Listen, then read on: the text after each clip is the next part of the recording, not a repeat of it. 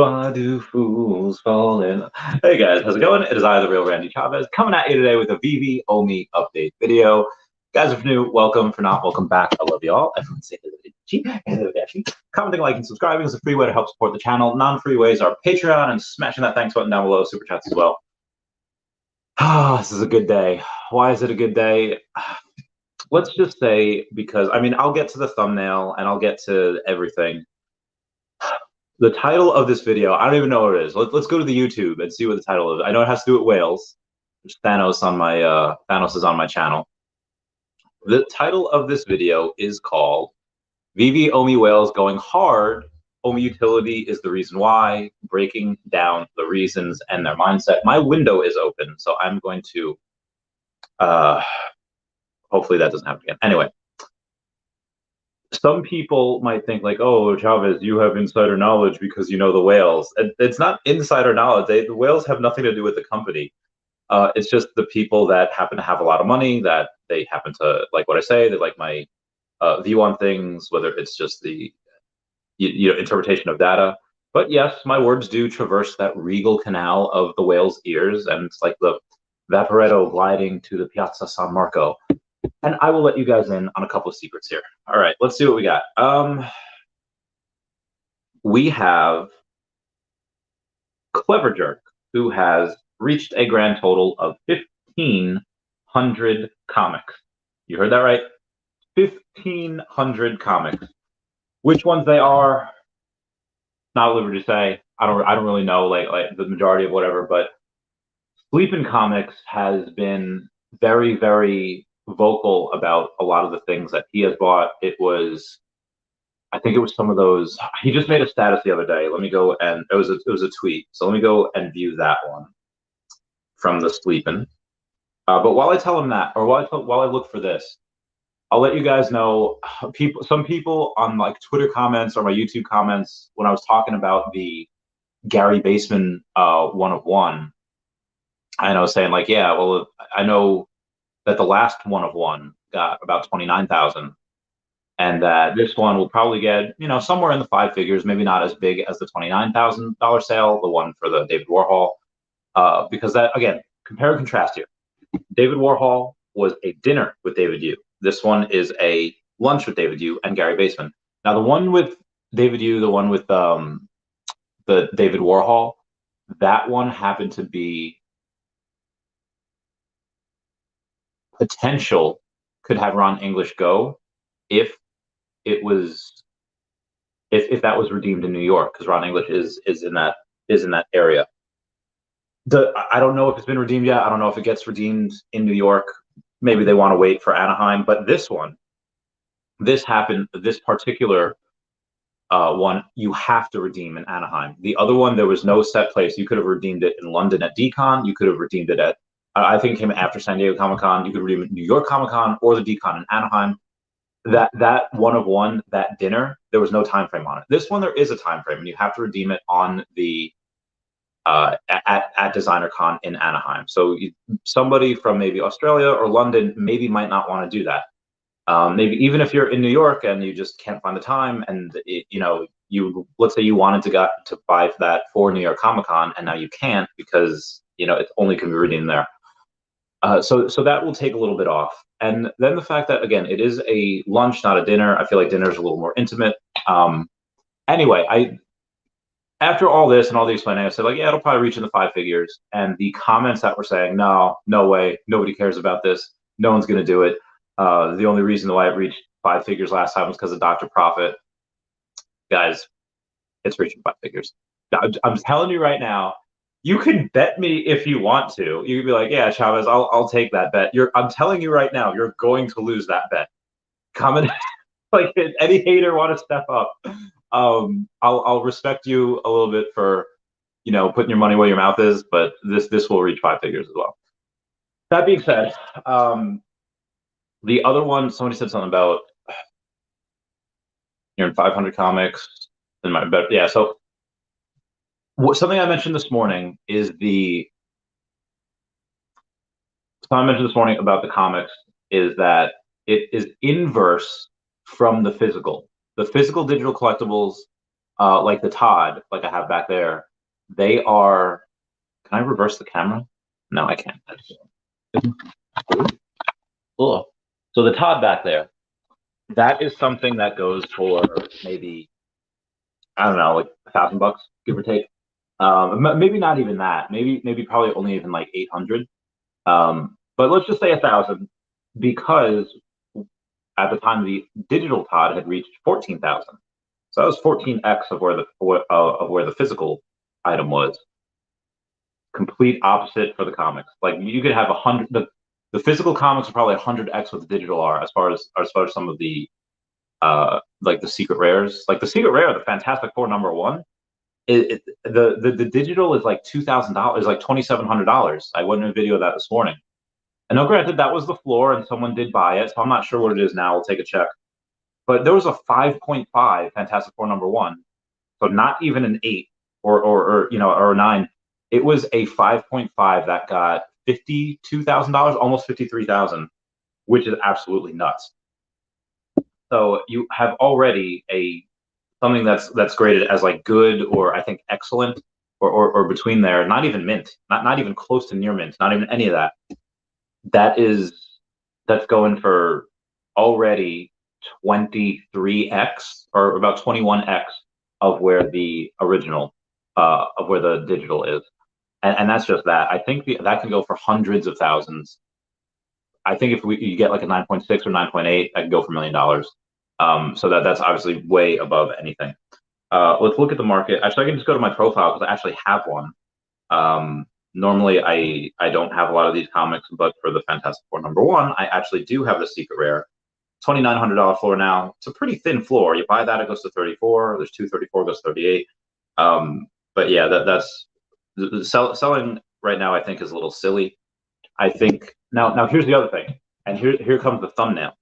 The thumbnail for this video is from Brock McBlockchain, where I posted in the video this morning. It was a status saying, "Hey everyone, we have some news from Veve Official regarding OMI." And again, that was my video this morning. So a 20-minute video. But Brock McBlockchain, he happened to go and watch it, and he says the ticket leak, which if many of you know or don't know, yeah, there is a bronze tickets, which I don't know how many of them you're gonna be. And this is OUP. Reese had talked about OUP on a space the other day. Let me go and find out what he said. Yeah, so Kay says OUP, you're gonna have OMI wagering, which will allow you to purchase tickets of 3 tiers. Says again, if you're just bet your OMI, that could maybe make it a security. So a way around that is to go and say, hey, don't bet your OMI, but you could use your OMI to buy these things, and then you could wager these things. So previously, OMI wagering allowed you to put OMI tokens to greatly increase your chance of securing a drop in the queue. But now, obviously, it's going to be done via these tickets, bronze, which are for free. Which Puddin' Cheek says that free to everyone on bronze, possibly meaning that you don't have to be a staker to purchase them. And this, I don't know if I addressed it as well as I should have in my video this morning, but the staking. If you say that, hey, you're going to have MCP, which let's say gives you, I don't know, 30%, 25%, whatever it is, of any one drop, and you use your MCP points to wager, then that's 25, let's say 25% of the drop. And let's say another 25% is dedicated to OMI, OMI holders and OMI stakers, where you have the gold tickets, the silver, and the bronze. This might mean to me that there might be only 2. I mean, if the bronze are free and you don't have to stake in order for the bronze, then the only other tickets available are silver and gold. Now, maybe those would be the top 2, or maybe there are only 2 staking tiers. I think there's going to be a lot more than 2 staking tiers. I feel like there has to be. But let's say the gold and silver are only for the top staking tiers. We don't know what those are yet. Originally, they said it was going to be 50,000.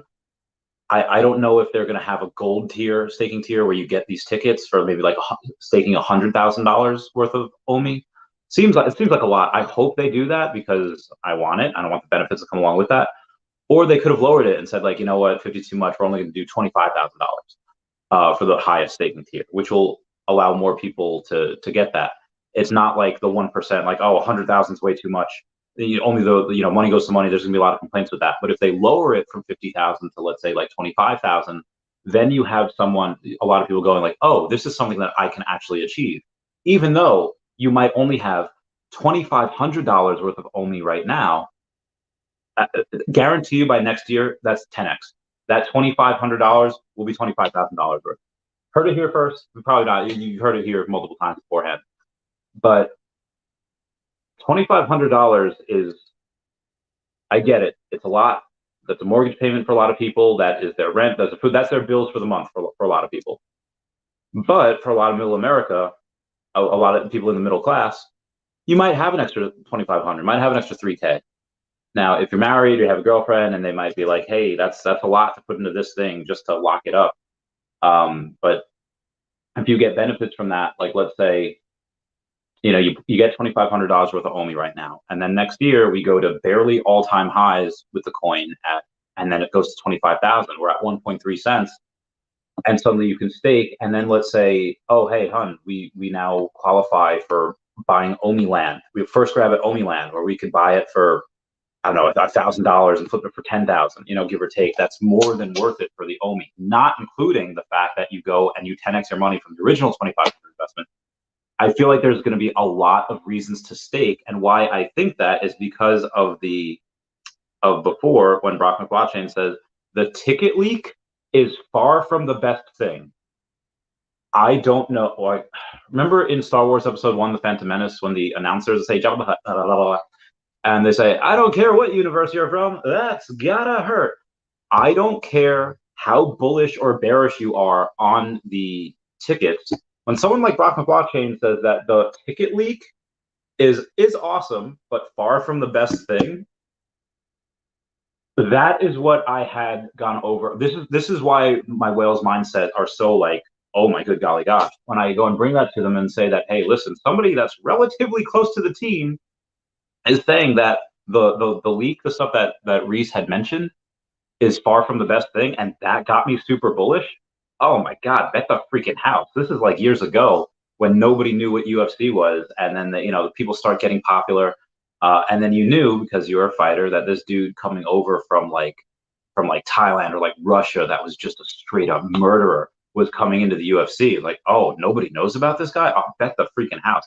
Same exact thing here. Same in Pokemon, when you see like, oh, all of this money tends to go to base set first and all the sets, and then it goes up to trophy cards, and you see that again, and again, and suddenly, when everything shuts down because of the pandemic, and the government's handing out those $1,200 checks every month, and you see base set go for a rocket ship to the moon, like 6xing, and the trophy cards just don't move at all.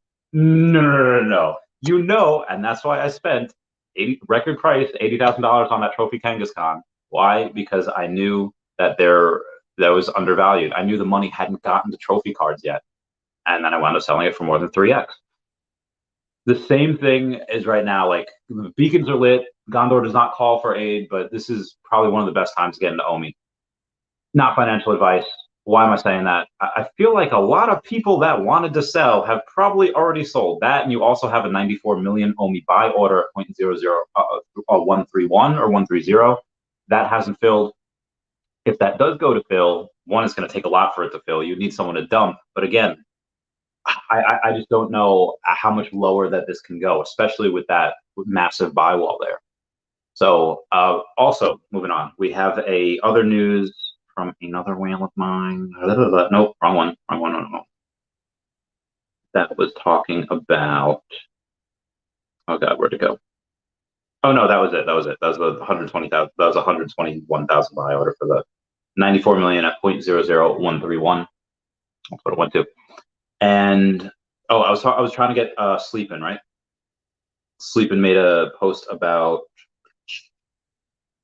appreciated error cover. Oh yes, he was talking about the all new Ghost Rider #1, and that how they're selling for like $2. And Sleepin' says, oh, only stupid people buy these. But it says the answer is shown in the cover, Sleepin' Comics. So I believe that Sleepin' is buying a bunch of these. I think he bought a bunch of the Marvel Now .1s. I have a bunch of Marvel Now .1s, and again, I don't have a ton. I'm not a comic whale. But I'll show you how many I have. I only have 2 of the secret rares, but the Marvel Now .1s, I have 69 of those commons. Everyone comment nice down below for the 69. So yeah, it's been a very good day, and I know I've been going on for what do you call it, 15 minutes here. So I will get the comments. Ask me anything. But let's get this bread. Carlos Cavallo says, "Hi Randy, hi, hi." Don Sparko NFT says, "Needs fleet, but want to hear this." Yeah, I hope that 15 minutes was 100% worth it. I think it was. Big A says, "Hey, hey, what up, Big A?" Ajuri Galale says, "Hey, bro, Ajuri here. Is OUP really coming before Q3 ends? Love you, brother. Love you too." They will release the date on which the art, like, I guarantee within the next, I don't know, like 10 days, they go and say, hey, this is when the article is coming out. And the article could very well come out before Q3 ends. It might delay until, I know they want to get it out before New York Comic Con. So even if it delays a little bit, again, I don't know, but the article, that's the promise that they made, that the article would be here by end of Q3.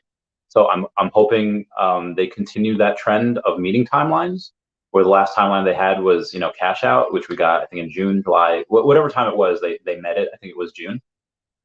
So if they do this, hopefully that inculcates a little more confidence in people. I think it will. Golden Assets, what's up, brother? How you doing, fam? There's those going hard. How? Like spending a lot of money. I mean, Clever Jerk did not have 1,500 comics a month ago. Probably had maybe 1,200. There's another guy, Big Bad Buckeye, that has, I think, 1,500, not in comics, but just collectibles, has like 170 sets. There's you meet a lot of really awesome, cool people when you go to these events like Comic Con or Dragon Con, or, well, I guess Dragon Con, there wasn't too many people there that knew who I was, or even knew what Veve was, but yeah, a lot of good stuff. I'm nearing 500 comics. Comics are, in my opinion, a better investment. Yeah, I think comics have a lot of room to grow. Especially the commons. The commons always outperform the secret rare, but it's just a lot easier, and it's a lot less time consuming to just do the secret rares, because it is, because you only have to do it once as opposed to 100 times with the commons. A little more collectibles though, but we'll see. Yeah, we shall. Marvelous Packs, what's going on, fam? Saying comics are the way, especially since the most valuable Marvel comic is already on Veve, and the market is more stable with comics because the bar has been set. Yeah, I agree. I think AF15 is probably the best one. Marvel Comics #1, Fantastic Four #1, Fantastic Four #5, Amazing Spider-Man, and then AF15 probably. Yeah, those are probably the best, in my opinion. Crypto winter is real. It is. I mean, I think this goes, probably have 2 more rate hikes. There's one rate hike in November, might be another one early next year. I'm not 100% sure if that one next year is going to happen. We have to wait to see when the government decides to taper. But as long as as long as they're still hiking the rate, I think this kind of recession keeps going until then. When does it stop? I don't know. Ooh, Dogan says, bro, Comey and Veve are literally giving insider exposure to Brock. It's not a transparency issue. Brock has, one, they're friends. 2, they're like, Brock, because of Feesh's, actually has a partnership with the Comey. Like there is a full-blown agreement partnership with them, which he may or may not have had to sign an NDA. I don't know, but it's not. Again, this isn't a public company. It's not like we're saying, oh yeah, Honda has to go and recall a bunch of their cars, so short the shit out of Honda. Excuse my language. That's not happening. It's not a public thing where you're just absolutely destroying other things. It's a private company, and you can go and tell people what they want. I mean, it's not gonna, the investments or the people that are investing, it's not like saying, hey, this, now you can't invest. If that was a condition, if there was any of those contingencies, say, hey, we're going to tell you something, now you can't invest, nobody would do that. Nobody would sign it, because it's like one of the greatest companies that you could buy right now. Again, it's not the company, it's the crypto that you can buy. But yeah, there's zero issue with that. Actually, even Robin Blockchain even has a couple of, he tweeted a couple. I'll read you his retorts. I'm at Airport Randy. Stream at airport, stream at airport, stream at airport with me. Okay, sorry. Had to get moving on here. Let's see what Brockman Blockchain has tweeted. Oh, look at this. Somebody said proof, obvious signs of insider trading. That's been happening from Vestigio. I don't know who that is. Sounds like a troll. Brockman Blockchain says, if I was insider trading, I'd have sold something versus continued to buy. Again, locking in profits, all that jazz. Oh, okay. Okay, cool beans. We might have a guest later. They're at the airport. I'll keep you guys posted. And then we also have somebody saying, bro, I respect you 100% as a Feesh holder. He's a Feesh creator, but anyway. But this reply doesn't fare at all since you know the stuff that is coming and we holders do not know anything. Market crashing, we even are not sure about, or we are going to have an article by the end of the month, lack of communication.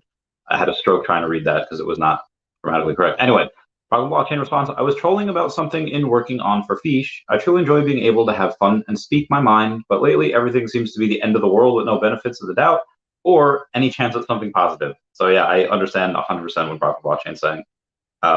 There is, let's see if he's got any more. That might have been the last thing that he tweeted. Yeah, that's, I mean, let's say you have someone like Elon Musk and any regular old investor that they're friends, and then their company, you know, after let's say a lunch, their company decides to go and buy another 100,000 shares of Tesla, and then okay, well, what happens with that?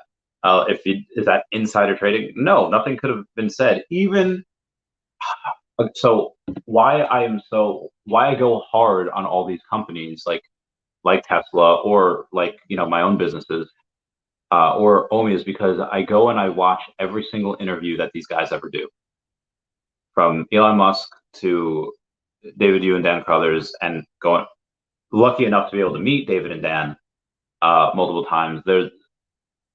Again, somebody asked me the other day, is like, oh well, Chavez and other YouTubers might have inside info.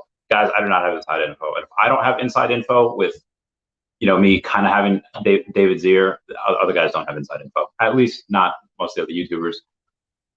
Again, Brock, maybe you could consider him a YouTuber because he has a thing for he has a YouTube for the Feesh. But again, he also has a legit partnership with the Comey. He made it very clear saying that it wasn't with Veve and it was with just the Comey, but that was also like a month ago. So I don't know. Like, again, I had a conspiracy theory about that video this morning. Anyway, you go in, bet on the horse or bet on the jockey, and in this case, you can bet on both. You don't have to know any inside info. Like the information is out there. Again, before David ever had a inkling of wanting to go on my stream or ever going on my stream or me having any type of contact with him, I put in almost $500,000 last year. I had over 100 million OMI before I even met Reese or Alex last year. I had 100 million OMI before I even met them. Why? Because I found all the info that was pertinent enough and available enough all of last year before I even met them, and then basically meeting everyone on the team just confirmed to me that I was making the right decision. So there's, like I said, zero issues with that. There is no insider trading. Blinds are a little too far extended. Yeah, I don't know why those. Like, I don't care. Like, but I read Megan. She's like, why did the owners pick such large blinds? Like, I don't know. I don't know, man. I don't know. You're not telling things to your community. That's not fair at all. Okay, so be advised, or I'll read your other things. Lack of communication is a huge issue, and they are not even thinking to solve this issues. So you're saying lack of communication is a huge issue, and they're not even thinking to solve these issues. Like, can you specify what particular lack of communication you think there is? It says moderators in the Telegram and Discord chat not even giving any useful information about bot answers. Okay, so the moderators that are in Discord, I'm not sure about Telegram, but definitely Discord. Like, they don't get paid, so I don't think they don't have any insider info. They might have certain things that they tell them about. So let's say if you put in a ticket, if they have an issue, they could be a diagnostician, and they could say, okay, For anyone having this issue, tell them to do this. Anyone having this issue, tell them to do that. That information would technically be public if people go and put in tickets for that. They'll learn themselves. But again, that's information people will get anyway just by putting in tickets, finding out what works, what doesn't work. The mods might just have that information quicker just because they're kind of delegating that task and they don't want tickets put in for the wrong thing when it's for something else. So that's just kind of their way of working. But about bots, I think the last time we had asked about like what other things are you looking to answer with bots, because it's been made very clear that the team is not a fan of bots. The team has been trying every which way to try to combat them, and guarantee you everyone that's been here for more than a couple months will attest to the fact that the bots have gotten a lot better. And what I mean by that is that 90% of the drops don't go to bots anymore. You know, maybe like 10%. I don't know if anyone has those numbers. Maybe someone like the Veve Fox, Rootless Girl, you know, Kelly, she might have those. They're so pissed off. So, but again, tell us what you think the things are miscommunicated outside of the bot answers, which, you know, we all know. What you guys know, I know. But also, if I did have some info that maybe wasn't public, why on earth would I go and betray anyone's trust and tell the world, oh yeah, by the way, this is going to happen again? I decided to be nice, and I decided to say, like, hey, I have some info on what whales are doing based on this stuff, and I'm doing that. So I really not 100% sure what you mean. I mean, do you think like things about OUP that Reese knows? Because I mean, Reese is clearly an authority on it because he's the one that was on that Twitter space the other day. I mean, again, he also works for them. He also has an NDA, and they're probably telling him, hey, release this info and this info, but not the rest of this info.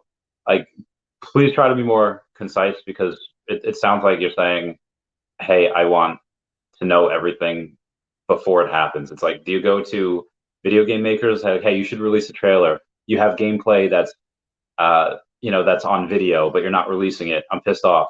I feel like that's just the way you're coming across.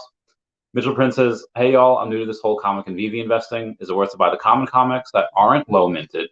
Yeah, I mean, it depends on the comic. If you have like so I love Jeff the Land Shark, and Jeffrey the Land Shark is just a cute, adorable character. And so again, I'm not trying to pump my bags here or flood the bags here. I have that one, and I will let you know that if that is probably not the best one for investment. That you're better off with, I think, in my opinion, not financial advice, probably something like the top grails, like you know, Marvel Comics #1, Fantastic Four #1, Fantastic Four #5, you know, Amazing Fantasy 15. Those are really ones that I think. I mean, even if you have stuff that aren't that expensive, Strange Tales 110, Sergeant Fury's Howling Commandos, those are really, really good. But at the end of the day, yeah, the low mints are a little more desirable, but I think that's not where the best, in my opinion, if I was playing Dashi, you have the option for a low mint, which is, let's say 5x the floor. I don't know what it is, but let's say, you know, number 208 or 220, whatever, is, you know, 5x the floor.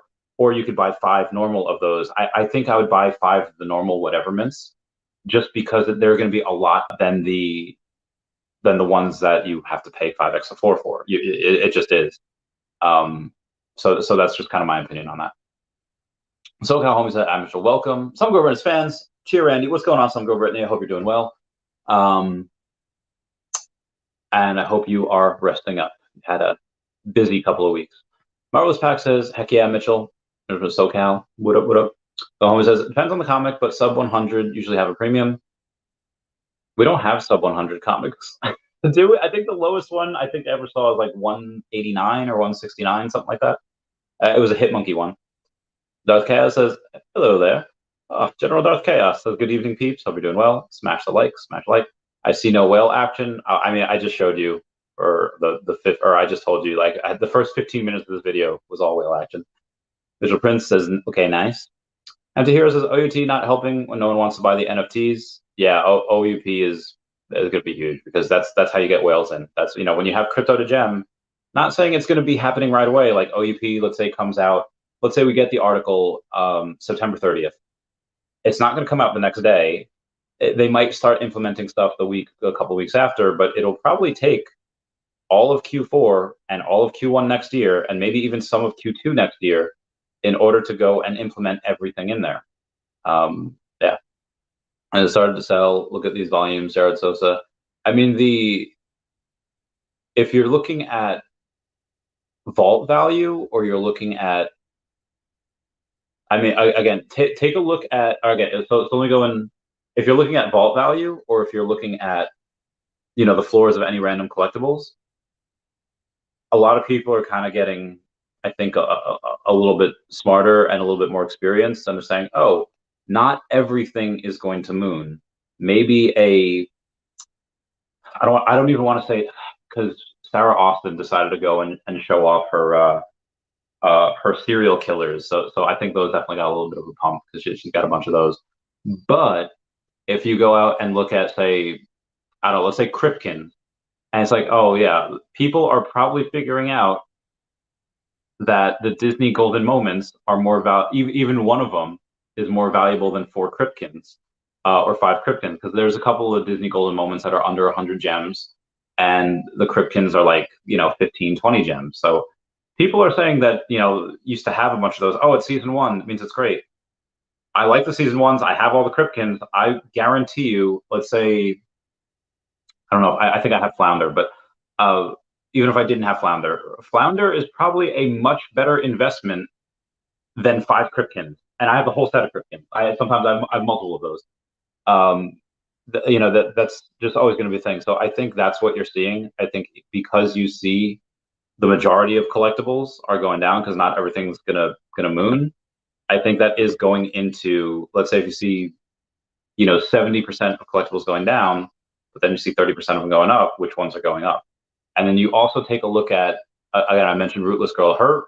So the Veve Fox, Kelly Veve Fox at Rootless Girl on Twitter, that is probably one of the most undervalued channels that we have out there, because she comes out and looks at data from the top 100 wallets. What do you find when you look at the top 100 wallets? That 95% of them over the last couple months, at least in this bear market, they're not selling their bags. They're packing their bags. They're dollar cost averaging. They're getting these amazing things at discounts. So, and again, follow the money. I don't care what somebody with 10 collectibles, I don't care what they're doing. Like, I don't care that they think the world is ending, and I don't care that they think that, they think it's a good idea to sell, because we don't know where the bottom is. They're partly right. Nobody can time the bottom consistently. Nobody can catch the tippy top consistently. I care about what people with money are doing. Why? Because they have money for a freaking reason. They don't just get that sitting on the bench. Most of the times, they're very conscientious. They're very disagreeable. They're extraordinarily hardworking, and they're very, very intelligent. High in intelligence, high in disagreeableness, and that's what you look out for. That's what makes great leaders. That's what makes great CEOs. So, do I care what most people with not a lot of money are doing? Do I care about those people in general? Yes. But do I care what and why they're doing? No, I follow the money, because that's a smart thing to do. The smart money is the one that looks at them. The smartest money is the one that does what they do first. So that's the best thing to look at, and that's the best way to interpret the data.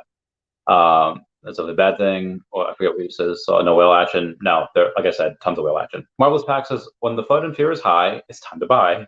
I don't care what whales are doing. I think I guess as long as the FUD and fear is high, which it kind of is, good time to buy. But again, whales happen to agree with you on that one. Cause House, yeah, I got in early, sold pretty much everything. I'm holding 0 secret rares. Oh, so you sold when it was high, you took some profit. Good man. If you're saying it's going to be like pay to drop or something like that.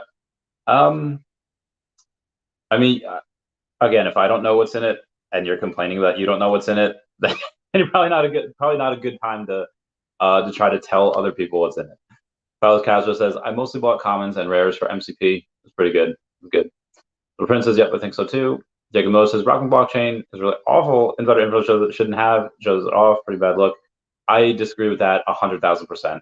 I think that when you take a look at Rocking Blockchain and he teases things, that's just his way of having fun. That's just it. But again, how is that something he shouldn't have? He has an agreement with the Comey. That is a full-out contract.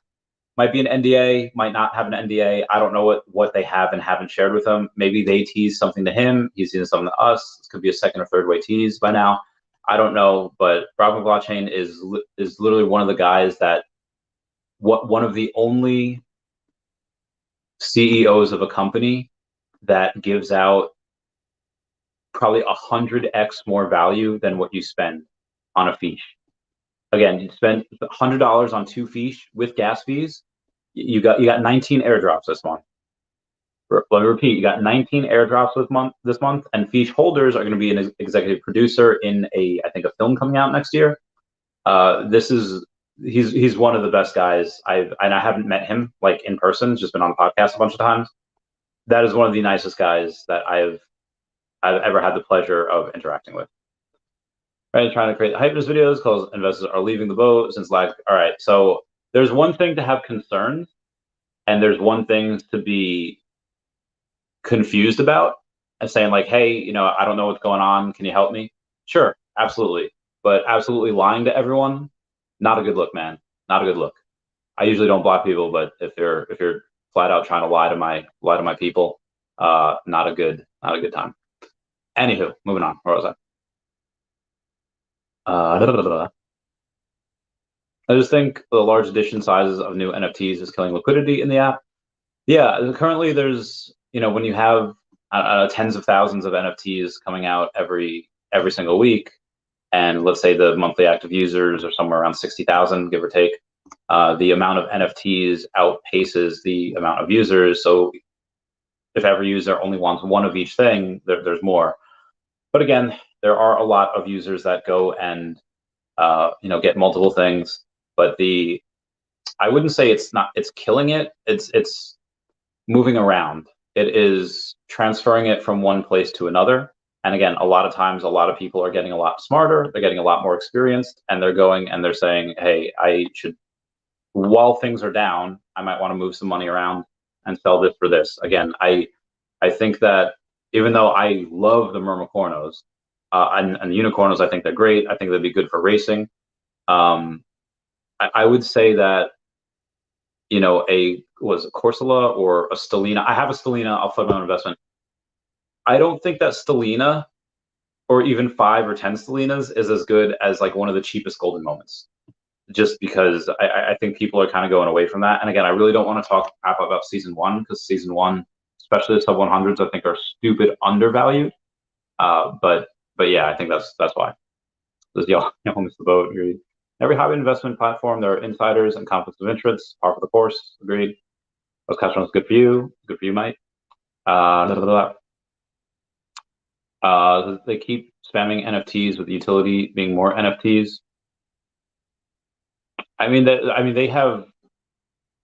And I've seen people go and say, hey, when this, when that, when all these stuff, like when we didn't even know we had Marvel a year ago, or a year ago we definitely did, a year and a half ago. And we get it, and we are so happy to get all these things. And now I see a bunch of comments saying like, oh, they're spamming us with NFTs. We wanted this. We kind of brought this on. And again, we have so many partnerships that haven't even been announced. We have so many partnerships that have been announced, we just haven't gotten to yet. I guarantee it. Like, you think this is a lot of NFTs now? Girl, there's a lot more NFTs to come in the future. Like, they're not just going to do these types of things like this forever. We're going to come to a day where there are no more days off. It's just constant NFTs, constantly all the time. Look at the world. Every is being ruined. What being ruined? Oh, everything's. Jacob Bill says, feel like Veve and OMI, just not insider trading. Again, there is no insider trading or manipulation. You could make the argument that there might be people that are doing that trading where they constantly buy and sell OMI, so that it looks like the volume is greater than it is, which we had less than $400,000 in volume yesterday. So definitely not. If they are doing that and our volume is lower, let's say $200,000 a day, which is nothing, the price is just going to moon even harder when we do have liquidity, when we do have exchanges. But yeah, there's zero manipulation by him. So my homie says, nice. Mr. Prince says, isn't Veve just 1 year old? Almost 2. It's almost 2. Well, the app is almost 2 years old. The company, they've been around for a while. They just haven't had an app. until I think November of 2020. Says, I don't expect the volume to get there consistently until we get more adoption, which it will in time, I believe. Agreed. Evening, Dashi, Randy, and Omi fam. What up? Oh, I forgot. I have a protein shake. Oh yeah, that's the good stuff. Is not, but a little bit. I don't care. Holding long term collectibles. I know me, my man. Same. Smart money's doing that. Okay, it says it's all coming. Let them take their time. Agreed. We're waiting on an article, not even implementation. Agreed. We are. Oh god, my body. We are just waiting on that particular. We are just waiting on the article. There's no guarantee of implementation right away. I think, although we probably start seeing implementation in Q4, most likely. Japan says the Knicks should be valuable in the long term, right? Wolverine's daughter. I mean, I hope they get her in the MCU, but honestly, they're probably just going to introduce Wolverine first in the MCU. I don't think they'll introduce the daughter first, but we'll see. Secret War is going to be wild. Yeah. Did you sell? And what are you going to continue next? You can't answer anymore.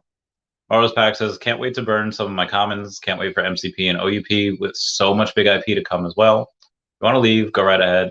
Yeah, I do. So that's the other thing that I feel like not a lot of people know about yet. It's just the being able to burn commons, a bunch of commons. Like, I have 198 Lokis. Girl, I'm about to burn a bunch of them to get some awesome stuff. Can't wait. Andira says, should sell when the article is released, maybe a small pump. There might be. I just feel like I don't want to try to get cute, and I don't want to play, oh hey, yeah, I'm gonna, accumulate here and sell here. I'll just do big positions and just hodl. 100% on Knicks. Randy is gonna, but yeah, I did. You read me like a book, Carlos. Read me like a book. Carlos Pax, that's what I'm talking about. It's a great speculative book. Yeah, I think I have one of them. What up, Bill Gardner? How's it going? I think that's why people brought it up, because they saw it on my comps. I do have one of them. Not a ton. I think it's just one. I like it. Bill Gardner, hope you're doing well.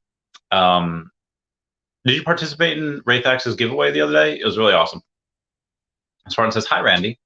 Your thoughts on high octane speculation, how collectibles will react when Bitcoin nosedives to 12K? Elaborate, please.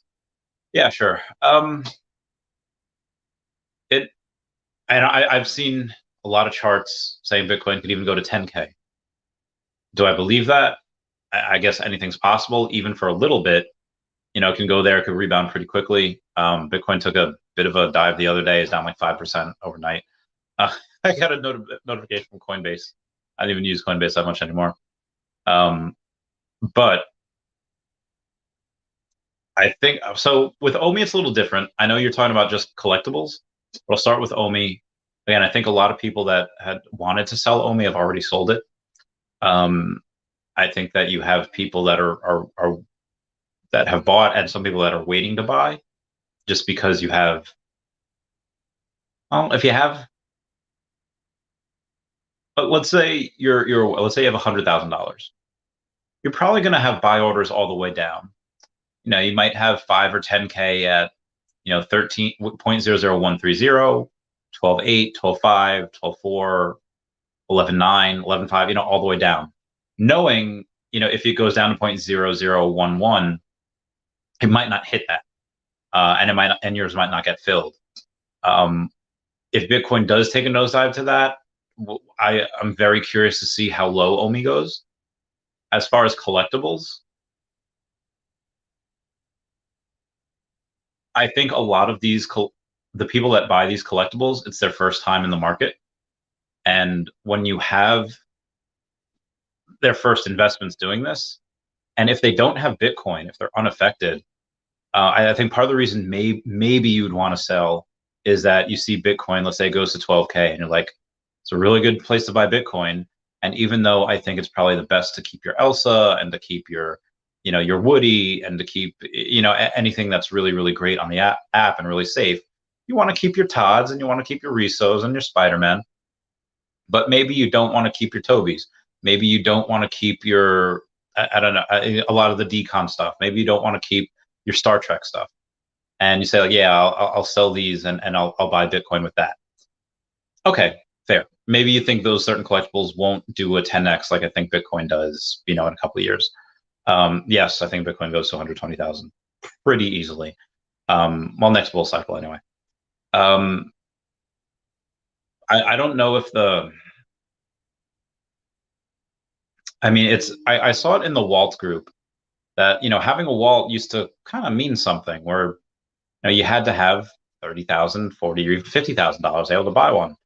Now that Walt's like 4K and anyone can buy one, and it's like, a common man's thing, I don't know if it's really that special. So because anyone can buy one, a lot of people are just, they might sell them. And if you sell them at how much lower can a freaking Walt go? That's one of the safest things on the app. There's the Todd, there's the Riso, there's the Secret Rare Spider-Man, there is the partner statue. And there's a bunch of other stuff as well. But that, like, how much lower did these go? I mean, a lot of these have already dropped 80 to 90%. If Walt goes down to like 3K or below that, let's say like 2,500. Oh God, that is a whale's freaking wet dream right there. Because again, what happens in recessions? What happens in depressions? What happens in bear markets and crypto winters? The rich stay rich. They're not really affected. Yeah, they lose money, but they're still rich. If you could lose, $10 million or $10 million and still have millions and millions of dollars, you're probably fine. And the poor stay poor. If you didn't have money before this, you're not going to have money during this. Really, the only people that are affected is the middle class. So I would say, if you are poor, if you are middle class, and you look at who's buying, look at who's again, look at those top 100 wallets that were like 90% of them or 95% of them are the ones that are only adding to their collection and not selling. I think the only one would maybe have been Hello K, that sold everything, but he's selling it not to cash out and to buy a house. No, he's selling it so he could buy OMI. He's been very clear on this. So I think that people can sell and drive the price down, but they will do so at their own peril. They will. Some of the biggest regrets that you'll have is people where this is their first bear market, where they haven't been punched in the face before, where they thought that, like, oh God, it's so low, let me sell it before it goes any lower to save a few shekels, and they just, it's very, very it's very, very, I see it all the time where people are penny wise and they're pound foolish. Not a good look. And again, if you have like, hey, I lost my job, I need to pay rent, I need to, pay for my kids' food. Yeah, I get it. Do what you got to do. But if you have money coming in, like this is economics 101, is you find good things and you hold them during the bad times. You don't sell during the bad times, because there are other smarter people that are more patient and are like, oh, you're selling this for this price. This is dumb. I'm going to buy it. And then they do. Like, some tough love right there. You need that tough love. Why? Because someone's, you got to hear it. Like, responsibility to yourself, responsibility to your family for generations. Now, I'm not saying that one Walt is going to create generational wealth. I think it could be over 100K. I know it'll go over 100K. But I think that if you have or had collectibles, let's say your vault was 150,000 and now it's like 20,000.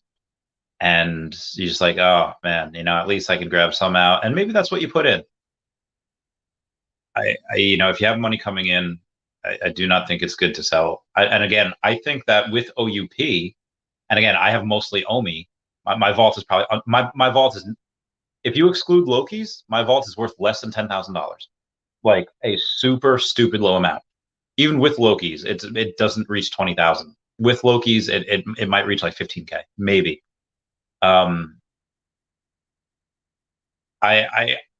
So just so you know where I'm coming from, where I'm mostly heavily into OMI, I don't have a ton of collectibles. With OUP, collectibles are probably going to go up first. When you have crypto to gem, and I'm not saying we have OMI to gem because I don't know, and I don't think they've been clear on that. But if you have crypto to gem, and suddenly a bunch of these whales, which again, the rich stay rich during these economic downturns, they're going to be looking at these first time investors that are selling the freaking partner statue for like $3,000. It's not even fair. Like and I guarantee you, year from now, people will be like, "Oh man, yeah, money goes to money. Yeah, it's manipulation." I guarantee it. Guarantee it. Bill Gardner to smash that like button. Ooh, Some Girl Brittany says, "Bet on the jockey." One of my favorite sayings. Some Girl Brittany, you're awesome. I just can't wait to have you on the podcast and see you soon. Marvelous Pack says, Bill Gardner, I love that secret rare profile pick. I also have one. Yeah, we love Bill Gardner and we love Groot. That's a really good comic to get as well. The Astonished one that goes for well into the five figures in the real world. MNFTs on a working search bar. Well, they said it's coming. So Marvelous Pack says metadata seems important. Then a search bar, priorities soon. I mean, yeah, both of those were spoken about that they are Q3 and Q4 priorities, so they are on its way. I says Marvelous Packs, thanks. Love the cover too. Up to 9 of them. Oh, one more to go. Get that bread. What's up, Energy? Thank you for the good vibes. NFTs, Marvel Packs 100%. Cover says, let me see if I got this right. Gonna buy a few K worth of OMI to stake so I can have a better chance at landing collectible that will go for 50-75% less on the secondary market. Okay, so if you let's go over. Let's put that on here. If you are in the, let's say, one of the highest brackets that give you a gold or silver ticket, or maybe you have to purchase a gold or silver ticket. Maybe you can only do that while you're in those certain staking tiers. Yes, you'd have to actually, for the higher staking tiers, it's probably going to be tens of thousands. But what I'm saying is that you would be able to get into those next year if you have 25. Like again, if the highest staking tier is 25,000, which I'm not saying it is, could be higher, it could be lower, it's probably gonna be higher. Then you could get that by getting $2,500 worth of OMI today, because next year most likely will be a lot higher than we are right now. And if you do that, you could then stake. Now, what we know with staking is that, at least for what Puddin' Cheeks hinted at, the silver and gold will only be available for those things. And we know from OUP, we know from at least the first article, or at least the first references to it, is that you would be able to go and wager, not your OMI, you'd be able to wager those tickets, the silver and gold tickets, to get one. Now, if there is a season 6 like Harley Quinn, like, okay, we already know that Harley Quinn there's so many of them, and I think even the last Harley Quinn one that was out, still hasn't sold out. So when you have something like that, and they do another Harley Quinn, if you wanted to play that game and try to get like a guarantee for the ultra rare low mint, you could wager some OMI on that via the tickets. But what most likely people are going to do, and dare I say that is people that have a little bit of brain function in their prefrontal cortex, will say like, hey, I'm not going to waste my tickets on something that's probably going to go 50 or 70% below retail. But they might want to do it on something like Star Wars vehicles, which David said confirmed is coming. They might want to use that over on a cruiser. They might want to use that on the Slave One, or Luke's X-Wing, or any X-Wing, or a TIE Fighter. So, I mean, if you want to be real about it and not just say like the absolute worst case scenario, yes, many people are going to go stake so that they can go and they can get these guaranteed things at retail, so they don't have to pay a fudge ton of money on it in the secondary. And that's if they want it. They could also do that and wager that, again, if you have something that's going to go for $100 at retail, but is going to sell for $600, then you could safely wager $200 worth of OMI get guaranteed that collectible, pay the $100 at retail, flip it for $600 and double your money. So I'm not 100% sure where the issue is, because they're not forcing you to do it for every single drop. You can go and do it for any drop that you would like. Victor Brent says, I also think they're trying to bring more female characters in the forefront in the future. So I definitely think Nyx will be a household name once the newer generation find out who she is. Speaking of female stuff, we do have Ms. Marvel that has been confirmed for season 2. Can't wait for that. That was such a good show.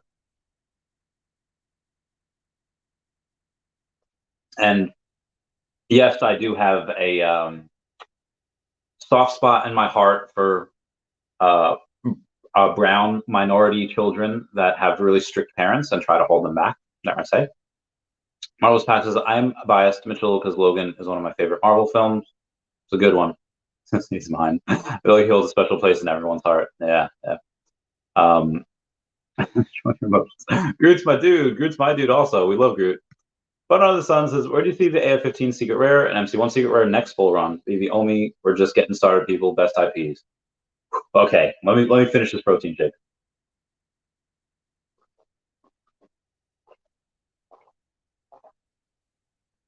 Oh yeah, it's good stuff. All right, let's take a look at the AF-15 and the oh god. Oh, sorry, just had a lot of text messages. Anywho, let's see what we got here. We'll go to the Veve app and we'll go to said AF-15 MC1. So go to the market, go to comics, see which one we see first here. All right, AF-15 here. There's 50 of them now released, which is interesting. 11,500. All right, so we haven't seen this in a bull market yet. So let me do the Marvel Comics #1. That's the one you said, right? Yeah, MC #1. Okay. That's a 4. Okay, Marvel Comics #1. Only 25 of those, but same thing, 11,500. And there's a lot thinner floor on this as well. Let me take a screenshot of that. And then let me go back to Amazing Fantasy 15. Because again, there's double the amount of mint. And the floor is not as thin. The floor on the MC1 is a lot thinner than the floor that's on the Amazing Fantasy 15. Amazing Fantasy 15, if you buy the top 10 or the bottom 10, the cheapest 10, then it only goes to $8,000 from 11,500 to 9,600. But if you buy the bottom 10 for the MC1, it goes to $28,000. So it goes a lot higher. It more than doubles. It almost triples. So I would say that there is currently right now, what's on sale, the MC1 is more scarce. It's not as rare because the AF-15 had less mint in general. So the AF-15 is rarer, but the MC1 is more scarce because the AF-15 Secret Rare has 50 copies of it right there in circulating supply that's available. MC1 only has 25. So I would say if you take a look at where MC1 was, that was like 70K at one point. We had confirmed sales over 50. I don't know if we had confirmed sales over 70, but excuse me. Ooh. If you go and you say, let's say they both do, let's say that's next bull run too. Oh, we're gonna have a lot more people here. There are going to be other grails that come out, but it's so this is not like Pokemon. I know I compare this to Pokemon a lot, but Pokemon, if you have a really popular set or really popular cards in a set, a lot of time Charizard is the one that makes the set. But if you have that and you get them graded, like, okay, good, we have a certain amount that's graded. We know that based on the curve that you will probably get X amount of more PSA 10s or PSA submissions within a calendar year. And then Pokemon decides to go and say, yeah, this is a popular set, we're going to turn on the printers, and just your investment just goes to crap because suddenly they're printing so much more of their product, and it really dilutes the market. It sucks for collectors. This is why I've been advocating for them to do first editions again, and they just don't. And it's like, oh my goodness, that would be so wicked cool for collectors. But I don't think they care because they don't get any royalties. Pokemon would really care about Veve because they would get a bunch of royalties every time it sells. Like, the $80,000 spent on Trophy Kangaskhan, Pokemon didn't get any of that. The $279 that I sold it for, Pokemon didn't get any of that. But if they decide to do NFTs, they're gonna get a piece of every single sale. So like that, I don't even know if they understand that. I don't even know if they. I mean, I'm sure they do, but like, my God. Um, so the MC. So even though there's going to be more Grails, and I don't know for how long the NFTs outpace the new users, that could happen for the next several months. Could happen for the next year. I don't know, but eventually we are going to get a lot more people on board. There's no more AF-15s that are going to be printed. There's no more MC1s that are going to be printed. Some of them are probably even in, at least the MC1. A bunch of them are probably in vaults that are locked because they use bots, and they're just never going to see the light of day again. So I'm not sure if we were just go to the last. Let's say it matches the last bull market to start, even though it won't. It'll probably double that. But let's say it goes to matches the last one, and MC1 goes to 70. I think the AF-15 can go to like 40, 45. But if we have a bull market, and again, a lot of people probably identify more with Spider-Man as opposed to just, oh, this is just MC1. This is the first.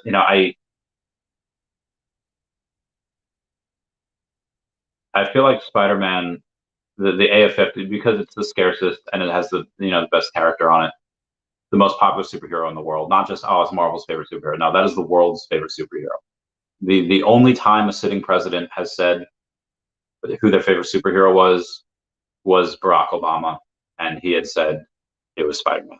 You cannot get no higher praise.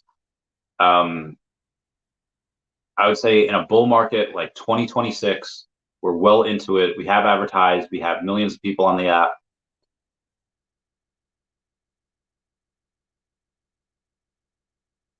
So both of them hit 100K.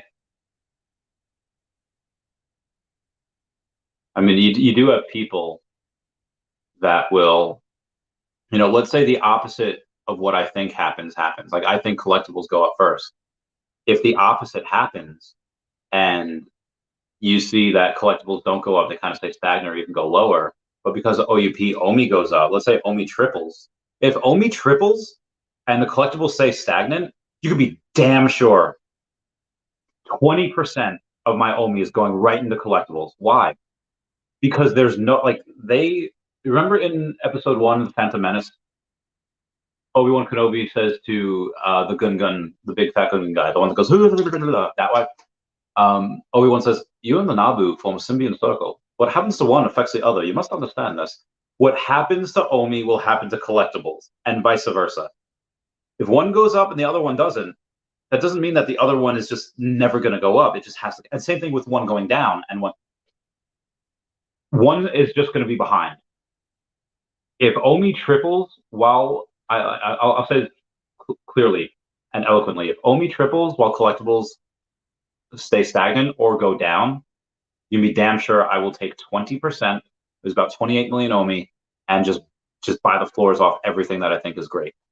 And then what? And that's not going to be to hold forever. That is going to be, and let's say collectibles don't keep up pace with OMI, while OMI does that 3x. Let's say after OMI does a 3x and it stays where it is, and the collectibles only double. That's all they have to do. They don't even have to double. They can go up by 80%.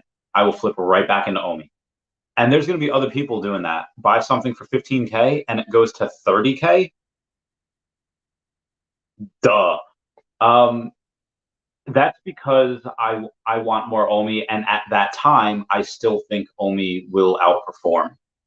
Even after OMI has tripled, and let's say the collectibles only doubled, I would still put my money on OMI before most of the collectibles at that point. When does that? I mean, if OMI does a 10x and collectibles only do a 2x, okay, yeah, I'm going to take a lot of my OMI. I'm going to buy the collectibles, because at that point, it would definitely be a lot more fair, a lot more even. But at that point, I also know that, okay, now it's time to diversify a little bit. Now, you made your money, diversify into a little bit, and get things that I want. I mean, there's a ton of things that I want that I don't have. I don't have the first set. say what you want about the and I'm still answering. I'm still answering part of this one. I'll get back to the normal comments in a minute. The Becky Cloonan and the Joe Madura, they're good. They're part of that first set. People are going to want them. Just complete that. But the Todd and the Riso, my good golly gosh, that's probably one of the safest things on the app, and they are probably the ones that were most disrespected on this downward spiral. Like, they will surpass all-time highs very, very easily. So yeah, I would say, even though you have people that are going to buy these on the way up at 20K, when that gets to 40K, it's going to be hard to say no. I'll flip them and the same thing will happen vice versa. So, but even with all that, even with the flippening and the other stuff, between the bots where these are in bot accounts that they're just never going to see the light of day, some of them, between that and between these going to collectors, some of these are just never going to see the light of day again. I think that those reach six figures, both of them, and I don't have those, so I'm not like pumping my bags here saying like, oh, yo, A15 MC1. That is not. I don't have those. I will let you know that those are probably going to be six figures at some point in the next bull market, probably 2026. Now, where was I? Female characters, yep. Groot's my dude. But it was only his brother's going to Mars. 100% Whippets, 100%. Okay, I agree with that actually. Thanks, man. What's up, young Pharaoh? How's it going, fam? Hope you're doing well. I dig the profile pic. Bartlett says, by the way, bots cleared up on the app during the period when they dropped the most valuable collectibles. Coincidence? I don't think so. He gets it. But 11, they didn't think about the bad apples would join, but they worked on it. They did. Surprise, surprise, surprise. My collectibles, what's going on, fam? How you doing? Says prices are great, opportunities are clear. Let's go, Randy. Let's get this bread. You sell, I buy. Fun under the sun is the heckin' man. Carlos Castro's my collectibles. Yeah, it was always good to have him. Always good to have. He's just such a brain. I love that man. Spartan 11 says, what will H when Bitcoin nosedive to 12K? I'm new to this. No hate. I think that was a super chat you did, right? Or no, maybe it wasn't, but I think I answered that before, right? What will happen? Let me see if I did.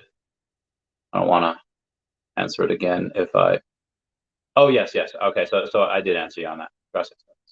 Glad to see. Young Pharaoh's expectation for Q3 AMA? I don't know. I'm not 100% sure. Okay. Letting me know. Cool beans. Thank you for letting me know. That you will let me know. Ooh, excuse me. They'll talk about, so they'll probably put it out maybe next week, and then they'll say, yeah, OUP is coming this date, or at least the article is coming that date. That's probably what they'll say. I'm sorry for the dumb question, but how can I buy Feesh? Only got NFTs on Veve, so I don't know how to get it. Okay, so in the description of every single one of my videos down below, there is a link to where you can mint Feeshes. So go to my description and then go there. And if you have any issues, go to the Feesh's Twitter, and from the Feesh's Twitter, you will find their Discord, and go in their Discord. I hang out there sometimes, and you could ask questions, and then they'll help you out. The Feesh fam is amazing. I love them. They are awesome peeps. The Feesh Discord and the utility Discord link down below, pretty awesome peeps there. That's where I spend the majority of my time on Discord. Mitchell Prince says, yeah, I'm so mad I didn't know about this when it first dropped. Conrad, how can you be so sure? So sure about the collectibles going down if Bitcoin takes a nosedive? I mean, just because I know what whales will do. I can't predict what everybody else will do, but like I said, I have the ear of the whales. Okay, my bad. You're still hecka early. Yeah, we're all still early. Sure. Wes says it's not reaching 5 figures, Moon Boy. Wes, I'll bet you $10,000 right now that this one of one does reach 5 figures. I'm telling you, don't take the bet. But if you want to take the bet, like I'm telling you, it's reaching 5 figures. You could take the bet if you want. I suggest you don't, but I really hope you do. I Actually, let's. Wes was a good dude. I met him at least once, and I'll I mean, so I'm certain that the is Gary Baseman on here? Gary. Oh yeah, he is. Gary Baseman, one of one digital collectible on hashtag Veve sells for 10K or higher. Wes doesn't believe so. Hey, Wes, want to bet 10K on it? Come give us your opinion.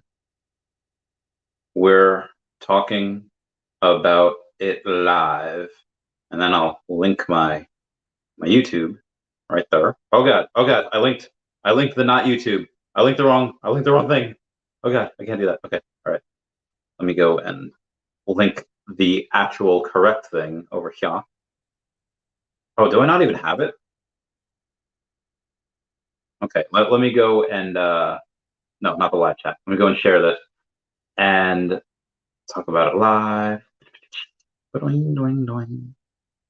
Okay, pasting. Okay, we're good, Wes. We're gonna get this video. I officially called Wes out over on this. Bill Garner says I keep dollar cost averaging over OMI every month, like a savings program. Oh, my man, my heckin' bay. And we might have a special guest here. Hi. We'll see what the special guest does. It's incredibly risky, Bill G. Why? I mean, like, so now, no, but you can, unless you have a crystal ball, you can't actually predict anything, especially to the T. But I think dollar cost averaging to OMI every month, like I have done, like a lot of the people that I advise them to do as well. I don't see it as risky just because I see where this is going. Seen the future. I'm like Raven Simone and That's So Raven, where she gets the. Now, granted, her visions are wrong sometimes, but mine is not. Streaming, will be for a while. Come join. No rush. I do the. Okay. Smart Recovery Plus, I believe so. Marvelous Pack says, we're all grown up and I'm confident you're not a financial advisor. Recovery. I mean, I am, but I don't. My body. Ugh. Okay, moving on. Steamboat Willie. Yeah, Steamboat Willie's taking a big hit also. And what I really like is I don't know what I did with it. I like all Mickey Mouses on the app. The Bandstand one, I think, is the cheapest. But what I really like is I really like the Sorcerer's Apprentice Mickey, because that is the scarcest Mickey. That is the rarest one. And out of the 10,000 codes that were redeemable, maybe 65% got redeemed. Not even 60% were redeemed 2 days ago. So maybe I think like 56% of the 10,000 were redeemed, like 5,600. So maybe another 900, maybe another 1,000 people happen to go and redeem that. But right now, like the ones that aren't redeemed 2 days from now, they all get burned. So let's go high. Let's say 69%. Everyone comments nice down below with 69 of the Sorcerer's Apprentice ones were redeemed. That means 3,100 of the already scarcest and rarest Mickey Mouse on the app, at least solo, the partners one is very special. That means 3,100 out of the 16,000 are just burned. So I'm very, very bullish on the Sorcerer's Apprentice Mickey. Whoever says it only was a stock, it would be slightly different, but it's a token that doesn't do anything Ethereum or any other crypto can't do. You are most likely not going to be able to buy any of, like, again, you can't stake Ethereum and get the rewards on the OMI app, on the Veve app, but you'll be able to stake OMI for it. So yeah, OMI is going to have a lot of utility. Recovery, I advise you to go and wait a couple of weeks until the OUP article comes out, and then come back to us, because I guarantee you see things in a different light after that. Miles Castro says facts. We all make our own choices. Bill Gardner says, I love Steamboat. Got 3 of them now. Trying to get 3 of everything for long term and sell on the way. Steamboat, I'm trying to sell now. I'm going to get 3 of everything. Do it. Yeah, three is good. You know, you have one to keep, you have one to sell, and you have one to trade. Yeah, 3 is good. It says basing your investment strategy on pure speculation without anything to back it up is not smart. I mean, I should listen to the first 15 minutes of this. This is not all speculation. Some of it is, but yeah, definitely not all. Look at the founders; they're top people. Yeah, agreed. Like, I don't. Even Elon Musk. I don't think he got a Young Entrepreneur Award like David did. Actually, was nominated for it a couple times, wound up winning it. No, this isn't their first rodeo. It's not like, oh, let's start a business and they get lucky. This is their. They've both had multiple successful businesses before. I had a few million OMI, by the way, but I'm not putting all my savings into it. But you're right. You have the right to do what you want with your money. I understand the risk diversification. I do. When we've had this Dashi text me, a bird in hand is worth 2 in the bush. Dashi likes listening to the birds that are outside right now. Betting on the founders is one aspect of smart investing. Agreed. We have Victor Series says, "Hola, Randy." Like, hello, Victor. How's it going? So I did answer this before. The Fun of the Sun super chat. Thank you for that. Saying where you see F15 secret rare, MC 1 secret rare next bull run. Veve OMI, we're just getting started. Starter people, best IPs. Yeah. The both of them going to the moon. Like I said, six figures probably, and I do think that by like 2026. As far as OMI, I don't know. Like I've said it probably multiple times, and let's see what people are. Ooh. Oh, I feel you. Eva is stopping by. She can keep me company. Have a safe flight. Love miss you. Heart. Okay. Where was it? Yeah. I would say OMI. I mean, it's a wild card. It could be 30 to 50 cents. It could be $1 if we get like a moon. If we become a meme coin. It's really hard to say. Oh wow, nobody's commented on that yet. Amar said, "Hey Randy, I'm 17 now. If I invest in 50 million OMI now, is it possible to think that 2030 I could have 50 million in the bank?" Okay, we're going on the bet for this. Okay, my body. If you take a look at it, you got to look at the market cap of what OMI can be, and you have to look at how much we'll burn. If we do not burn any OMI, even though we're going to burn a fudge ton, but if we don't burn any, and there's 310 billion in the circulating supply, no, we would have to have a $310 billion market cap to be $1 by 2030, which I do think is possible. That would probably put us in the top 10 cryptos. It might even put us in like top 7, maybe top 5. I think you do have stuff like Polygon, you have stuff like Cardano, maybe Binance Coin. Yeah, like obviously Bitcoin and Ethereum are going to be 1 and 2. A lot of people are thinking that Ethereum, especially now, is slightly deflationary, could even go and flip Bitcoin. It might. I mean, there's a lot of stuff built in the Ethereum blockchain, but I think Immutable X is going to be huge as well. I think obviously OMI will be bigger, but Immutable X has so much stuff on it. It's a great layer 2. A lot of stuff is going to be built on that. A lot of stuff is just going to be built on layer 2, just because it's going to be a lot better for everyone. So I think that by the late 2020s or 2030, in that second, we have another bull market, 2025, ish, plus or minus a year or two. But the next Bitcoin halving after 2024 will be 2028. And what happens with that? Well, when you go and you do that, you see. Ooh, I want to get Eva in this as well. Oh, what's going on, Eva? How you doing? I'm good. You? I'm doing well. I was looking at we're talking about market caps. Matt Mars, who's 17 now, happy birthday by the way, asked us, he's investing 50 million in OMI now. Is it plausible by 2030 that he'll have 50 million in the bank? Meaning that will OMI go to $1 by that point. And I think that there's going to be a bunch of cryptos that are going to be worth at least well over 100 billion or more by that time. and I think OMI will probably be in the top 10, if not top 5, cryptos. So I think by 2030, when we have a second bull market, one's going to have a Bitcoin halving 2024, another one in 2028. I think it's possible, even if we don't burn any OMI. But I do think by that time we burn tens of billions of OMI, in which case let's say we only have 250 billion circulating supply. We'd have to be $250 billion market cap, which is much less.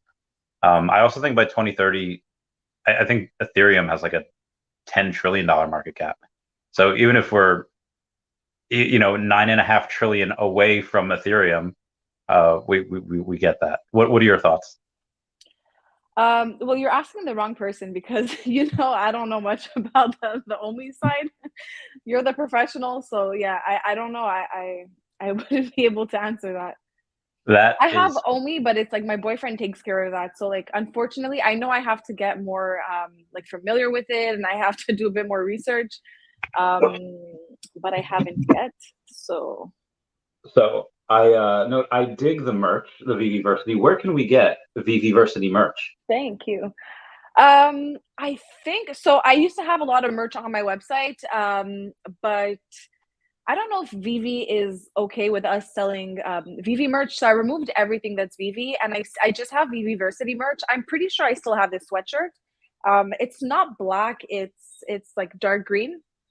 Really? Like forest green. Yeah, you just can't see because I have very bad lighting. Cool. Yeah, I don't know if you could see, but yeah, it's forest green. And I actually have. Let me see if I can show you the back. Ooh. Yeah, but if you order on my website, you can't have the Veve in the back, so it's just Veveversity. Nice. So there was a little debate before about. So how do you feel about one-of-ones? These ones that have been going, like the Miles Morales one and the David Warhol and the new one, the Gary Baseman. What are your thoughts on? So personally, I don't go for them just because they're a little out of reach. Oh yeah. But I mean, I think it's a great concept that they did one-of-ones. That's definitely something that we needed on the app. But yeah, I mean, I think it's great if you can afford it. Definitely go for it. But it's just like you can't. I wouldn't buy that, or I wouldn't recommend buying it if you intend to flip it, just because you get utility with it. That's what makes the whole. That's what really makes the one-of-one. The utility, and then once you resell it, people don't have the utility. So I would say buy it if you like the art, but don't buy it to flip. Yeah, I agree. I think that but people are buying it for the utility and For sure. I don't know if there's. I mean, so you know who PewDiePie is, right? No, who is that? Oh, he's like this gamer dude, and he like screams. Like he's hysterical. He's so funny. He's on YouTube. Is he on Veve too? No, or I don't think so. I don't think there's no evidence. There is a video where he is like goggling over a Gary Baseman NFT, or not an NFT. It's a Gary Baseman. Where is it? I was wondering where I heard that name. I saw. I don't know if O'Milly is in the chat right now, but O'Milly tagged him, I think, in the one-of-one of Gary Baseman, because I think there was a Toby in one of his videos or something like that. Yeah. So is it O'Millionaire? Yeah, exactly. Yeah. Okay. Oh wait, so he's on. PewDiePie. Like PewDiePie's on Twitter. I couldn't find him. Yeah, so he has a Twitter, because I remember I clicked on it. I was like, "Who's this guy?" He has a lot of followers, but I don't think he posts anything. He just wrote on his bio that he created that account to prevent fake accounts. Oh, okay, gotcha. Because yeah, but you saw him with the Toby. What do you call it? I didn't. I just saw the tag. Let me see if I can find it right now. I think that was yesterday. Yeah, if you could find that, that'd be great. I found it before. I don't know where it went though. But it's a. I think the biggest people to talk about Veve and OMI were Andre Jick and Logan Paul. And then Yeah. I think Andrzej has like a couple million subscribers. Logan Paul, I think it was like 20. PewDiePie has 111 million. So if he decides to Wow. make a video, it's over. Uh, Oh, that would be crazy. yeah. Um, Based on the price action of the last ones of ones, what do you predict that this one of one gets? I like Gary Baseman, but I know a lot of people don't like the Toby. Like they had a lot of negative things to say. So I don't think it's gonna go for much. But the fact that there's utility to it, that people could bring three friends for lunch with David Yu and Gary Baseman, that's gonna give it more value. Um, but I don't know. I mean, unless I know there's some people that are fans of Toby and that really like it. So, it would be good for those people to go bid for it. But yeah, do you know what's the cheapest one? Cheapest one of one? I think it was the Black Panther. I think went for like 8,000. So, Okay, so and if that one went had for like 8,000. I think it came with a physical signed copy mint, but there was like no other utility. Now, I'm not Okay. saying that this Gary Baseman one gets the David Warhol treatment and it goes for 29,000, but I think No. it could still get 10,000. Yeah, yeah, I think it could get 10,000 too. If you're saying the other one went for 8,000 and there was no utility, then I definitely think it could go for 10,000. No, But Veve, I think Veve has to be careful, or David, you has to be careful not to give like too much of the same utility, because at the end of the day, you don't want it to be like how many lunches and suppers and dinners is he gonna have with people, you know? yeah, So yeah. yeah. So part of me agrees like 98% is like, yeah, David, you have so little free time. Like you don't need to be doing this. But Yeah. also, as the company grows and as more and more people come on board, he's probably going to have less time in the future. So I think maybe he wants to do it now while he can, sort of, Oh, because he knows maybe. he won't be able Yeah.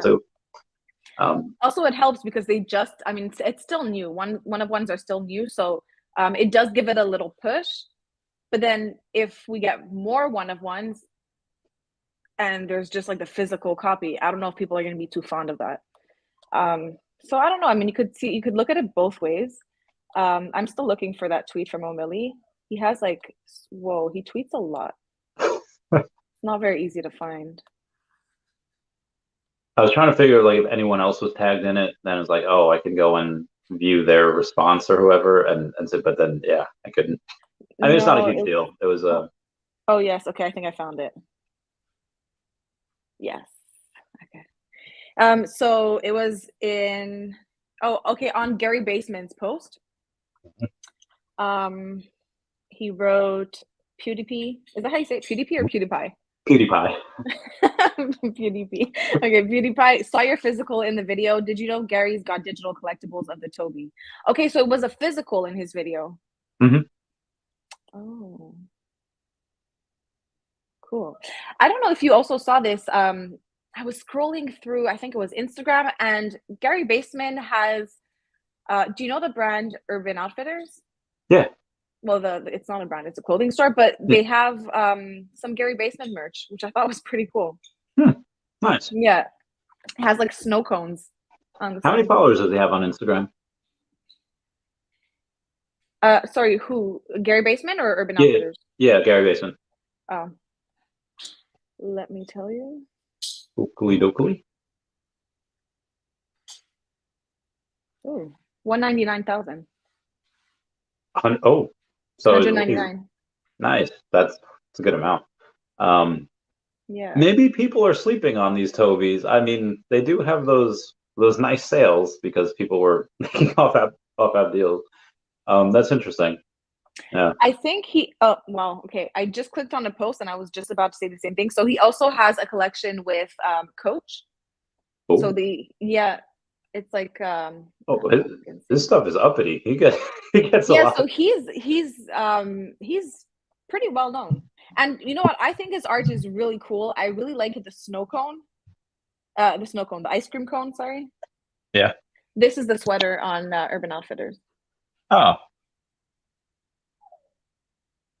Oh, that's cool. Ice Yeah. cream. says basement at the bottom. He has some really cool art. Like, Oh, Snoopy. Oh, wow. Snoopy's getting yeah. rocked. Yeah, he has a lot of characters. He has a pretty good imagination. So I don't know. I know Toby is like his original character, so that's probably why he launched it first. Yeah. But yeah, I like the snow cone and the Oh, ice that's cream cool. cone. Why do I keep saying snow cone? Yeah.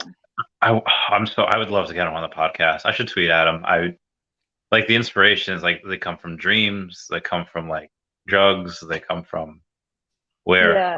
Like, how does he come up with them? Yeah, no, he has a whole like a whole imaginary world, with so many different characters. Pretty cool. You have a lot of different ideas, a lot of different thoughts running through your head at any given minute.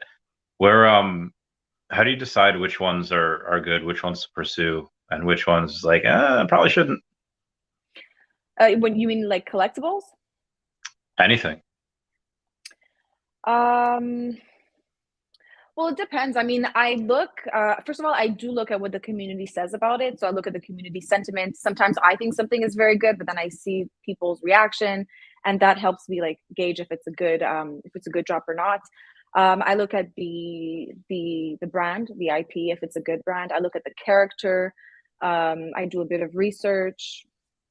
Honestly, it's a bit of everything. My boyfriend is also into Veve, so we often talk about these things.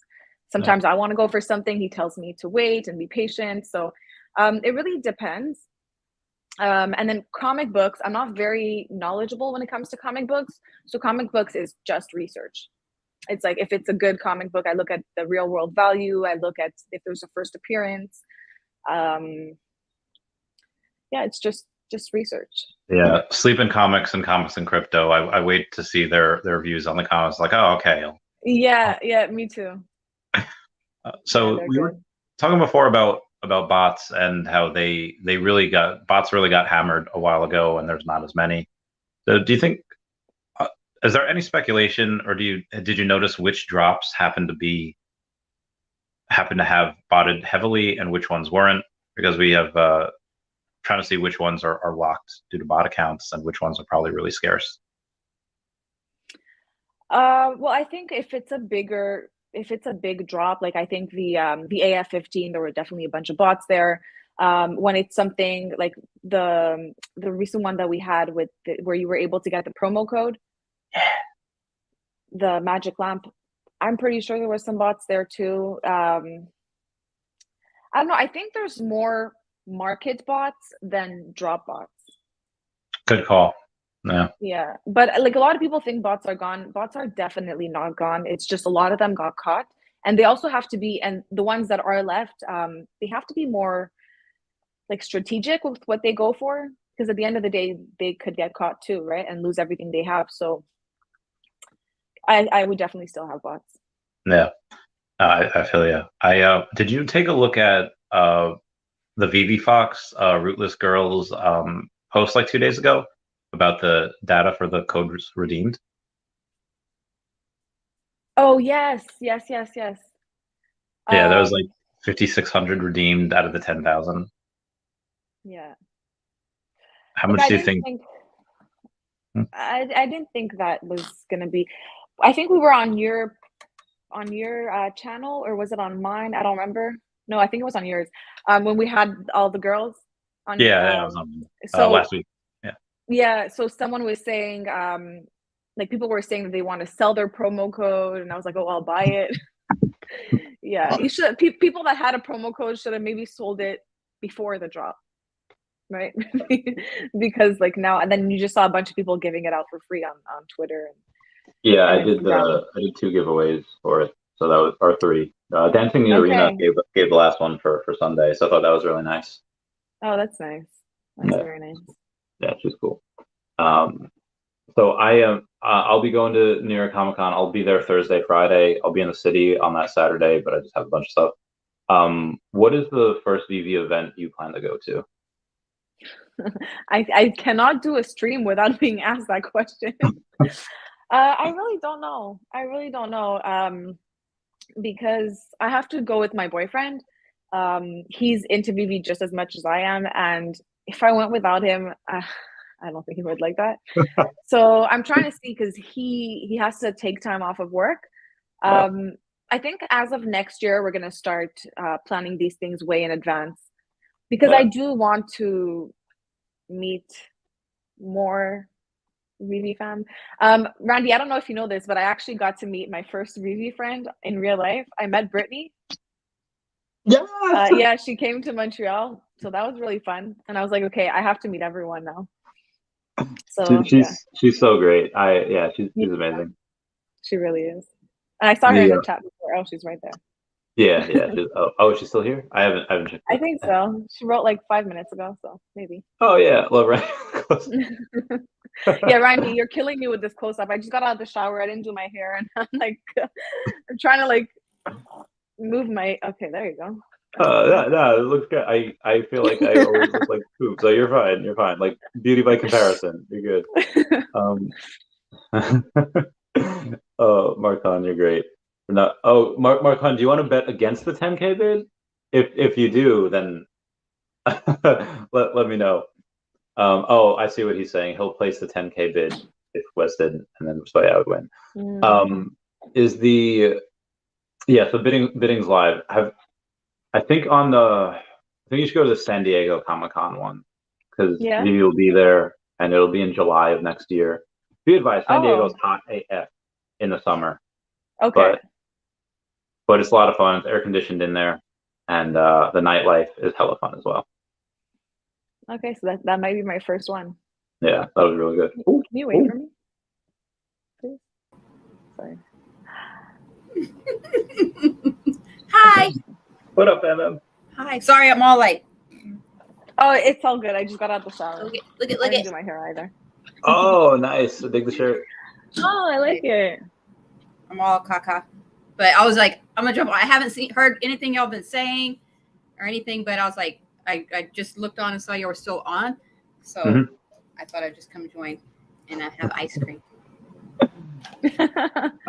So Fan was at San Diego. I was just telling Eva she should go, and hopefully we'll get Brittany to go too. I mean, she's going. Once Brittany goes to DesignerCon this year, it should probably be an easy sell to get her to go to San Diego next year. Pamba, what was one of your favorite memories about San Diego that you could tell Eva and the rest of the chat? About the whole, any of it, all of it? Whatever your favorite one. Well, it was. I think the favorites was hanging out afterwards, like with Sean and Wet Wizard, and those are my favorites. Eva, do you know Wet Wizard? Yes. Well, I don't know him actually. I remember him from your long stream. But yeah, like I know who he is. He's a wild card, and we love him. I could tell from your stream. But Eva, you're not a crazy party person, though, right? Me? No. Oh, no. Okay. We'll try to take it easy on you the first night. Although Fambam might. Fambam's like, nah. I don't know. No. A bunch of Prince Reacts PewDiePie videos last night. Toby in the back of his video. I have to catch up on his videos. I mean, I have no idea who he is, so. He's so funny. He just like screams. So he streams a lot on like not on Fortnite or on about Minecraft. Like he's Swedish, so in Minecraft he built like a giant IKEA tower or IKEA place, and he just does crazy, outlandish things, and they're extraordinarily hysterical, and it's a lot of fun. Like I'll check it out for sure. So, what are some things that you guys binge, whether it be on like Netflix, Hulu, YouTube? A lot. Sorry, can you repeat your question? I'm sorry, I was looking at some girl Brittany's comment. What are some things that you binge, whether it be on Netflix, Hulu, Disney Plus, wherever? I have some. Go ahead. I'm embarrassed to say mine. Don't be embarrassed. I like the Stranger Things, Lock and Key, Cobra Kai. Now what do you call it? It's over. Well, Cobra Kai just ended. I know No, but you just what's said the other one? No, the one that's like it ended. The Jason Bateman. What is that? Oh, I haven't seen it. The Bates Motel? No, not that one. No, Jason Bateman. He's on Ozark. There you go. Ozark. Oh, gotcha. I did watch. I binged that. Gosh, there's so many other things. I need to get into. What are they watching? That Dragon. Yeah, someone just wrote House of Dragons. House of Dragons, but apparently that goes with that the other. too. It goes with that other show. I gotta watch that one. Oh, Game of Thrones? Yes, that one. I haven't watched it yet. Oh, I need to watch where can we watch it? HBO Max, I think. They have it all. that. Okay. And then I watched The Magicians. Y'all gotta see that. I think I told you about it, Randy. Like you would like yeah, it. I just haven't had the time yet recently. I will though. I will at some point. But I haven't watched any of the Lord of the Rings yet. That new series that's been out on Amazon. So I'll probably do that at some point. But I heard it's really good. She-Hulk has been really good. Been really happy with that. A lot of people hate it, but I thought it was not bad. Oh, yeah, you lost it. Sorry. Yeah, I really like it. And was it Yeah, WandaVision? I like that one too. And all that. So Oh, WandaVision, I watched the first. I think it was the first 2 episodes. I was like, "What the?" I was sick, so I was on my sofa. I was like, "Is it gonna get any better?" It was so bad. The first 2 episodes, I was like, "What is this black and white?" It's a really slow start. Yeah. No, it was not bad at all. After I liked it. Yeah. Did you see Doctor Strange: Multiverse of Madness?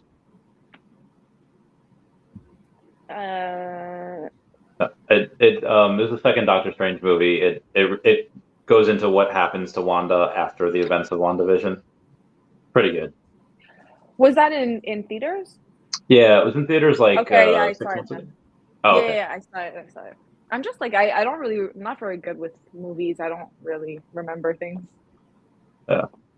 Well, Oh, that Dan Lee. doesn't What make up, me Dan sound Lee? so good. Yeah. Asian Dan is here. We love him. Brown Angel Advisor. that is one of my. So, what are your guys' favorite nicknames that you've received? I don't have. Found down. No.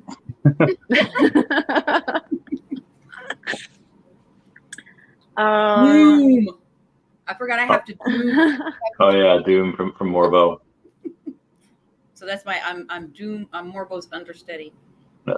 He's sick, so I have to Doom for him. I don't have any That's true. nicknames. Yeah. Like you're talking about like for Veve or just nicknames in life? I was gonna center it around Veve. Financial advisor was fun for me. I don't know. Oh, you didn't you have like a story made out that you were like a Olympian, like something for Canada? Or Millie? Yeah, I think it was a cricket or no, it wasn't cricket. I don't know Curling. what sport it was. Curling. Oh my god, there you go. Okay, curling. But that wasn't a nickname. That was just a rumor. That's true. That's true. I used to be in the Telegram group with a bunch of where I don't know if a lot of people know this. We would do giveaways like back then when we were able to do transfers. So I would go live. So that helped me a bit, to do this. Yeah, of course. I would go live on Telegram and I would spin the wheel, like spin a wheel, and have a bunch of names. And then I would give away things for free, like usually comic books or cheaper collectibles. And then I would also do raffles, which I thought was pretty cool. I kind of want to redo that if ever we do get transfers again, where I would, because I'm always hunting for low mints, and most of the time it is, well, depending what it is, I flip it. So I was like, okay, instead of flipping it, I'll just do a raffle. And people were able to get really good collectibles for very cheap.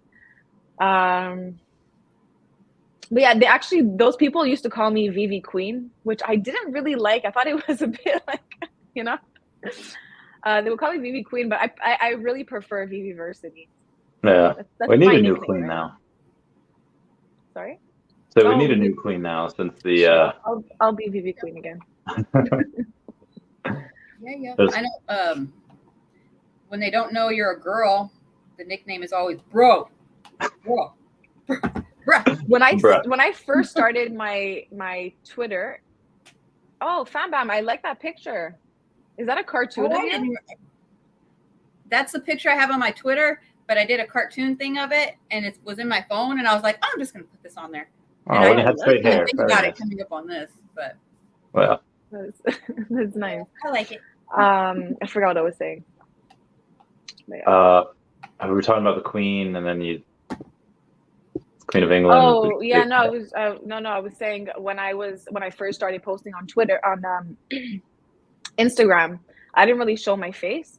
It was just like my usual post, and people were like retweeting my stuff, and I'm like, thanks. I mean, reposting my stuff, and I'm like, thanks for reposting. They're like, no problem, bro. Good job, bro. I was like, okay, I'm not bro. That's amazing. Wait, so you didn't have your voice in there? No, I think I posted 1 or 2 videos, but I hadn't posted a video for a long time, and maybe people thought that I reposted them from someone else, but no, it's me. I'm not a bro. Yeah, bro.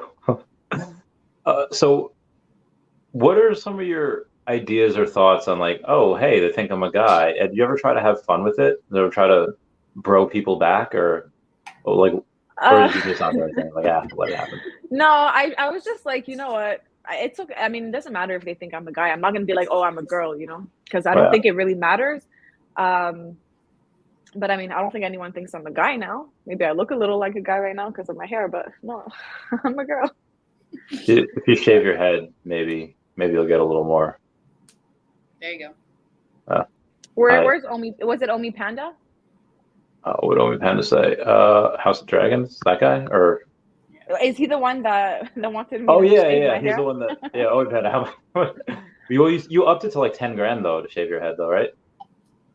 Shave my head completely, yes. I would. I mean, even 10 grand. I think it's pretty ridiculous.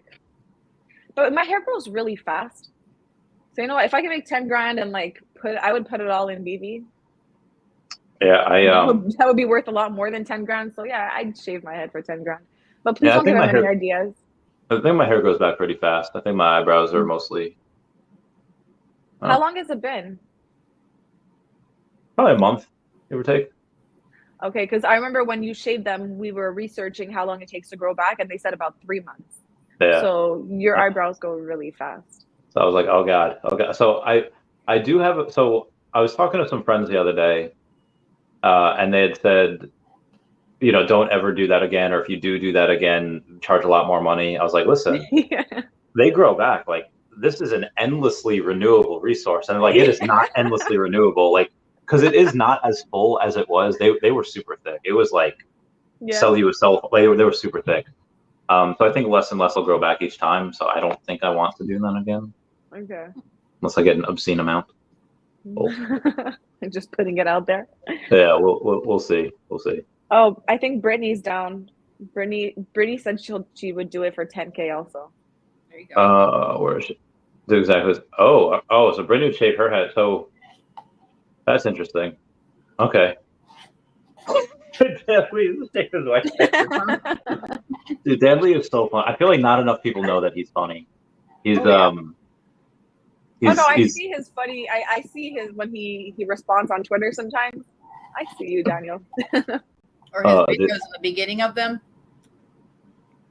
What was it? The last one I saw with Dan Lee. Dun dun dun. That one. Where he was saying, "Oh, I'm gonna dump," like they were recording, and then the video stopped, and he's like, "This shit coin." He's like, "I'm gonna dump it all," and he's like, like he was still being recorded. Yeah, it's like it's funny. He gave that face like the. Oh. I love his faces. He's so great. Bam Bam, what's the next Veve event? You're not going to Comic-Con, right? Mm-mm. Okay, gotcha. So you're going to, but you'll be at DesignerCon, correct? Of course. Okay, cool. So Mental Locks, you'll probably see me at New York Comic-Con. If you go to DesignerCon, you might see Fam Bam. But San Diego Comic-Con, probably see all of us. Mental. I was like, I thought I recognized that name. He's on TikTok. He makes a lot of TikToks. Mm-hmm. Yeah, him and Janie, they make the most. Yeah. I think. I think the second ones that make the most content outside of them, I think, are probably you and K Collections. You and Kyla May make a lot ones as well. I've been slacking a lot. I have to get back on that. I've been a bit busy, but I'm definitely gonna. I have some post plans. So Veve said they hired someone to help. They do have a TikTok now, but I don't think too much has been posted since San Diego Comic-Con. no, I don't know if you know this, but they had a TikTok. They posted a few things, then they deleted their TikTok. Oh, what? And they Sorry, I don't know if you hear that. There's like a plane, so it's really loud. No, okay. I don't. I live I'm not too far from an airport, so the planes are really low here. Yeah. And yeah. So Veve deleted their TikTok and then they reopened it. I think they just changed the name a little. Okay. I'm not sure to what. And then they once they reposted it, they posted it on Twitter. They shared it on Twitter. Oh, okay. So I could find it if I go to their Twitter and search, or I could just search for the. Yeah, if you go on TikTok, you could find them easily now. All right, cool. Following them. But yeah, they don't post. They don't really post anything. Wish they would. So what have you guys been buying recently? What have I been buying? I'm glad that you have the which one, Fam Bam? The Anastasia one? The Fantasia? Yeah, the Fantasia. I don't know why I said Anastasia. Brain derp. Yeah, the Fantasia I bought because I had the code. I used my code. Okay, cool. I got the uncommon. Glad one of us redeemed it. Mm-hmm. And then I bought some other non-Veve NFTs, and I need to chill now. I think I'm chilling now. I think I'm finally chilling. I'm gonna stop buying so I can put more into OMI, like I've been saying forever. So David had teased being able to burn commons and get like a super ultra secret rare. I don't know how many you'd have to burn, but I have a bunch of alligator Lokis, and I might get more because they're really cheap. And then if I burn them and get a lot of stuff, I think, I don't know if that's just for collectibles or if that reaches comics as well. Because if it's comics, you could just get a bunch of things that are like $2 or $3. Yeah. And then, perfect. It's true. What's the cheapest thing you guys have? Do you have like a Squirrel Girl comic or Jeff the Land Shark? It's the cheapest thing you'll have. The cheapest comic I have? Yeah. Brittany, how do you get blood? Squirrel. I said I was going to buy a Squirrel Girl, but I don't know if I ever did. I have a Squirrel Girl. Yeah, I love that. She's great. It's a fun character. I was teasing, what was I talking to? Dino. I'm like, okay, you make me want to get a Squirrel Girl now. He's like, no, I'm just kidding. And I'm like, no, but I want it. Just ask Brittany, what's your favorite season? She's like, it's fall. Fall? Oh, yeah. Because she fell on the chair. Walmart. And I didn't understand that. Is it Mentalox? He was the other person that was on that video with y'all. Yeah. He barely reacted. I was like, I would be dying. He was like, that would be mean too. Dude, yeah. I wanted to laugh so badly. And I think I did after I found out that she was okay. She got right up like a second later. But I was like, I feel like, and this is how I know we're getting old. Emma, you're still in your 20s. But I feel like I'm 29. I'm turning 30 in like 2 months. I'm almost done my 20s. Very much. I just hang on to it so we can say that, yeah, everyone like us in our late 20s and in our 30s and older, like once you turn 30, we won't be able to say that because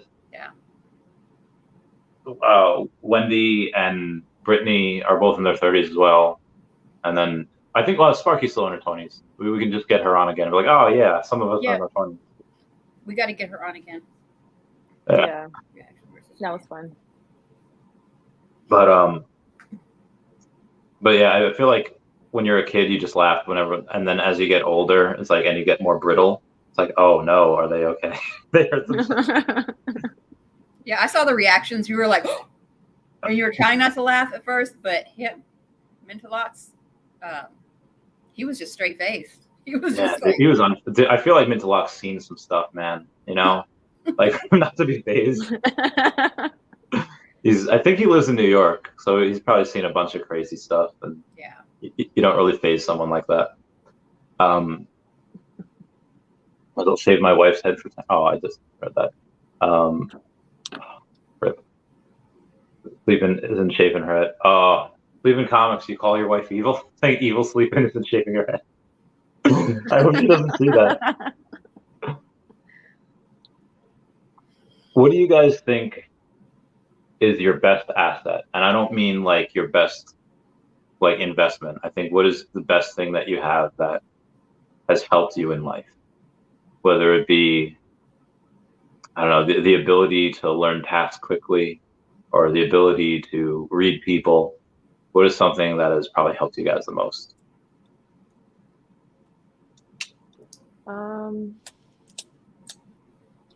Well, for me, I would say I do learn very quickly. And I know we already spoke about this on your stream, but every time I hear about something new or I'm interested in something or someone doesn't know how to do something, I need to know how to do it. And so because of that, I learned so many new things. Every day I'm learning new things. And then also I guess you could say I'm a hustler. Since I'm very young, I've always been like grinding, like I've been working since I'm 14 in jobs that usually like I wouldn't get paid per hour. I would get paid by like my performance.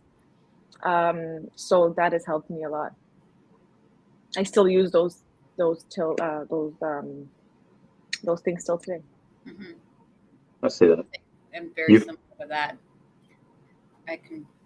I just want to learn it all. I want to learn everything. I'm never one of those, that's not my job. You're always at work, and then you always have those people that are just like, well, that's above my pay grade, things like that. No, I can't stand that. I will do absolutely anything, and I want to do it. Like, and anything I learn, I save the information, and I just. I don't know if y'all hear that. There's a big truck outside my window.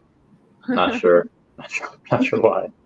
Oh no, the Brittany is sick. She's got the Rona. Sorry, Brittany. I hope you. What? You said you saw her. How are you feeling?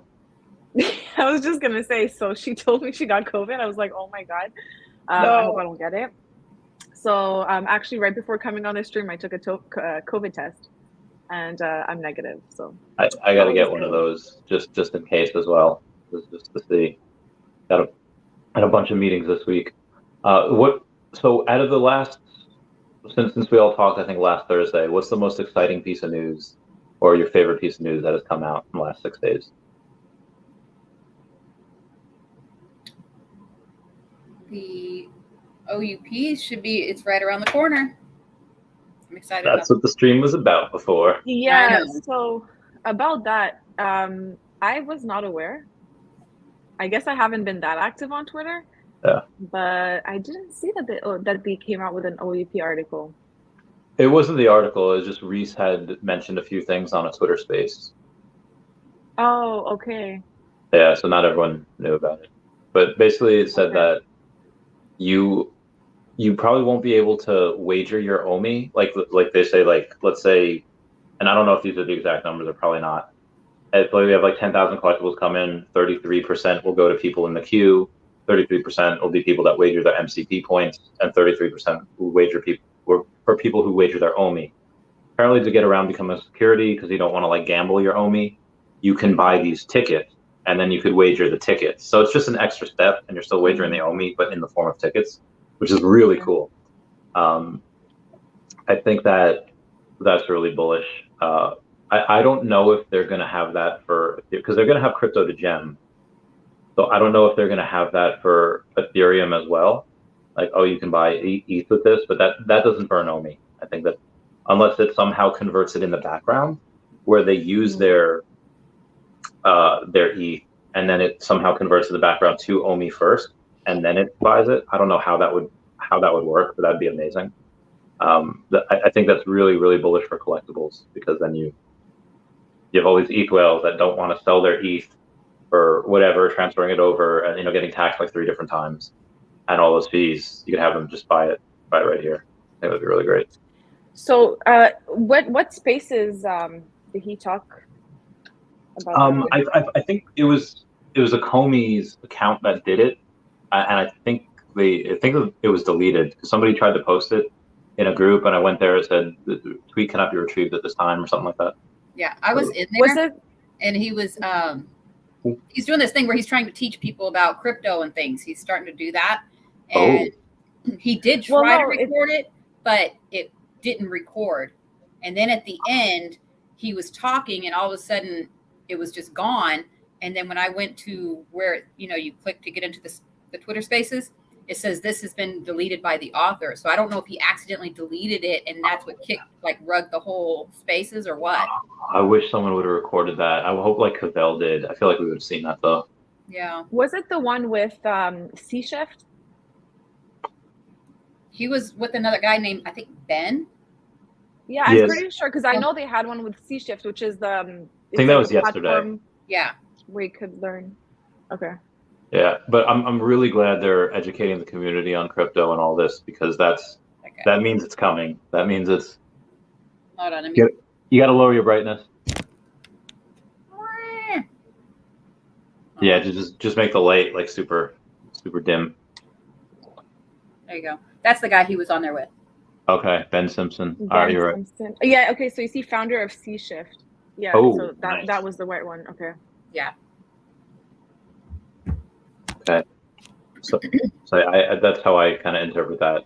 I'm not going to educate people on crypto unless there was a reason to, and I think that was the. Oh, some girl bought a Randy Chavez Veve punk today. Very nice. I am super glad that Veve punk has eyebrows. I don't know if I have it on here. The new one? Yeah. Yeah, I'm gonna get it too. Oh, is it already in our Brittany, is it already in our account? I don't know. I didn't give him my I didn't give him my wallet address yet. But for those of you wondering, this is from Veve Punks. And Veve Punks is the one you have to donate to Hack House. Just Twitter Veve Punks and search him, follow him, and go do as he says. And you can I don't have anything. Oh, okay. Get one at some point for the So last stream we had, it was just like we were talking about a bunch of stuff, but Bam Bam had the nickname of Randy's Angel. Do we like that nickname? Is that what I'll title the next stream as? I like it. Okay, cool. So our chat, we got to change the name of that. Whose chat is it? Is that Wendy's chat or is that mine? Oh, okay. Oh, you have the power. Oh, I have to change it? I think so. I don't think we do it right now. I don't know. I'll do it. So great. The NFT. Randy's like, change the name. Come on, let's do this. Mintalok saying the cheapest thing that he has is Electra Common. Interesting. First appearance Electra. All right. Okay, thinks how scared she'll be when everyone burns them. That's a. I have this theory that when it comes out that we can burn 50 or 100 commons to get the super secret rare one or whatever, that you're not going to see any collectibles below, I don't know, like $10. So all the ones that are at $4 or $5 right now, it's an instant doubling or tripling.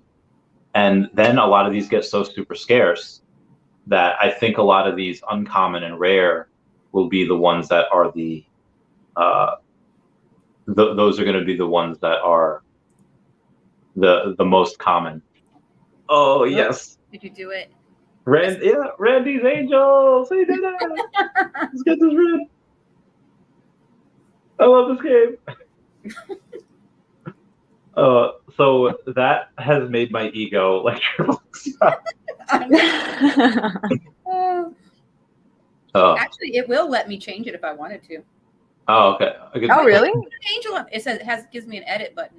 And then nice. It gives me, So, Randy, if you are not a good person, I can go and change it. Change it to Randy's Devils. Yes. Launch reaction versus Randy's reaction. OMI Panda says I've been dollar cost averaging into OMI and other cryptos with good potential in a bull market. Can't wait. Yeah. So I had this girl Sarah Austin on last week or a few days ago, and she's an incredible person. Like, she was named Forbes 30 under 30 in social media. She made a big name for herself in Web 2 and in Web 3, 50,000 followers on the Twitter. And she has this idea that maybe because BlackRock is going to put in a large investment into crypto in December, that maybe we get a bull run starting in December, and that kind of ends it. I hope so. Do you guys want to stack more, and you want this to go into a like you want this bear cycle to continue for another year, or are you ready for it to be over? I would say give me another 6 months. Okay. I'm definitely don't have as much as I would like to have. Well, I don't think I'll ever have as much as I'd like to have, but so I guess just do whatever. Yeah. I want to buy more. Yeah. Been a lot talking about the fall. So I was a bit in shock. I didn't think she would get up so fast. Trying to see if it was okay.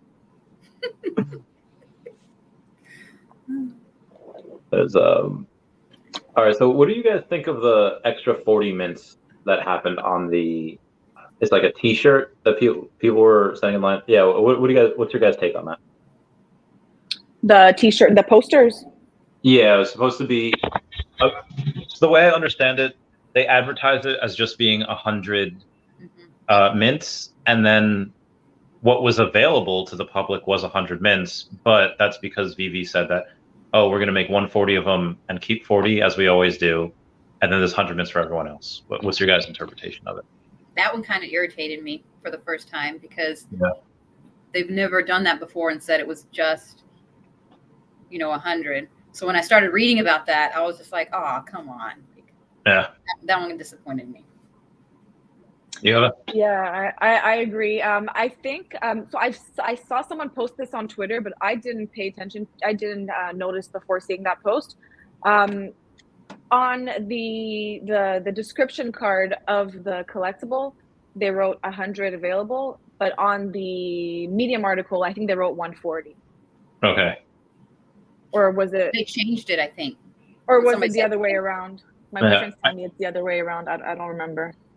I feel like they do that every now and then, where they'll post something on Twitter, but then on the Medium article it'll be different. It doesn't happen that often, and most times it doesn't. It's in a way where it doesn't really matter. But this time, I guess they did it in a way in which people was like, "Oh man, I feel duped." Well, they always take 40, but they take 40 when there's a lot more additions. If you're making 140 and you're taking the first 40, that's a lot. Yeah. That's like a third, that's a lot. I think that's too many. They could have taken maybe like 20 or 18. I don't know. I think 40 is a little too much. Yeah, it was a lot. I mean, also, I think outside of the one of sevens, like the James Bond ticket and the Aston Martin, is that the only other time they took less than 40 was in like the super early season ones, where they were taking like 15 or 20 of them. Is there any others recently where they haven't taken 40 or less than 40? Sometimes they take like 100, sometimes they take I don't think so. But one thing that I think it was Reese that spoke about it already, or maybe Alex said he would pass the message on to Reese, because I did write something about it on Twitter. They should disclose how many they take on the description, like on the detail card of the collectible. So wait, let me just see if I can open my. Okay, so let's say here, right? The detail card, it says 0 of 1,000. Yeah. They should add like a little section under that and be like, Veve takes the first 40, so people know which one is the first mint number, because it always changes. It changes more, I think, for comic books more than collectibles. Yeah. But they should still write it, because a lot of people don't know. That's a good point. I think that's something that if you're new and you don't really know what's going on, yeah, I think that's a That's a really good point. So they still, I think FanBam saw this at Comic-Con. They still have they keep the sub 100s. Like we saw a number 94 comic book of like Fantastic Four number 5, whatever. It was like, oh, it was so cool. On the little iPads. They had the iPads there. Yeah. So they still have a bunch of them. I'm so curious to see what they do with them. Are they going to save them for Veveverse? Are they going to save them? I know they said for giveaways and some are locked up to licensors. Eva, in what creative way do you think they should give those away? I'm very glad you asked, because I was just going to say, you know how they said that eventually they're going to start rewarding content creators? That could be a good way, because if you're a content creator for Veve, it means you're really into Veve, and you would understand the value of those moments more than other people would. So I would love to get something under 40. Oh my God. I mean, I make a lot of content now, usually a video a day and usually a live. I'll make 2 videos and 2 lives a day. I will go home. I have nothing else to do. I'll start streaming for 33 hours. Let's do it. Never. So, well, I have to make a list. I haven't. Sorry. I was gonna say I was gonna bring that up because October's around the corner and like there's no planning has been done. Yeah. Eva, I think I'm sure I mentioned this before. I mean, I will start with you guys. I definitely want to do it on like a Thursday to a weekend. What is your best times to try and do a 69-hour stream? Obviously not you don't have to be for the whole thing. You do a couple hours here, a couple hours there. Give or take. Come on.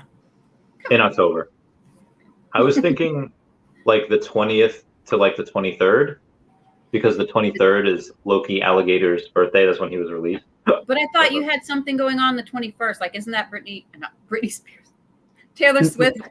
Yeah, Taylor Swift's new album comes out the 21st. So I didn't want to do it that weekend because I wanted to listen to her album, and I wouldn't be able to because I would get copyrighted like a mother flapper. Do you guys know the Korn song, the Korn Kid song on? Yeah.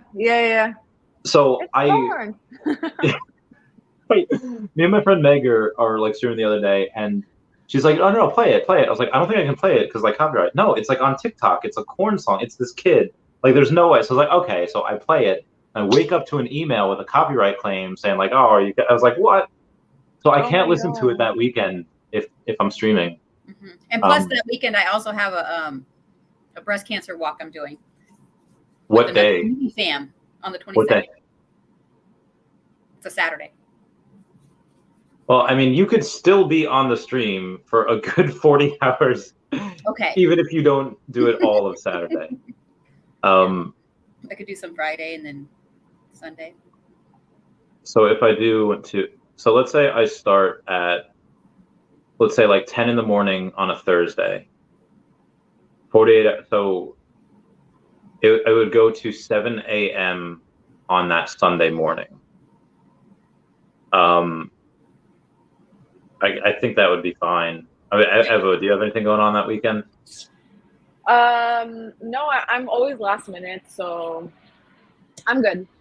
What I think I'm gonna do though is I'm gonna pop in for a few hours and leave and come back. Yeah. Because I'm not like Veve Fan Bam. I can't eat like a hot dog in 24 hours. I need to eat a little more than that. And if I eat on stream, I end up taking a really long time. So yeah, like I think I'm pretty sure we can work it out. Anytime that works best for you guys. The chat was going wild last time because it took you like a while to eat. I think you were eating like egg rolls or something. Or you're eating like a pizza. And everyone was like, "Eva, you still have like this left." Like, I don't know why they're like, going crazy about it. Yeah. So when I eat, I can't talk when I eat because, first of all, I realized I was chewing. Oh my God, I was chewing with my mouth open on your stream. I was so embarrassed. I was like, because you know how the video, like whichever way you're going, it looks opposite. Yeah. So, and I was just seeing myself like my head, and I was just like, which way do I move my head? Like, which one's my good side? This is my. How to make it straight because I was just like out of it. I was out of it. I really want to watch that now. I want to see if Eva's like chewing like a cow, like No, oh my god, I shouldn't have said anything. Everyone that's watching is gonna go back and check. I forget But what stream that was on.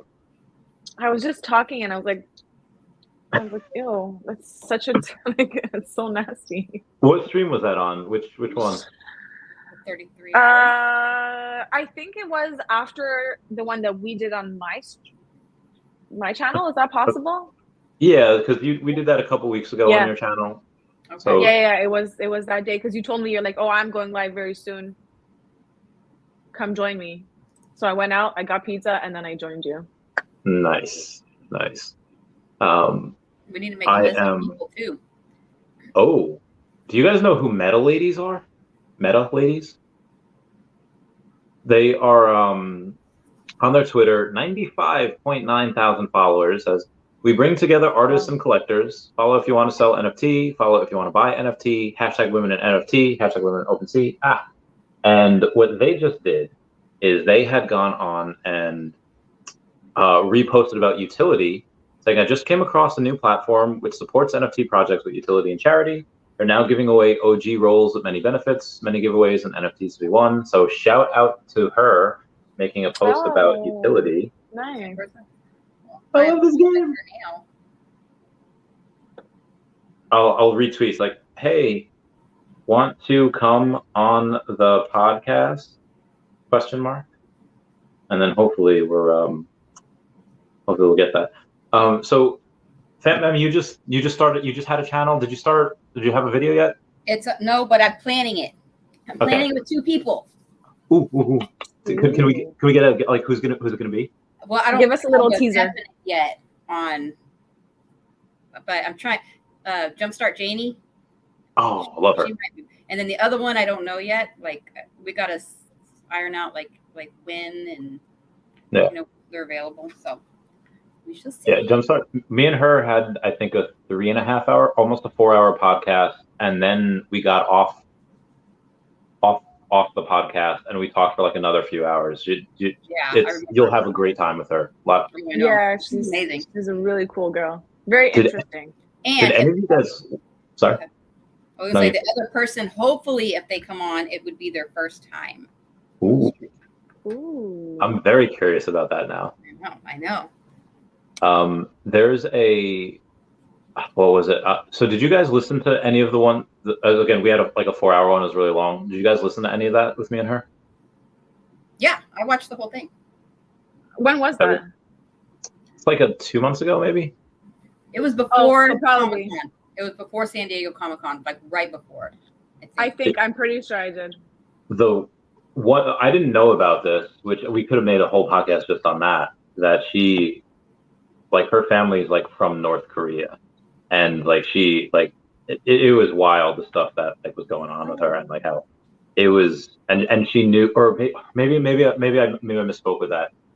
Maybe when she was in, I think, France, where she was going to like, it was like beauty school, she was working, whatever, she met people from North Korea, and maybe they had somehow known some of the same people. But I remember North Korea and stuff like being like a big part of that thing, and everyone's going like, Chavez, don't talk crap about North Korea, they'll kill you. I was like what?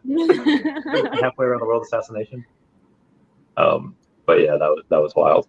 Wow, I didn't know that. It's pretty cool. Yeah. Well, pretty interesting. Yes, yeah. So, Phoebe fan, if you wanted to bring that up, I'd be like, hey, what was that thing with Chavez and North Korea? That just made for like a crazy, excellent story. Yeah. So, which ones do you think are going to be burned when we have that? I mean, obviously, the cheapest ones, probably Electros, but what else? I mean, who knows? Do you think people would burn a Walt, a partner statue? Do you think anybody would? You never know. There's a lot of people that have. Who is it? I think it's Dr. Prophet that has a bunch of them. It's got like 370 of them, I think. If anyone burns them, it's him. Maybe he'll burn a few. Yeah. I don't know. I know that I wouldn't burn any collectibles just because I don't have enough. You know, that's more of like a whale thing to do. Yeah. But yeah. What about you guys? Would you guys burn any of your collectibles? I feel bad doing it just because I feel like, oh, these are this is what Veve gave us, and these are our collectibles, and now we're gonna kill them. What's So Randy, you look very shocked. Are you okay? earlier today we had a buy order for OMI at 0.00131. It was 94 million OMI buy order, and more than half of that was filled. Now it's only at 44.7 million. So that's like, if you take a look at that giant red candle right there, that was a major, or it still is a major thing of support. There's still like $60,000 worth of volume there. But if that goes below, and we might see really low OMI here. I wish I had the money to buy. If that goes below and it goes like 0.0012 or 11, I wish I could buy. A lot of people try buy. Yeah, so I gotta. People no, I was reading the comments. Dan Lee. Oh, what Dan Lee said? Been to North Korea for 1 minute, and Kim Jong Un needs Veve cash out. He's outraged. Whoa, sleeping. I still haven't met Sleeping. Who's the person that you want to meet the most? That maybe you haven't interacted with, but you think that they're a chill person? On Veve wise? Yeah, I guess. Gosh, anybody that I haven't met yet. I really want to meet Jumpstart Janie. I've got to meet Brittany. Got to meet Sleep in Comics. I got to meet Daniel Lee. Got to meet Tiwi. Oh yeah. There's a lot of them that. I was waiting for you to say me. Well, I'm meeting you in January. Yeah, for the party. I was like, when is she gonna say Emma? Sorry, I was reading names in the chat. I'm just kidding. It's fine. But yeah, of course. Like all the people I haven't met, like there's just so many that I don't know. It's just crazy. I really want to meet Sleep in Comics too. Actually, he looks like a really fun guy. Yeah. I want to meet you too, but I will meet you guys, so that's perfect. And I want to meet Sean from Comics and Crypto. Oh yeah, he's great. Yeah, he's a lot of fun. He's really a lot of fun too. Like listening to Yeah. him and Randy when we were at the Comic-Con, San Diego Comic-Con, and them just talking about, it's just like, oh my God, you guys are super like just the way their brains work and the things they talk about. And it's like, man, I really need to dig into Marvel more. I need to dig into comics more. I need to dig into all this stuff. It makes you very bullish on just learning more and becoming better. Are you guys caught up on the MCU? With what? Are you guys caught up on the Marvel Cinematic Universe? Oh no. Wait. I'm sure there's some stuff, but I've watched a lot of them. There's some stuff. I think I am. So. There's so much. Like for Secret Wars, Oh yeah. I think it's gonna be 3 different movies. Like it's gonna be so heckin' epic. Can't wait. Mm-hmm. I don't know what they're gonna do after that though. That's like probably one of the, if not the biggest events, like in Marvel history. Like Infinity War was the big one, you know, what we had, but this is like the next biggest one. I think that at that point they might restart the universe and they might start remaking some of these because that's a huge that is a huge thing. Guys, sorry, give me a second. I'm just have to make a phone call because Yeah. Oh, sorry. So fandom, I'm gonna make this post saying 50 million OMI has been sold within the last few hours. There was a 94 million OMI buy wall. Oh god. Buy wall. That is now 44 million. If that wall is depleted, oh god, I don't know. That wall is depleted. We could see it go to 0.0012. Okay. So, Fambam, what is the plan this weekend for you, or this week? What do you got going on? This weekend, I don't have much going on. Oh wait. Saturday, doing I don't know if I'm supposed to say, doing not a live stream, but a video with some other people. I don't know if I'm supposed to say it. So You don't have to say it, but okay. I'm interested. I'm curious.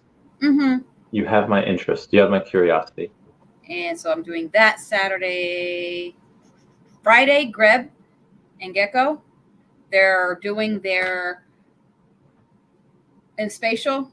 They made their art thing. They're going to have a little party in there. Like, come see That's what so they cool. did. So I'm definitely going to do that Friday night. I think it's 6 p.m. Pacific time. Oh, tell them Chavez thinks that's so cool, and I'm going to try to watch. Yeah, I've been waiting to see what because I knew they were working on some stuff. I've been excited to see what they created. Yeah. So let me see what it says.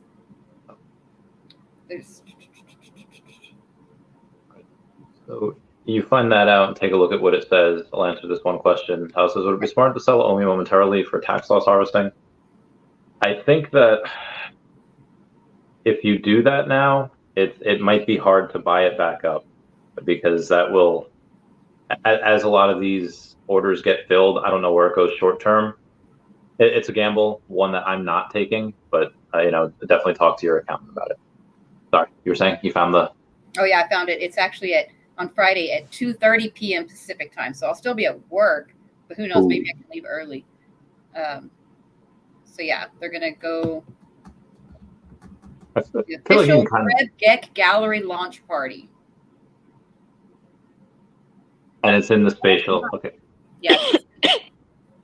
Eva, have you gotten a Spatial yet?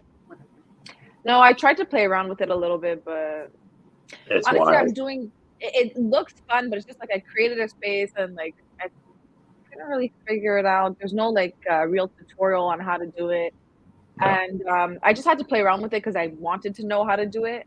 But yeah. I know how to play around with it a bit. It's just it didn't really. I don't know. I'm very busy, so I can't. I feel like you have to spend a lot of time on it. Yeah, to kind of understand. It gets easier, but it just to understand it. Brittany, I would set your buy orders now, and then set them all the way down, like 13.00, 130, 127, 125, 121, and do that, and hopefully they get filled. This is an issue. Sure. Okay. Oh, that would have been insane if 1 out of 4. Has anyone seen any of those? The like Adventure Times or the like Eddie Risso's or whatever stuff that are like number 27 or number 35, that type of deal? No. I bet you those people are holding. Yeah. So do you remember, Randy, on either my stream or your stream, my friend Moody? He was talking about his Ice King mint 20. Yeah. So he wanted to sell. He showed me. I know it was really, really late. I was just about to go to bed, and he showed me. I think he bought it. He bought it for 100 gems. Mint 20, and I'm like, I hope you're not selling that. Like, he flips a lot on the market too. I'm like, he's like, I'm gonna sell it. I think he was drunk or something. I don't remember. I really don't remember what it was. I'm like, don't sell it. I'm like, if you sell it, you have to sell it for like at least like I think it was like 4,000 or 5,000. But now that I think about it, he could have asked for more. But anyways, I'm like, put it at least 4,000 or 5,000. He sold it for less than that. I'm not gonna say how much, but for a lot less than that to I Help Society. Oh, I Help Society made out like a bandit on that one then. Good for them. They got it. They were patient. They did it. There is a sub 100 form available for 280 for that Finn Adventure Time one. But that's Finn. The Ice King. Let's see if there's a sub 100 for him. I love looking at these guys.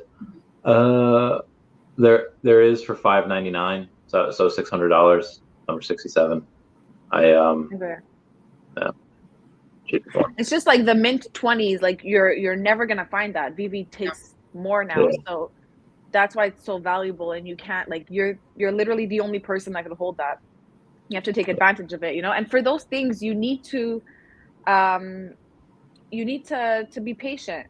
You can't just sell it, because eventually you will find a buyer for the price that you're looking for, because there's a lot of low-end collectors. But if you're trying to make money right away, then that's when you'll have to sell it for cheaper, cheaper than what it's worth. So where you guys are, I know Evie just moved, and Femme, I think you just moved as well. Are you guys planning to stay there forever?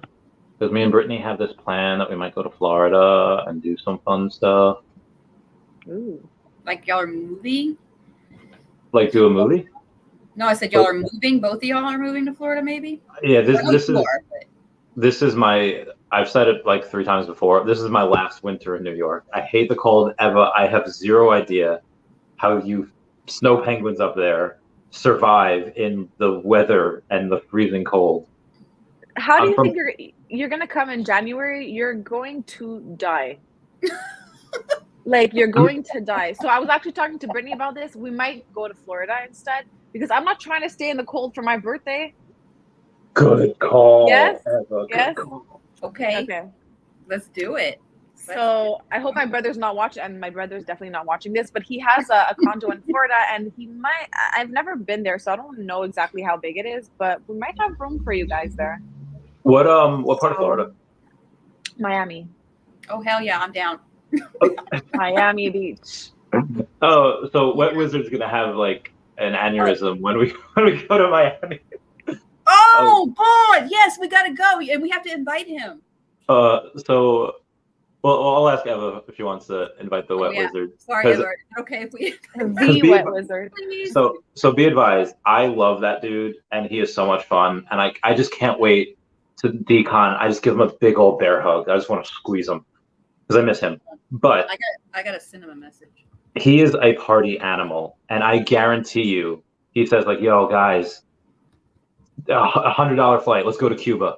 Guarantee you, because he always wants to go to a different country. Outside of that, my friend, I don't think I can say his name. About to say I just interviewed him. He has a apartment down in Miami also, and he's like, "Hey, Randy, anytime you want to go," and I can tell you guys off camera, but I'll. Okay. So even if there's not enough room for me there at your brother's place, I could just. He's in the same place. I'll just okay, perfect. Right over there. Okay, it's too late now. I already messaged him. He's coming. So whoever's watching the birthday that we said we're having in Canada, I think we might move it to. Okay, who else? All right. So did you tell Brittany about that already? Me, Brittany's the first person I told. Okay. I was telling her, I'm like, I don't know, like, because when she came, it was pouring rain. Oh. And I was like, I don't know how you guys are gonna come. Like, we have the worst weather here, and winter in Canada is not like winter in New York. It's cold. It's really, really cold. It's like all the streets are covered with sleet and ice, and just can't drive. Yeah, so we have a lot of black ice. Mm-hmm. But it's like outside, it's freezing. Like your fingertips, you feel like they're gonna fall off. Your ears feel like they're gonna fall off. Like it's really, really cold. People that are not used to Montreal's winter, I mean, it's the worst time to come. January is the worst time to come. So I was like, oh, I want you guys to come, but I feel so bad. It's okay. We're going to Miami. I'm game. We ain't working. We ain't working. There's a buddy of mine that, or a good friend of mine's friend that I kind of know that, hung out a few times, that is getting married in Greece. And I'm thankful I didn't get the invite because I didn't want to go all the way to, Greece is great, but I don't know. That's kind of far to travel, but I'll totally travel to Florida on any occasion. Yeah. That is that's just the right amount of way. I was telling Brittany, I'm like, I know Randy really wanted to come to Montreal. I don't know if he's gonna be down to do it in Florida. She's like, I think it's just crazy. She's like, no. Us all meeting you. I think it doesn't matter where we're at. Me and Brittany can probably look for places while we're down there too. We'll make it like a weekend thing, and that'll be good. That'll be fun. Woo-hoo. Just hate when people eat on stream. I don't get it. Oh, viewers hate when people eat on stream, do they? Really? I just ate ice cream. Big bag of jerky. Let's go. I mean, I did a whole mukbang thing. Do you guys know what mukbang is? I feel like I've talked about this before. Yeah. I've done a whole mukbang stream, and people seem to enjoy that. Mm-hmm. We should do that as well. We should do a mukbang thing while we're at the party. We should stream the party. Heck yeah. Yes. Yeah. That'd be a great idea. Yeah.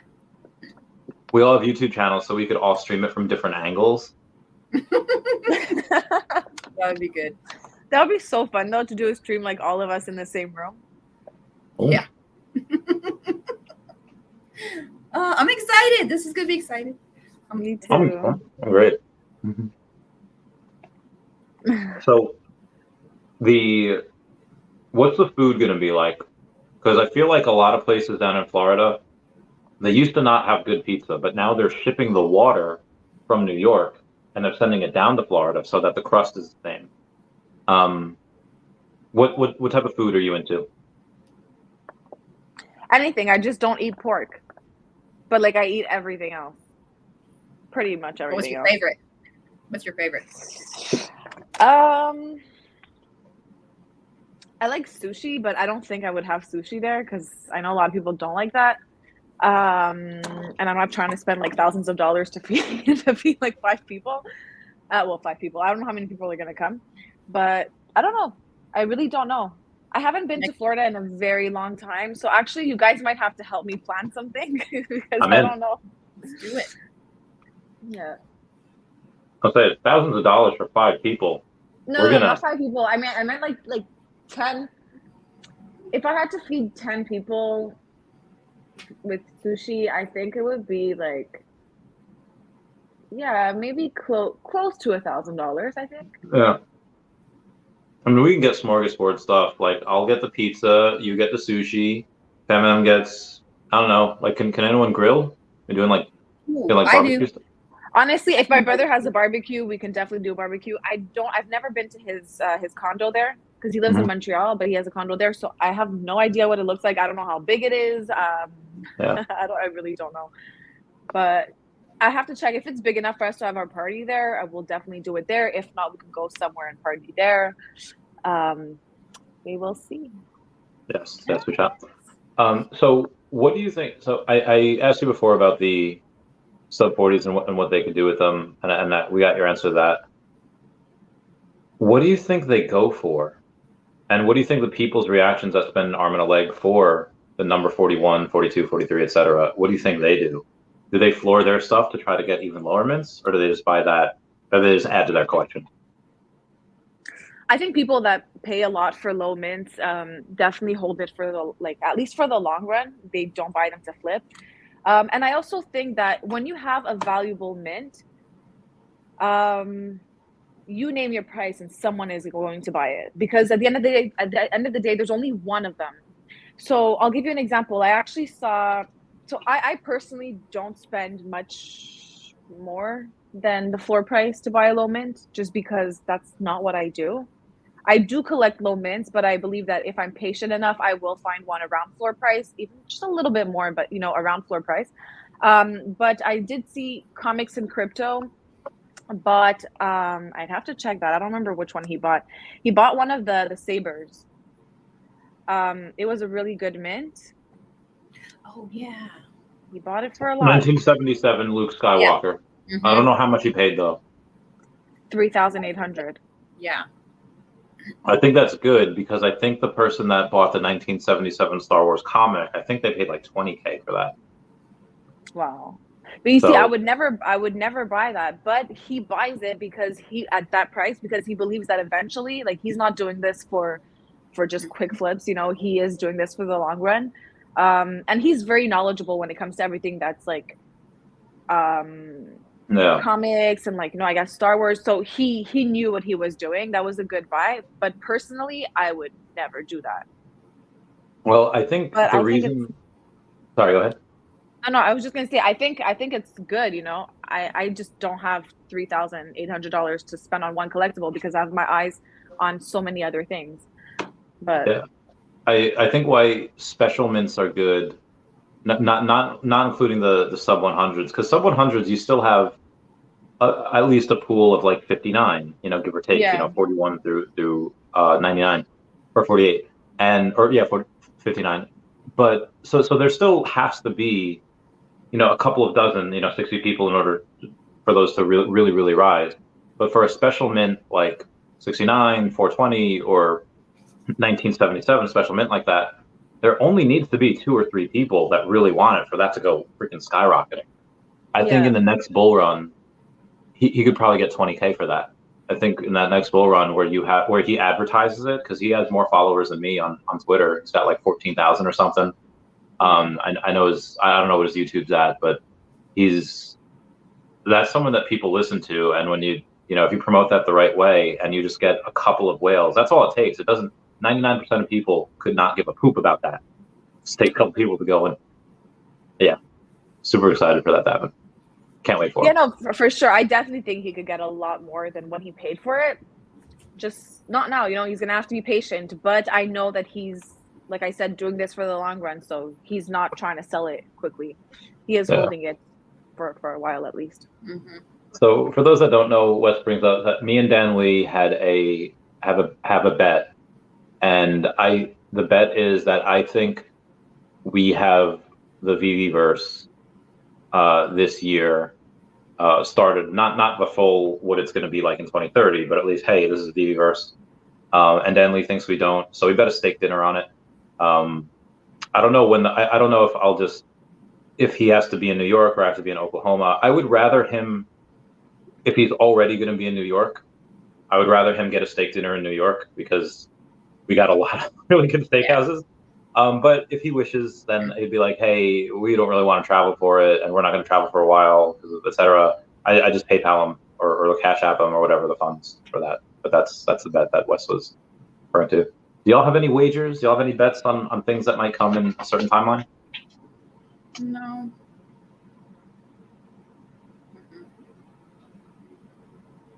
No. That's fair. Detroit Comic-Con, please. I don't.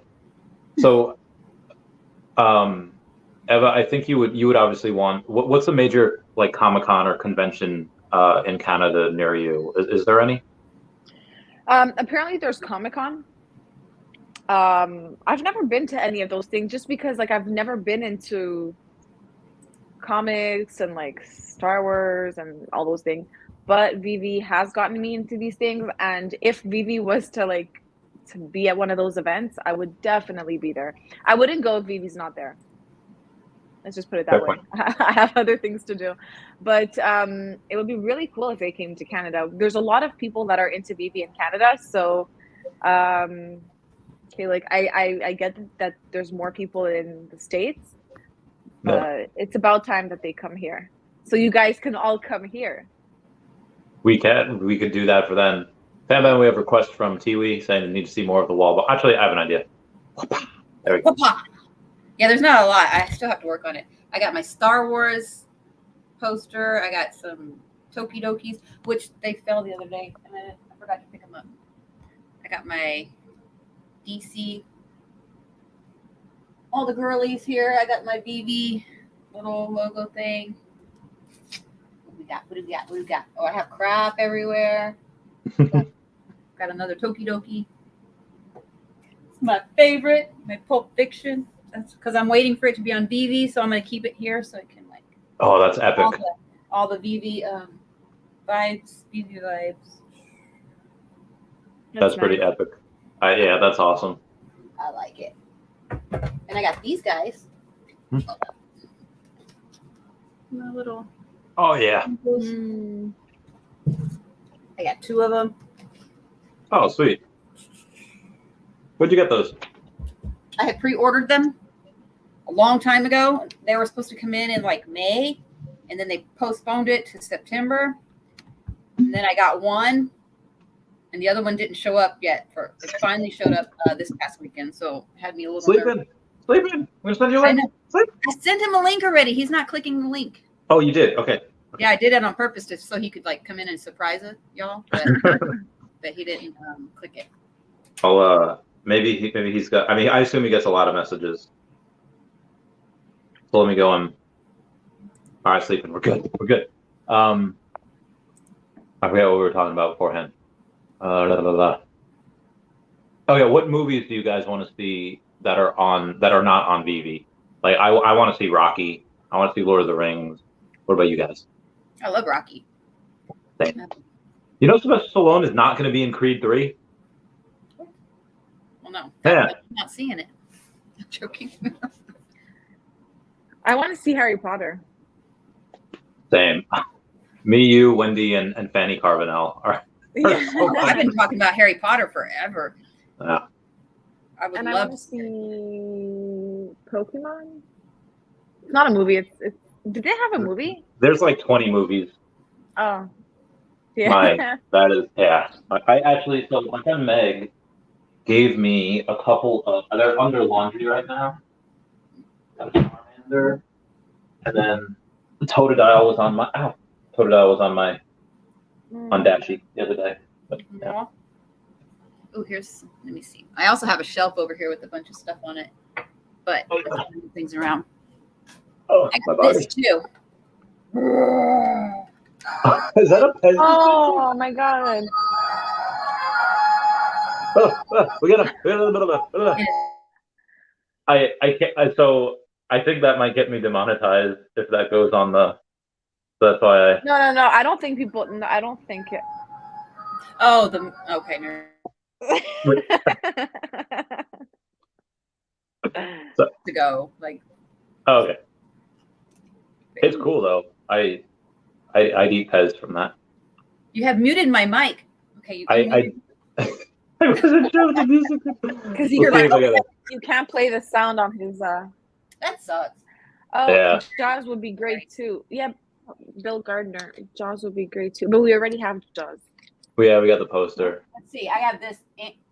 Randy, tell me if you can guess what this is. Ready? Oh, that's Stranger Things. The camp that Dustin and what's his name? What's his Oh, the girlfriend's name? lunchbox. Was it Susie? Oh yeah. I have like 3 different lunch boxes. Stranger Things. Ever you caught up on Stranger Things? No, I used to watch it. I think I watched the first season, and then I tried to rewatch it, and I was so confused. Oh. And I was like, whatever. I'm not down to rewatch the whole first season because one thing about me is, I get very stressed looking at movies like that. Like I can't even look at movies of. The worst thing is like when I watch movies or shows of people drowning, I feel like I can't breathe. It's really weird. So yeah, that makes me like I really don't like that. People drowning like underwater. No. But yeah, Stranger Things is like too much happening and it's just like too stressful and I don't know. I like watching very easy to watch things. Like someone made fun of me when I told them that, but I like watching Catfish. You guys know The that? show where people catfish each other? Yeah, I love that. I watched a few of those. Yeah, my boyfriend hates it when I watch it.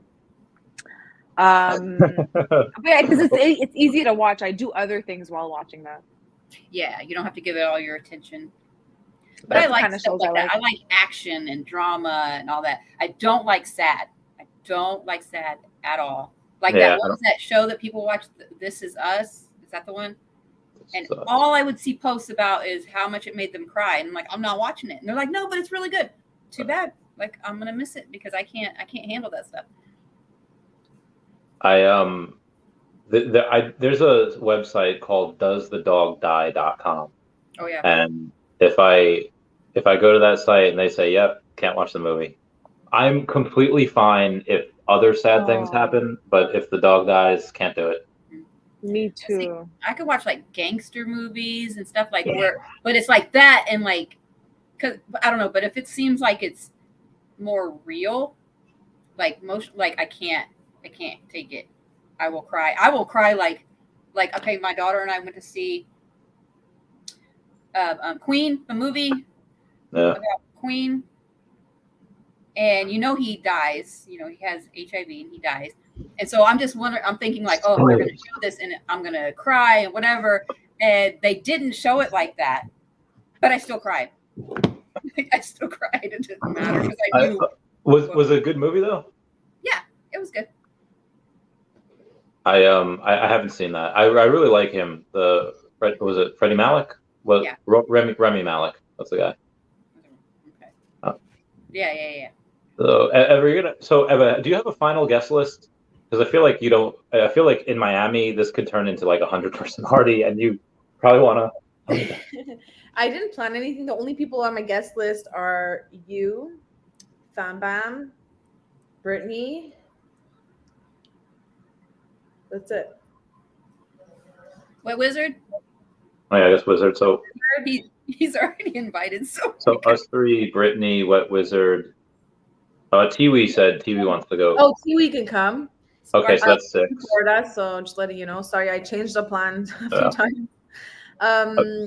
You think about Sparky? Wendy? Yeah, Sparky Yeah. for sure.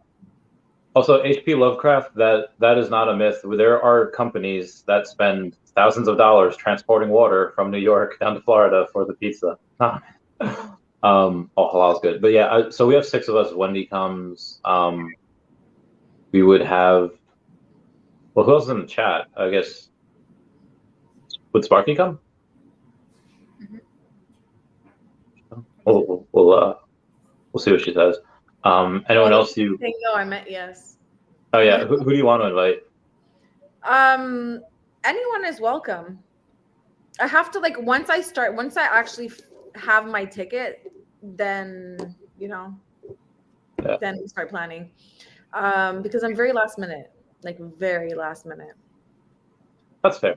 I think that actually works. That works too, because then if it's last minute, then some people will be like, "Oh, I have to work this weekend, have something else to do," and then if we can, that'll limit the people. So instead of getting 100 people, we can get 20. I don't think there's going to be that many people, and I'd rather not have a bunch of people.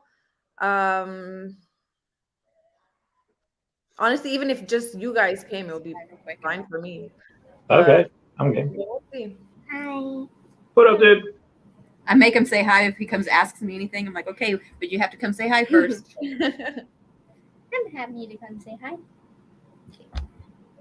I saw a picture of you. Your mom posted the other day. You're in your Veve shirt.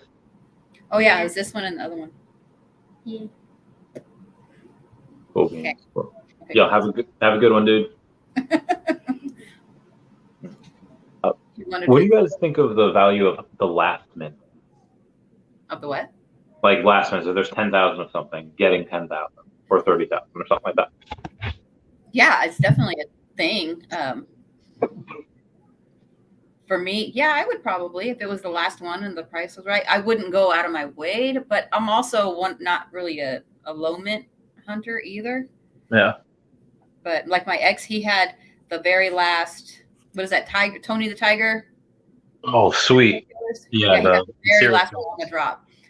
And I think it's is it 8888? I don't remember. But, or was 4, I don't know. But anyways, and people were very interested about it. They were asking oh, are you going to sell it? How much is going to sell it for? But, people were blowing it up. Yeah. I don't know if HP Lovecraft is trolling, saying what is Pulp Fiction? There's no way that's real, right? There's no way that's a real. That's not real. Sleeping. He made it. What? My heckin' bay. What's going on? Thanks for having me on. How you doing? Looks like you guys are having fun here. We Talking about Canada. Talking about Canada. Now we're talking about going to Miami. So I've only been to Canada 2 times. One time was for the Can-Am games. I was in Taekwondo, so I was a participant in that. So that was kind of fun.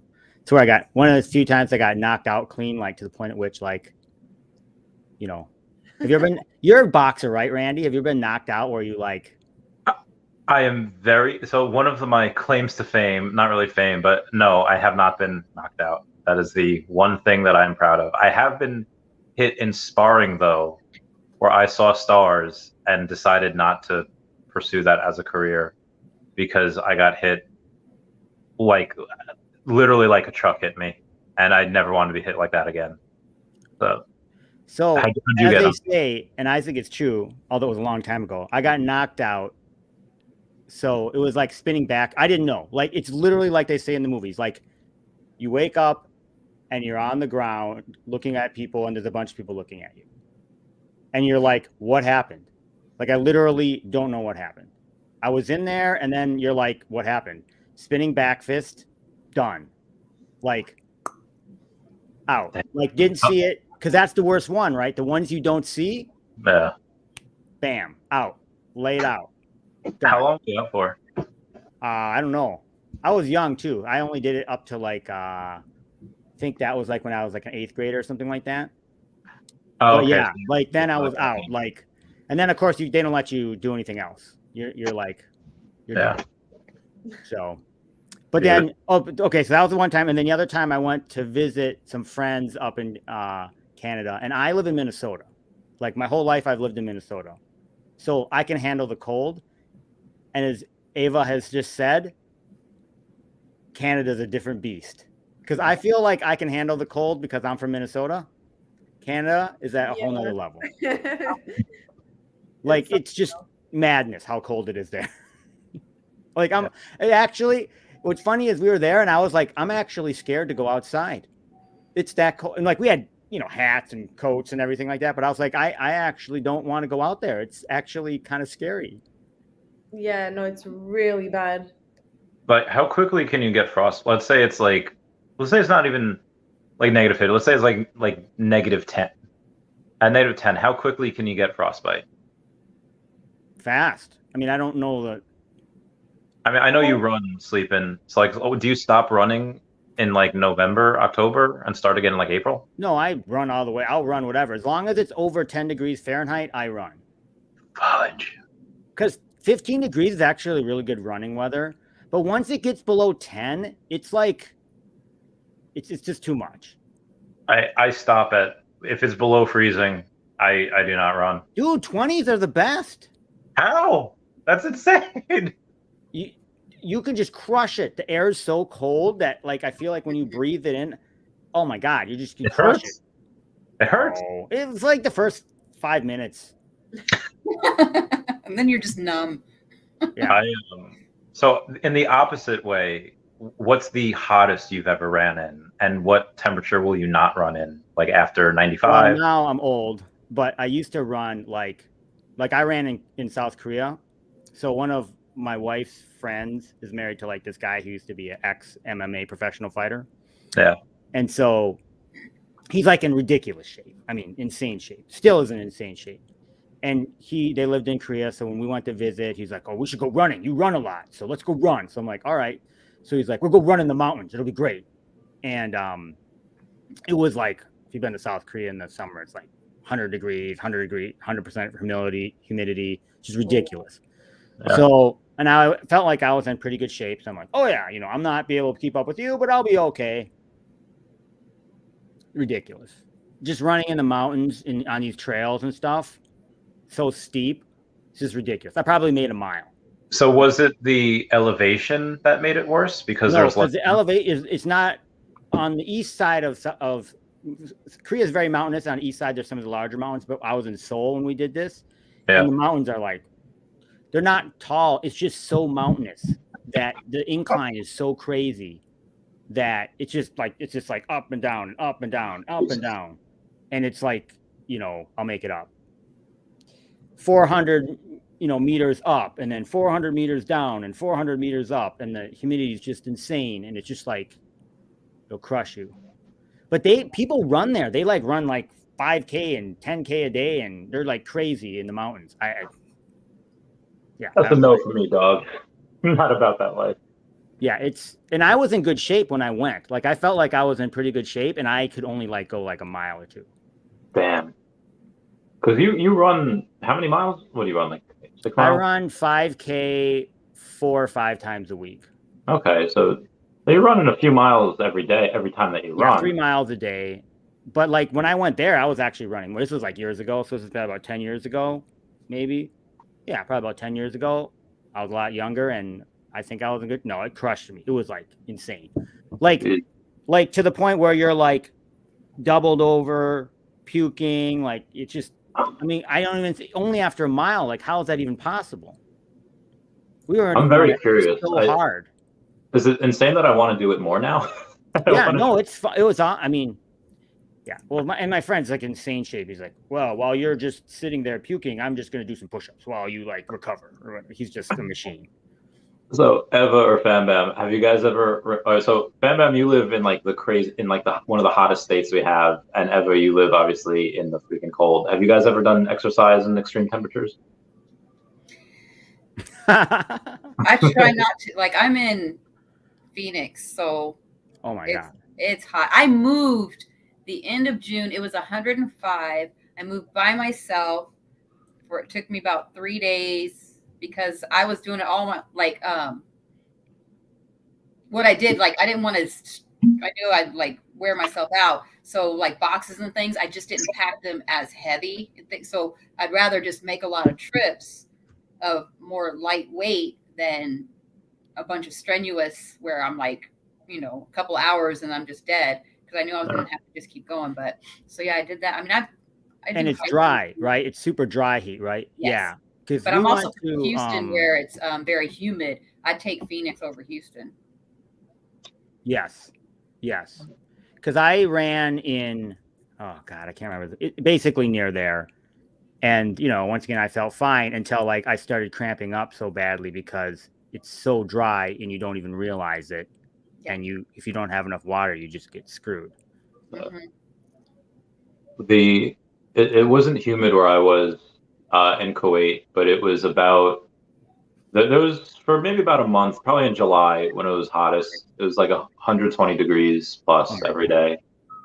And which again, there was no humidity, so because it's a desert, so it was pretty dry.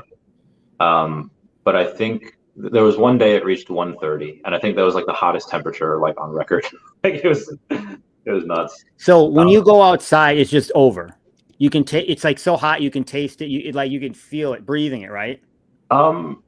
If you took you couldn't breathe deeply, like because. I mean, we got used to it because we worked outside and we had our uniforms on, so we were sweating 95% of the time that we were there. But it was, as long as you like control your breathing, it's kind of fine. And again, they make you drink a lot of water, or you kind of do it by choice. The only times when you can't is when they have, what's that called, where Muslims like don't eat for like. When the sun's up. Is that Ramadan? I'm not sure. Yeah, Ramadan. You weren't allowed to drink water in the presence of the Muslims that were there because they are not drinking during Ramadan, so you couldn't either. So thankfully on our team we didn't I don't like, so I say this thankfully because we could drink water, that we didn't have any of the locals on our doing what we were doing, but the people that were in the kitchen, like in the flight kitchens, that were around ovens on top of this, they couldn't drink in front of them. I was like, how are you guys? I feel like that's worse than being outside. Like, yeah, they sometimes I had air conditioners or whatever, but they're still right in front of like the ovens, and it's brutal. Yeah, there's times in here where it's 115, 120 in the summer. If you're outside, like say there's a breeze, it just feels like you're standing in front of a heater. Just like that breeze is not cold at all. It's just heat just blowing in your face. It's just miserable. Puddin went hard, running 5 degrees. Eva, do you guys use degrees, or you guys use Celsius up there? It's really funny you're saying that, because I'm actually researching right now the coldest weather that we've ever had and the warmest weather that we've ever had, and we're in Celsius. So I was trying to see what's that in Fahrenheit. So the warmest weather we've ever had, which is a little weird, I thought it was warmer than that, it's 37.6 Celsius. So that's 99.68. That's pretty hot. And the coldest is 37.8, minus 37.8 Celsius. What is that in Fahrenheit? I'm so curious. So that's minus 100.04. Wait, what? It's Yeah. minus 100 degrees? Yeah. I believe it, because in Minnesota, sometimes we get like -20, -30 here. I mean, you actually think they're making up numbers when the guy's like, well, today it's going to be a cold one, -30. But that's Fahrenheit, not Celsius. So I believe it up there. Oh, my God. Yeah, no, it gets really cold. And I know that, I think it was last year, I'm not sure. it was so cold that there was like a warning on the. I'm losing my English. I have all these words in French. On the news, they were just saying like, don't leave your house. Like there's high risk of frostbite, and like your ears. Like if I go out of my house with my hair just a little wet, they end up being really like it ends up being extremely hard because of the cold. You ever see Jimmy Neutron? What Yeah. genius? Do you remember that episode? A long time ago, but I don't remember any episode. but say it. What was it? There's an episode where he wants it like summer to end or whatever, so he tries to accelerate it by using Carl's SPF whatever suntan lotion, and he blocks out the sun and he makes it cloudy, like whatever, and then it turns into like an ice cold winter, and then his mom's hair chipped off because it was so cold. Can your hair chip off if it freezes? I don't know, but like if I go out with wet hair, I could literally crack it. I don't know if my hair is gonna fall off, but like you hear the crack, like you hear the. Yeah. Oh my god. Yeah, it's really When like it gets it's so cold that sometimes like even when you breathe, like you feel like your nose like. Yeah. You you feel get like you can get blood. Yeah. You want to cover your yeah. When it gets to like 0 or -5, then everybody does the classic thing where they take a glass of water and they go out there and they throw it up in the air, and then by the time it gets into the air, it automatically evaporates and turns into frost. Yeah. Like, but that's only at like that's not even that cold. That's like at 5 or -5 or at 0. Like when it's -20, it's just like really bad. I'm glad TV. Sure, I can't imagine what -100 is like. That's just it's pretty bad. So do you guys not have like stray animals up there? Because they would most certainly die. Yeah. No, like, we do. No, sorry, we don't have any stray animals. But like sometimes you'll see like stray cats. I don't know what happens to them, to be honest. I mean, they gotta be frozen at that point. They're hiding somewhere. I don't know where they're hiding. So last year or 2 years, so I love dogs. Like I adore dogs, and I think it was 2 years ago, something really, really sad happened. So there was this homeless guy that was downtown.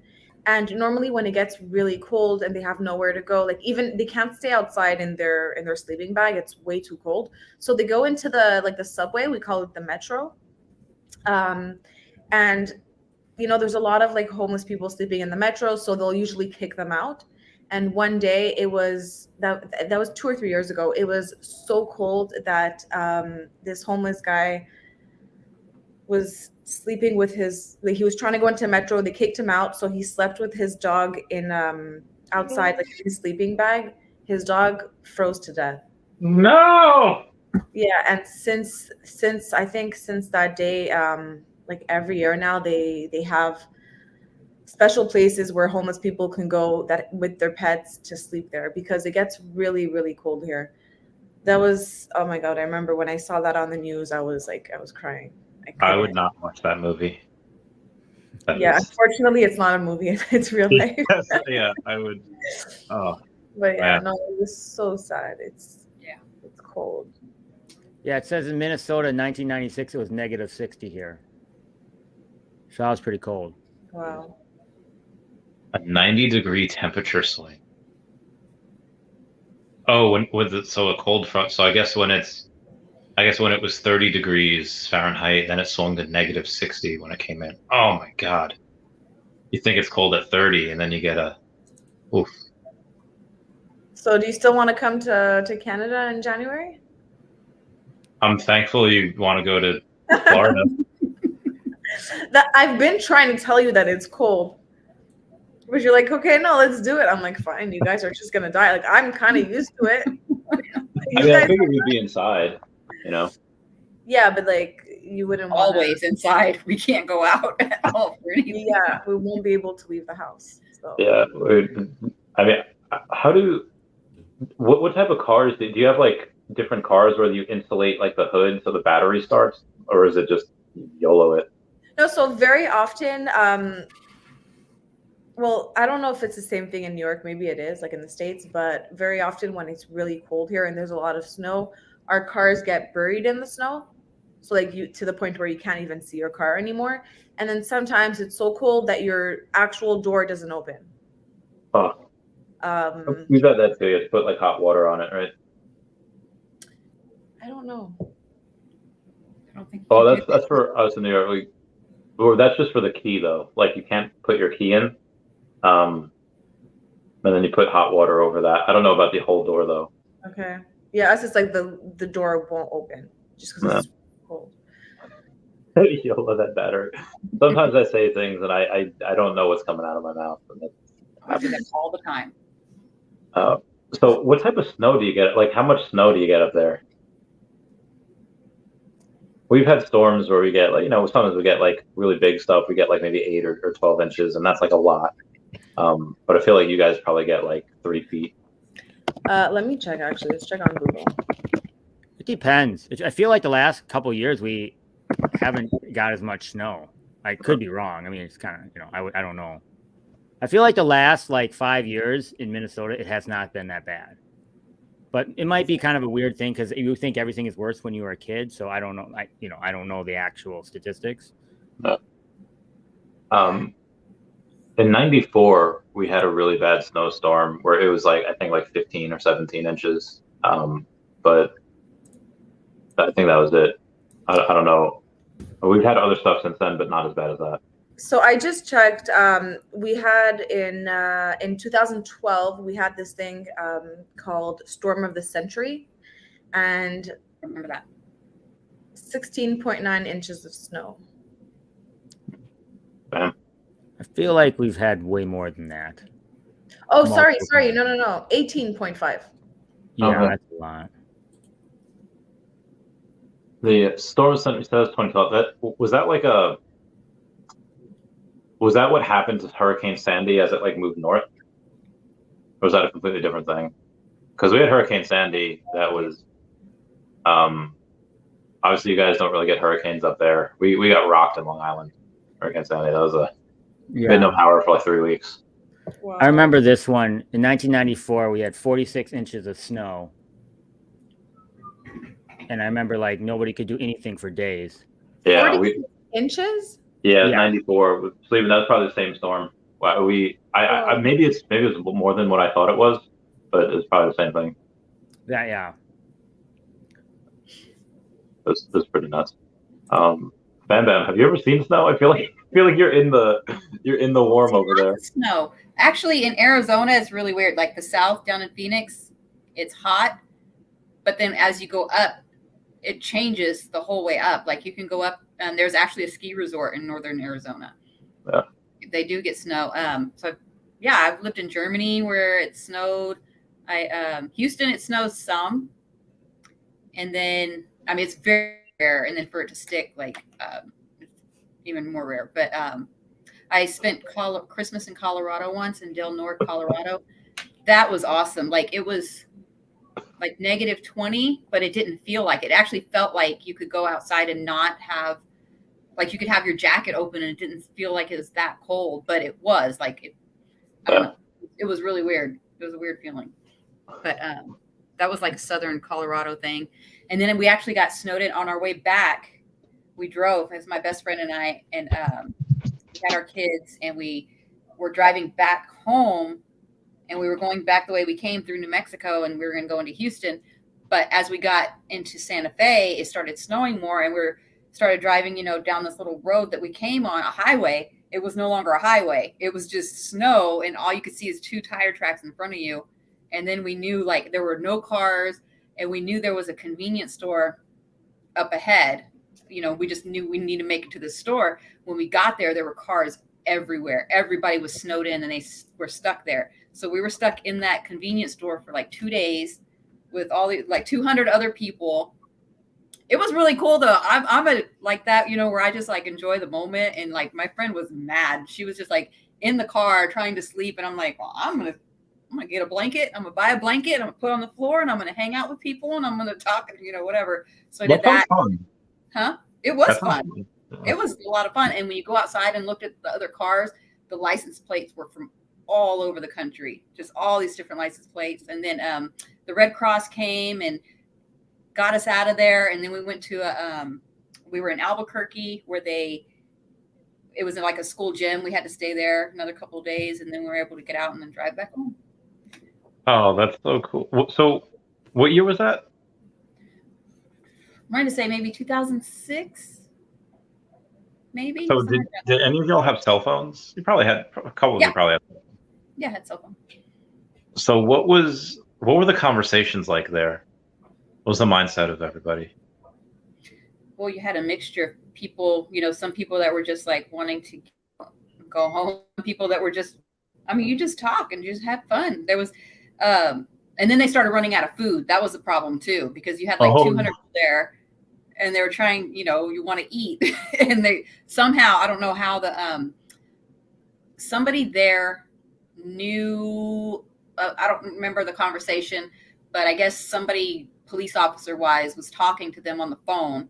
And they said, well, what about us? Like, we've been stuck here for like 2 days. And they're like, what? We're like, yeah, we're like at such and such store. We've been stuck here. And then that's all of a sudden, like, they came and just like plowed us out and like they had us all get in a line. Like, they had cop cars and stuff. They had us all get in a line and they stopped each car and said, okay, this is what you're going to do. You're going to follow this and you're going to go to this location, blah, blah, blah, blah. And all the cars went and we got out. Nice. Cool. I think I'm fairly decent at driving in the snow, at least New York snow, a couple inches, not too bad. How are you guys driving in the snow in Minnesota and in Canada? I'm a very bad driver. I'm an Asian person. Look at me. There are stereotypes for a reason.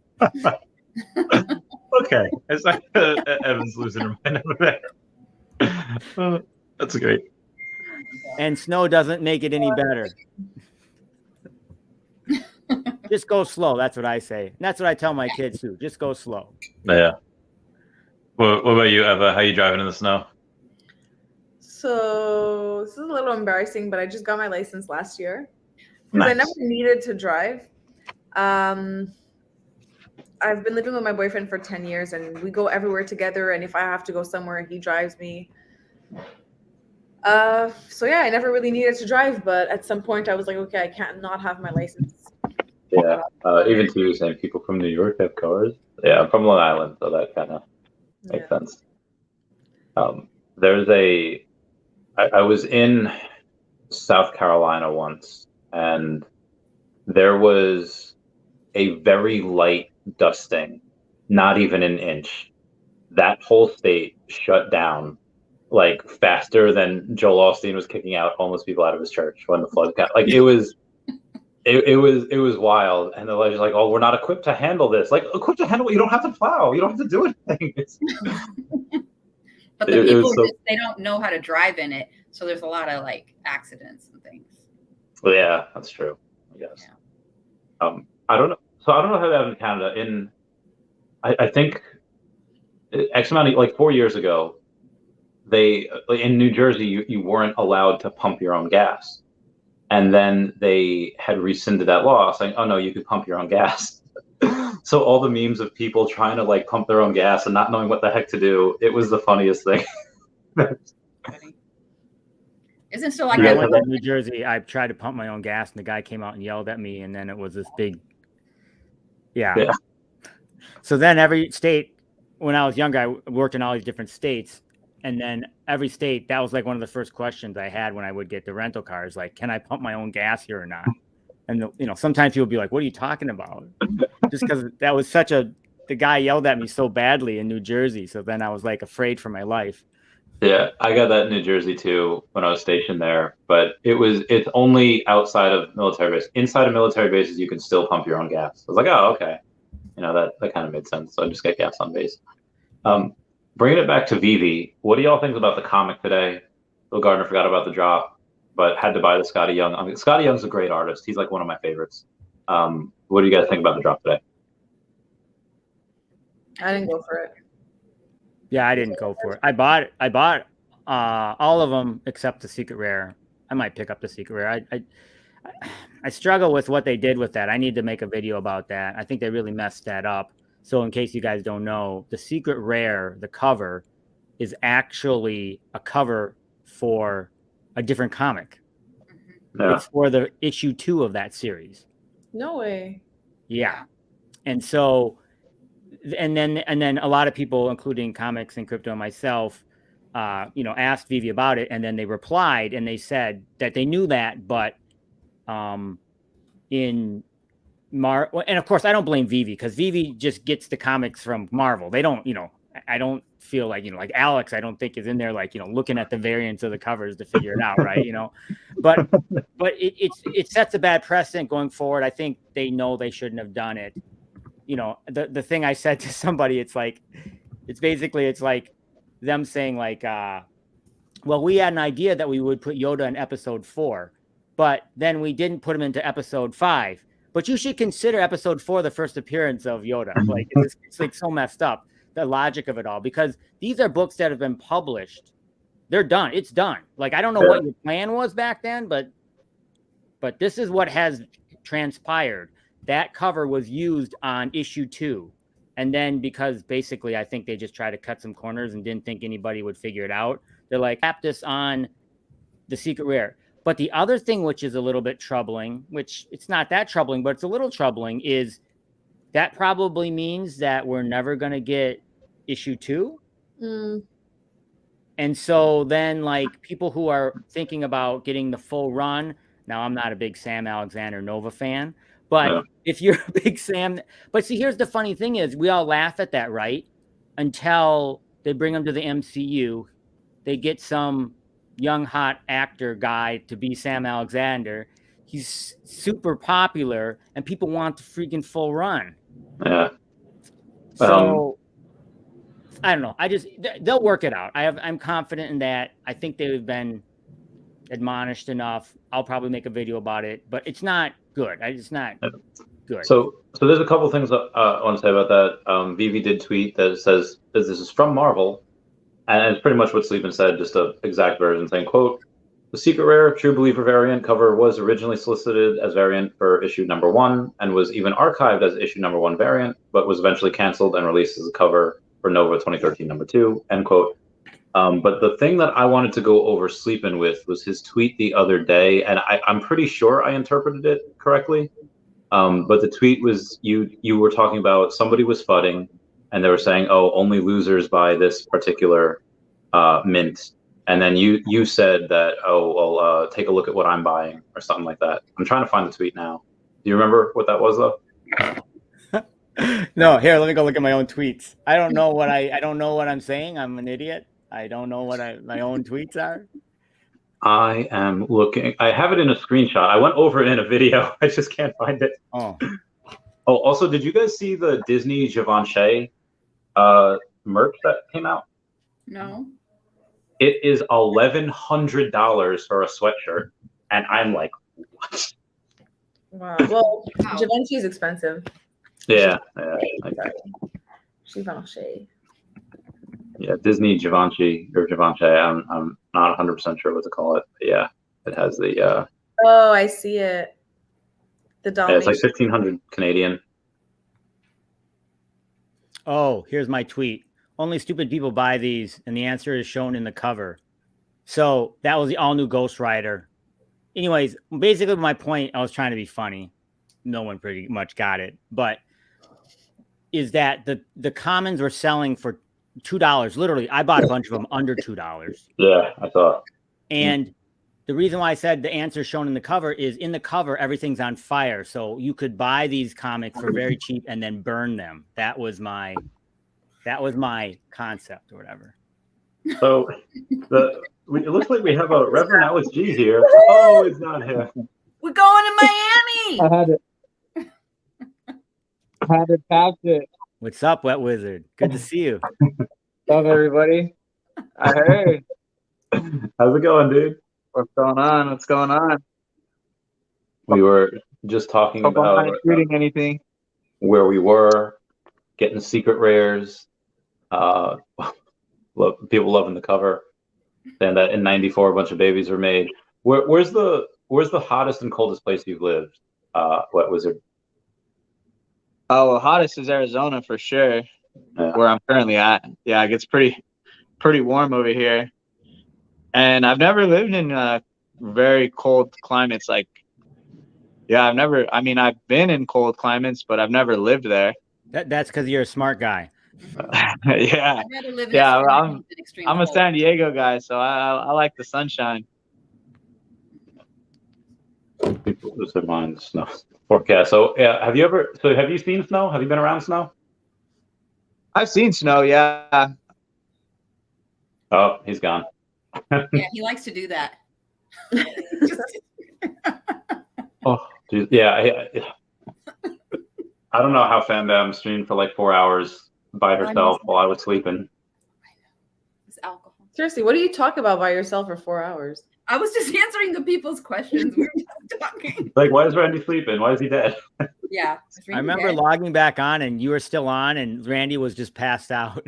So crazy. My favorite picture was when what's that guy's name? Whatever. He took a screenshot right at the moment where Randy woke up and picked up his head and he was looking at the camera like that's my favorite. That was hilarious. I still got the bottle. I just got off a stream with Kyla, and I had the bottle right here. We talked about it. Yeah. Oh, she's great. How is she? From the 24-hour stream. She's doing great. She's doing great. Yeah, it was fun. It was a really good time. Yeah, I haven't had her on since the large stream we did either. We'll try to get her on again at some point. Eva just interviewed her though. Yeah, last week.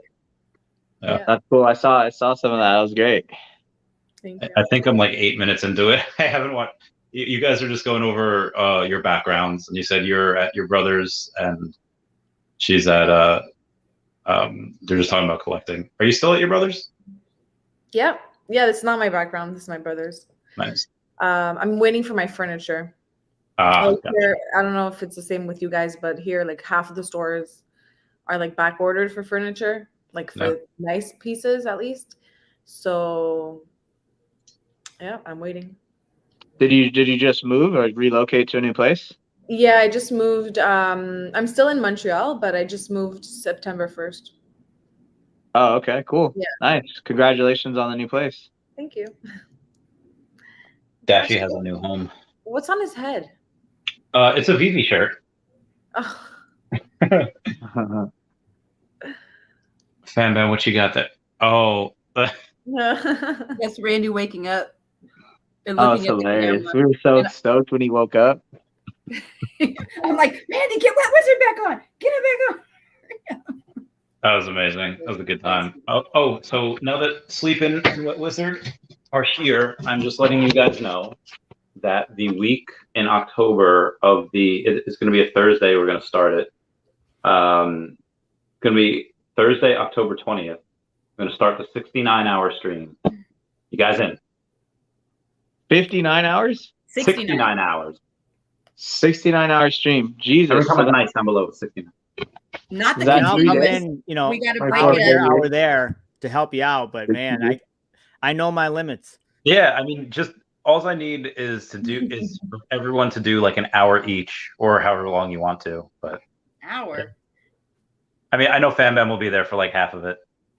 That's crazy. What's the motive? I'll definitely be down to hop in. What's the motivation? So the first stream, the super long stream that I did where I got David on, it was 16 hours. And I doubled that last time, or a little bit more than double that, 33. It's like, okay, well, let's double a 33, and it's like 66. Well, if I'm going 66, I might as well add the extra 3 hours to get to 69. Might as well, yeah. And wow. I think Eva and Fambam are in it. The Okomi did a article on us, or not on us. We made it into an article on Medium. I saw that. That's so awesome. What's up with the live stream? Have you ever what's up with like getting it to where you can watch it again? Eva, I think she was gonna figure that out. I wasn't able to find it. No, bummer. No, Yeah. so We'll get Tiwi on that as well. You can't save a stream longer than 12 hours, apparently. Yeah. So maybe contacting someone at Google and they can get it. But Tiwi, come join the next stream. Or Tiwi, you want to join now? You haven't been on a Randy Chavez stream yet. The next will be 420 hours. I'm making a list of people who should be on the stream so far. I don't know who Uncle Jay is, but he said nice. I've got yeah, that's gonna be long, bro. That's a 3 hour It's a 3-day. Yeah. A 3-hour marathon thing. Woo. Tiwi, how dare you deny us?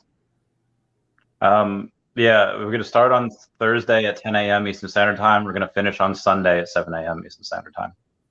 You gonna meal prep for that or what? Yeah, I mean, I'm living in at a friend's house, and they have a full fridge. They have a giant fridge, and I'm gonna get one of my own soon, so I can go and start getting stuff. I'm pretty excited about it. Yeah, I mean, that's everything. I mean, that long. That's meals. That's We got to stack the Yeah. liquor. Yeah, I'm gonna. I'll can't put forget about the booze. put it next to Dashi, and I'll just have a fridge back there. Damn, that's awesome. Yeah, that's very lofty. I mean, yeah, I'm down to hop in for sure. Awesome, can't wait. I will also probably be doing the. Oh god, pickups. I'll probably be doing some psychedelics at least the first day, and then I'll go on from there. Let's go. Make sure you don't make the same mistake as last time where you tell people to give you money to shave your eyebrows. Yes. You don't want to shave your eyebrows again. Are those legit? Are those grown back? Yeah. These are my own eyebrows. Nice. They're a little thinner than they were, 4 weeks ago, but they've grown back. I think mostly okay. But, Looking good. They grew back fast, man. Thanks, Yeah. Stephen. Yeah, I thought so too. I don't know if I shaved my. How much did you get for that? $350 for that, I mean, I do it for $350. and then I got 700 or 750 for cutting my hair. My hair was like much longer, and then now it's Then I shaved I shaved my chest. There wasn't really much. Have you ever shaved your head, Randy? I have a couple times. Actually, I'll show you guys if I can find it. I think my friend Danica sent me a photo, and from that, Yeah, I shaved my head a couple times. It's great. I love it. Is that the haircut? That was before that's the haircut. hilarious. okay, I'm gonna screenshot it, and then I'm gonna screenshot the screenshot or zoom in on the screenshot, and then you guys should be able to. This is in at the end of basic training, so. Oh yeah, you look like a tough guy. No, there's no hair. I think I was maybe like 156 pounds. I was just wicked crazy jawline. It was so thin. It was like this. But that was fun. It was a good time. Wait, so Sleeping, you're gonna do it for 350? No. Oh. No, I don't think that would be very wise. You never considering know. my job You grab a and couple, my wife and everybody in between. I don't think that'd be smart. You grab a couple secret rare comics with that. It's true. How'd your you got an awesome stack before, was it the American Chavez secret rare before her final episode before it pumped? Yeah, Ms. Marvel. I have a bunch of all of them. American Chavez, I have a bunch of. NYX, I have a bunch of secret rares of all those. But the big one is Ms. Marvel, the Marvel Now .1. I have you got a huge stack. 5 of those. So She got a what's that called? Renewed for season 2. Yeah, and then her movie's coming out. So Yeah. they showed footage at the D23. Yeah, they did. So yeah, we'll see if all that pans out. I have a lot of secret rares. How many comics in general do you have on your and digitally on Veve? I think I have 1,550 or something like that. Oh, so you have more than Clever Jerk. Clever Jerk, who's a known whale in the community, has 1,500, and you got 50 more. That's awesome. Well, nah, I'm sure he has more. I think. Well, let me tell you, I think he has more. I'll just leave it at that. Oh, another. What Wizard? You got a bunch of comics, don't you? I have a decent amount, yeah, but no crazy stacks. Like, Yeah, I think I have like stacks 20. of various things. Like in Human 5, I think I have like 150 uncommons, or like X-Men 266, I think I might have 75 commons or something like that. So I have a bunch of various stacks of things. Marvel now point one is the one where I got a little crazy. I think in total, I think I probably have 500 of them or something like that. I have 69 of the commons because I think I have like 300 commons or something like that. Oh my goodness. Yeah. So I mean, so you never saw an opportunity as good as that one. You never saw a. Well, I wish if I would have known what it's tough. The thing is, I never expected to buy that many, except they just kept dropping at 90. Like if floor would have moved up to 150, I would have stopped, but it just sat at 90. People just continually put them out at 90 and 100 and just would not stop. That was the thing. That's why I kept buying. Sleeping, how do you feel about Tales of Suspense number 77? I mean, I like it. It's obviously a super expensive book in the real world. People like, yeah. Bill Garner's got a bunch of those. Yeah. I mean, I think we have a lot of great comics on the app. And I'm just going to see. I can't even remember sometimes what I put on here. So I'm going to go look at my own thing, whatever, because I can't remember what and I can never remember the mint number. I think the mint number is important. And, that one is a 30,000. So not bad, but not, we've seen 20,000 mint numbers and of course 10,000 mint numbers, which are the big ones now. I just think those ones are just so interesting, especially from a secret rare perspective, because, there's only 225 publicly available secret rares, and Dr. Profit's going to buy 10 of them, and Wet Wizard's going to buy a bunch of them, and you know what I mean? And so then so then the rest of us mere humans, there's not many left for us. I see that. That's fair. Have you ever done that with any physical item, or not physical, any collectibles from Veve, or is it just mostly comics because that's your wheelhouse? I did. I have a bunch of the cubes. The oh my god, I can't think of it. The Infinity Gem cubes. The blue Tesseract? cube. The Tesseract. Oh my god. Yeah, Oh, okay. Because I'm betting on the Infinity Gauntlet thing. Nice. So, I thought you were gonna say, "Oh, what's up?" Nice. So I think at 25 gems a shot. Shout outs from your humans. I'm just at 25 gems a shot. I thought I'll buy some, and if you have to have one of those to get the Infinity Gauntlet, I thought it was a good stack. Did you guys see Marvel.com that they now are giving out physical? They're giving out 5 infinity. They're not giving them out. They're selling them. They're 5 Infinity Stones and then Tony Stark's gauntlet. So you get all the Infinity Stones except for the Soul Stone, and then you get the gauntlet. And obviously it's the Eye of Agamotto. So they're not just giving out the Time Stone. They're giving out the Eye of Agamotto and the Tesseract. I don't think that's a coincidence. Yeah. No, and then like you reported, all the mint numbers match up perfectly, like to the number. And so I was thinking maybe we get another one in New York Comic Con. Maybe their game is they're just gonna start dropping these stones at various conventions. And so New York Comic Con's coming up. So maybe they're gonna drop, whatever the pick the Reality Stone at New York Comic Con. But once the third one, because everybody kind of knows right now, but I think once the third one drops, everybody's going to know. And if it matches the mint numbers again, the tough one is the Eye of Agamotto Secret Rare, because that's the one that's, well, I mean, once again, it's not that tough. I think it's 200 gems, but it's spendy, Yeah.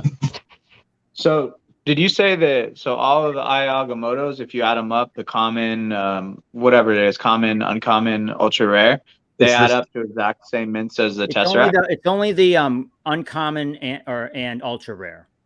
Oh, the ones that show the actual stone. But the common is closed. The eye is closed, like it is in the movies where he doesn't have it.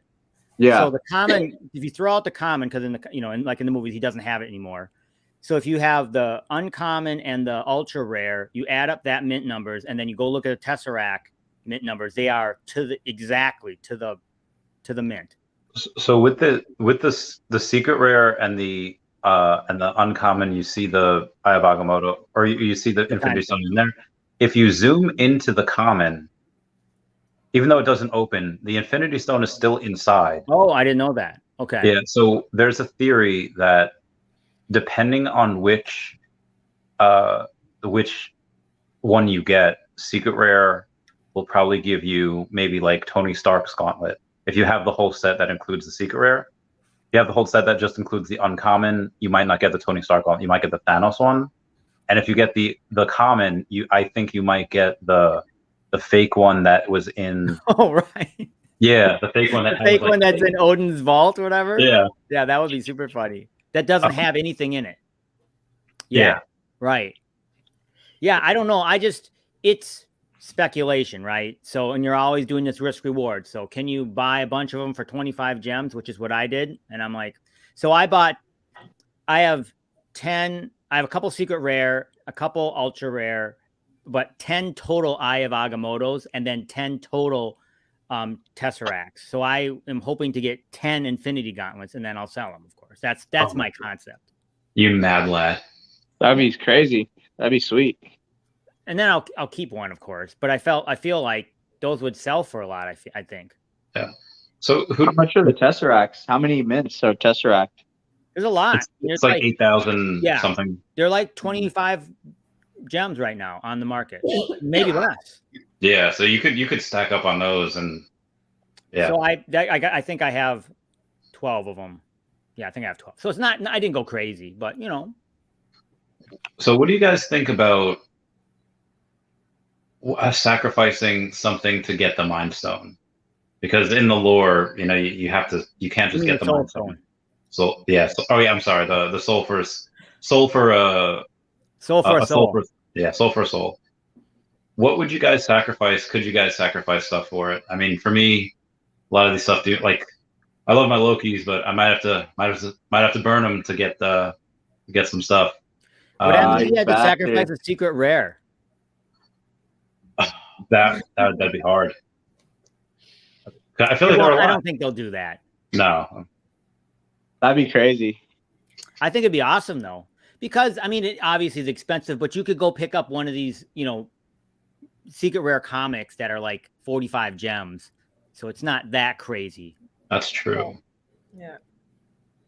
And there's always going to be secret rare comics, I think, that are around 45 gems, because not all the comics are that good, Yeah. What if you need to sacrifice Black Widow? Oh no! Imagine they drop Black Widow and then you have to sacrifice her. Oh. Just like the movie, you got to throw her off a cliff, whatever. I don't know. That would be pretty. That'd be pretty morbid. Yeah, but they just follow the movie. Yeah, just no, like it'll be interesting. I think that they know this is a fun thing. I think people are into it because people would, immediately start speculating as soon as Agamotto dropped, and so, we'll see.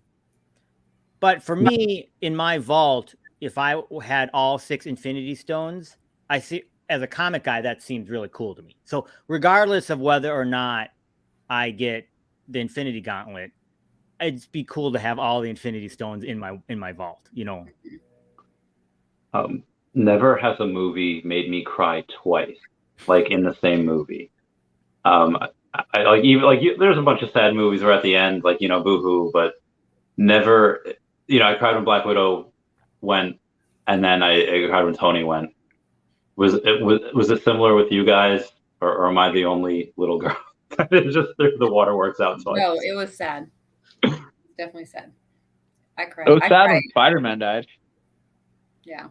For me, that was Infinity War, and that was kind of, Although I dropped the F-bomb in the new movie, where all 3 of them are there, where Toby gets. I was like, oh fudge! I was like, I didn't know what was gonna happen. I was like, oh what? Yeah, I think, that's why movies are great, right? When there's that one twist where you're like, oh, or there's something happens that is really awesome that they've kind of really led up to. And so for Spider-Man, the last one, for me, it was when you see all three of them are swinging together and the music is all awesome. What a great scene. And of course, in the different various Avengers movies, they always have the big team up and they all get, they do such a great job. And of course, they had multiple of those in Endgame, when they, when, spoiler alert, when Captain America picks up Thor's hammer or whatever. So that was another great I scene. lost my mind. Like, so, Eva, what are movies like in Canada? Because in Europe, they don't really scream. Like in Europe, they don't cheer. Oh, I heard that. Here, sometimes people clap, and that really annoys me. Or like when people laugh, when they'll say a joke in the movie, and then there's people just laughing so loud. I'm just I like watching a movie with no noise. Yeah. In New York, we go crazy. Like Yeah. Yeah. Like That's fun though. It's like a experience. It's like it's like a stadium where the crowd is really, into it. I'll say, or I think Americans in general are like, there's a bunch of times, but I think in Captain America Civil War. Now, this might have been the normal reaction to most people. I don't know, because I was in Kuwait for this, where after they have that fight with Bucky and Tony and Black Widow, they say, hey, we don't have a very deep bench. Do you have any idea on who we can get? And then Tony's like, yeah, I have an idea. How about you? Like, where's yours? And Black Widow's like, my idea is downstairs. Where's yours? And then as soon as the screen says Queens, all of us, we scream. We're just like that SpongeBob meme. We're like you couldn't hear the next few lines of dialogue. That was probably one of the best times I've had in the movie. What about you guys? That was epic. Yeah, I remember that was epic when Spider-Man first showed up. That was so legit. I could tell you my biggest lose my brain was in Empire Strikes Back when Darth Vader says I am, Luke. Yeah. Oh, you were alive. I am your father. Yeah, I'm old. I told you that, dude. I am freaking old. I saw it in the theater. I told you I am freaking old. You never believed me. No, it blew my brain. It actually completely blew my brain. I was full on, ears are ringing, confused. Yeah. The I am your father was pretty madness. So, oh my God, that must have been so wild. Oh, it was crazy. Empire and Return of the Jedi in the theaters was freaking insane. And it was the first time I ever saw a movie in THX. We went to a THX theater to see Return of the Jedi, and it was bonkers. Wait, so what were theaters like before THX? I mean, they were a theater. Well, once again, no stadium seating. So, and I'm not a very tall person. So, if you get a tall person sitting in front of you, that sucks. Yeah. But, and the seats always sucked and whatever. But yeah, no stadium seating. So that was a real bummer. And you always had to get there early and sit in line. That was a thing. And there's no VHS play. Well, once again, dating myself. You couldn't, if you did not see Empire Strikes Back, you weren't seeing it again. There was no VHS players. There was no internet. That's it. Wow. That's why I went to see Empire Strikes Back 55 times or whatever in the theater. Look at them looking all surprised. What Wizard's what? So there was so you only could watch it in the theaters, and that was it. There was no at home. There was nothing else. What are you gonna do? I think okay. I think there was a rich friend of mine who actually had a Betamax thing or whatever. And it was huge. I remember it was I can barely remember it, but I think it was a huge box, and you hit the button and this thing came out, and then you would put the I actually don't even think the whole movie was on one tape. I think you had to trade out tapes halfway through the movie. Or like Titanic. Because the tapes could only take an hour or something like that. Oh wow. Would they show it on TV? No, Well, I think back then you had like five channels. No, there was. Wow. That's why the movies were big, and that's why you had all this repeat business. Because once Empire Strikes Back, so here's a wacko thing. So once Empire Strikes Back, which is my favorite Star Wars movie, that's it, done. I did not see it again until they came out with it on. I think it might have been like Laserdisc or something like that, or some sort of, you know what I mean? I think and then a friend of mine had it, and then we went over there, and then like we watched it again. But that was like years later. How many years later? Holy shit. I don't know. Probably when Return of the Jedi was out. Oh, wow. So the other thing is there's no, like, okay, I was also younger. So like, it's not like now you're like, oh shit, when are they going to do a sequel? Like, let's go do some scoops and find out like if they sign Mark Hamill back to be Luke Skywalker. No, like there's no internet. There's no nothing. There's like, you get out of the theater and you're like, oh, I pray they make another one. Cause like Luke just got his hand cut off. Wow. Yeah. Sleeping's blowing my mind right now with the, I forgot, you know, yeah, there was what, channel 2, 4, 5, and 7? Oh yeah. Yeah, there was like 7 channels. Oh, some of my friends I think had cable. I think cable was a thing back then. I can't remember. And like that, there's no like, well, we didn't even have a TV for like years and on end. I think our TV broke, and then we went without a TV for like 3 years. Because I know some of those channels, they used to play old movies. Like they used to play like Heidi, and they used to play like I remember there was something called. They used to play these World War II movies. Oh. Yeah, like Toga Toga stuff. Or Tora Tora Tora. Oh yeah. Some of those movies too.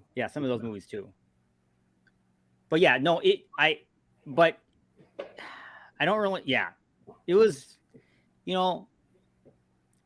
But yeah, you go to the movies. That was the time you saw a movie. That was it. Like, and then so I remember when Return of the Jedi came out, we stood in line for like whatever 3 hours or something crazy, and then we saw it, and that also blew your brain. Like that was like amazing.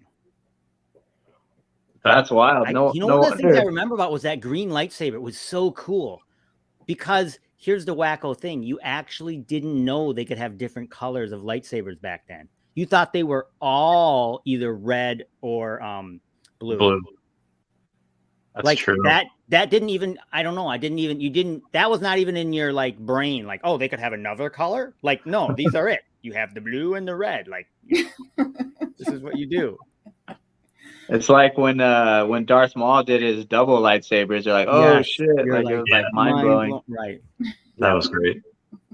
Yeah, very similar. Where it was just like, yeah, that was bonkers. Like that's why, and I think that's why, you know, once again, for people my age, Star Wars was such a like, almost like religious experience.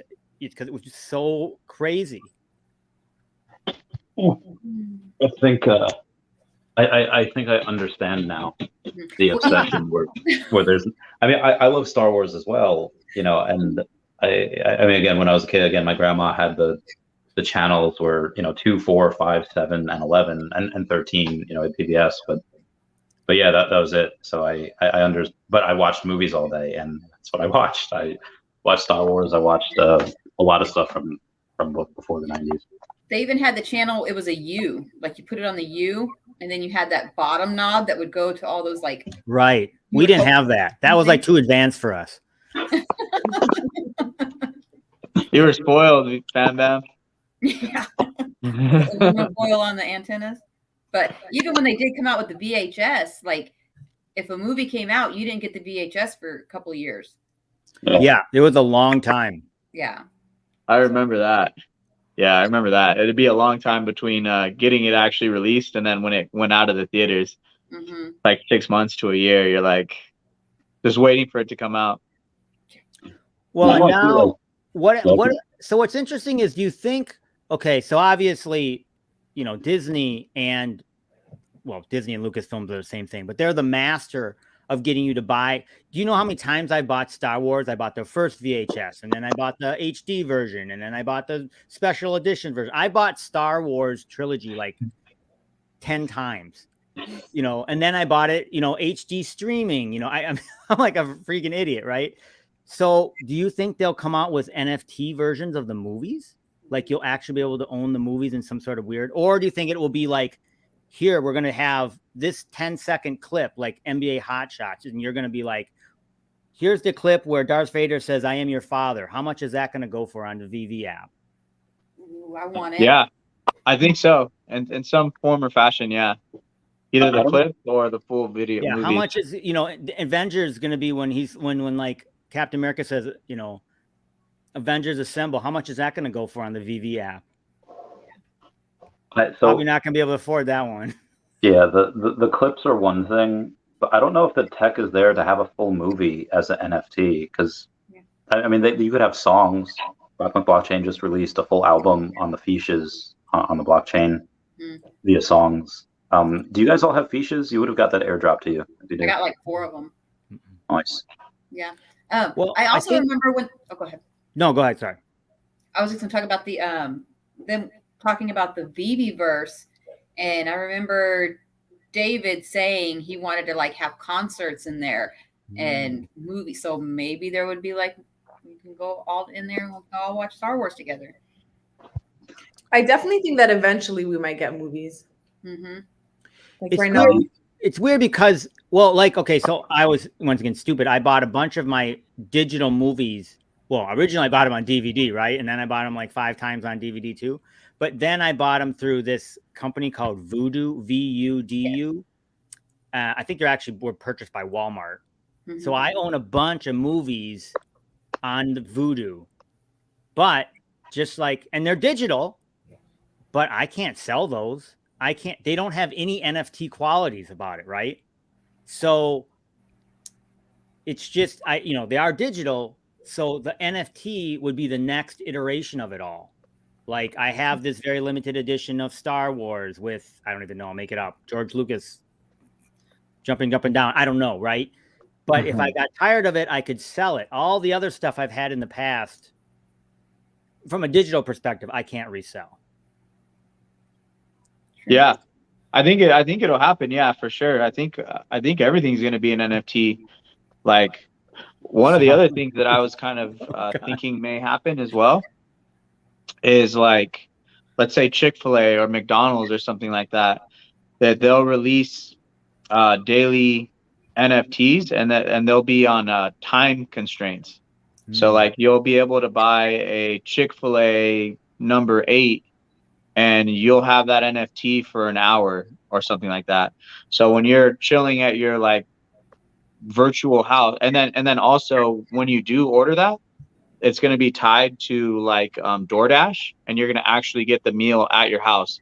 So you're going to be able to get the meal at your house via DoorDash, but you're also going to get the NFT of it for an hour.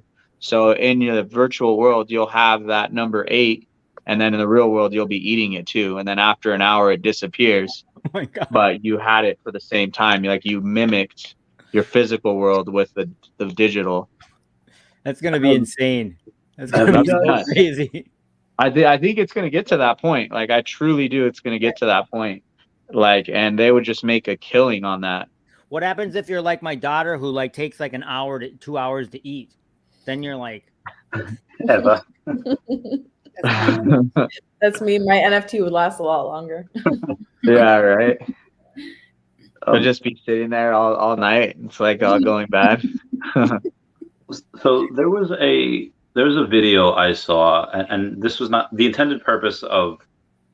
I think it was just to like make fun of people like that were poor that were into NFTs, because somebody said like, oh, I have all this stuff in real life, but you could have it like digitally. And there's a video. It's a double video where you see what this person sees, because he's got like an Oculus Quest on or whatever. And in his view, what you're seeing that he sees is this awesome king size bed, this awesome big screen on the wall. And he goes and he's watching something. And then you see what he's actually doing. And he's got what I used to have, just a mattress on the floor. And, he's just watching something on his phone. But in that, he's watching a movie on the TV in his Oculus. If we get Viviverse in a way that we could do that as well, because we are partnered with Disney, I think that there should be some way that we can be able to go and watch Disney Plus inside the Viviverse in some way. I think that this could be a very lofty idea that Disney would never go for, because how are you going to pay for the subscription, or maybe that's part of the deal. Maybe, I don't know, Disney gets 1% of the Viviverse funds if we're able to do that or something. What do you guys think of that? Is that a cool idea? Do you think there's too much red tape? And maybe it's in order to watch that movie, you have to have the NFT. Maybe that's the thing. So then if you're the only, let's say they have 10,000, Star Wars movies or episode 1, then there's the renting, right? You want to watch it, well, you got to rent it from me. Mm-hmm. Yeah, I don't see any red tape. Yeah. I mean, I just made that up. I don't know. That's a good point, though. The good rentability for that. Mm-hmm. Yeah. I'm not gonna change the subject, but Aaron Judge just hit his 60th home run. Oh, wow. Oh, wow. He's just a monster. Yeah. Beast. How much season is left? Hmm? How much season is left? There's still quite a bit, right? I think like 2 weeks. Yeah. Oh, really? What's the record? 72? Yeah, 73. Yeah, but those guys, well, I don't know if this guy's juiced, but I'm this pretty guy's sure like a I'm very monster, bombed. though. He Isn't he might like 6'7" or something? He's just like a he's huge huge. dude, right? Yeah. Yeah. Okay, sorry. Go ahead. About Star Yeah, I Wars. think he's like 2 inches taller than me.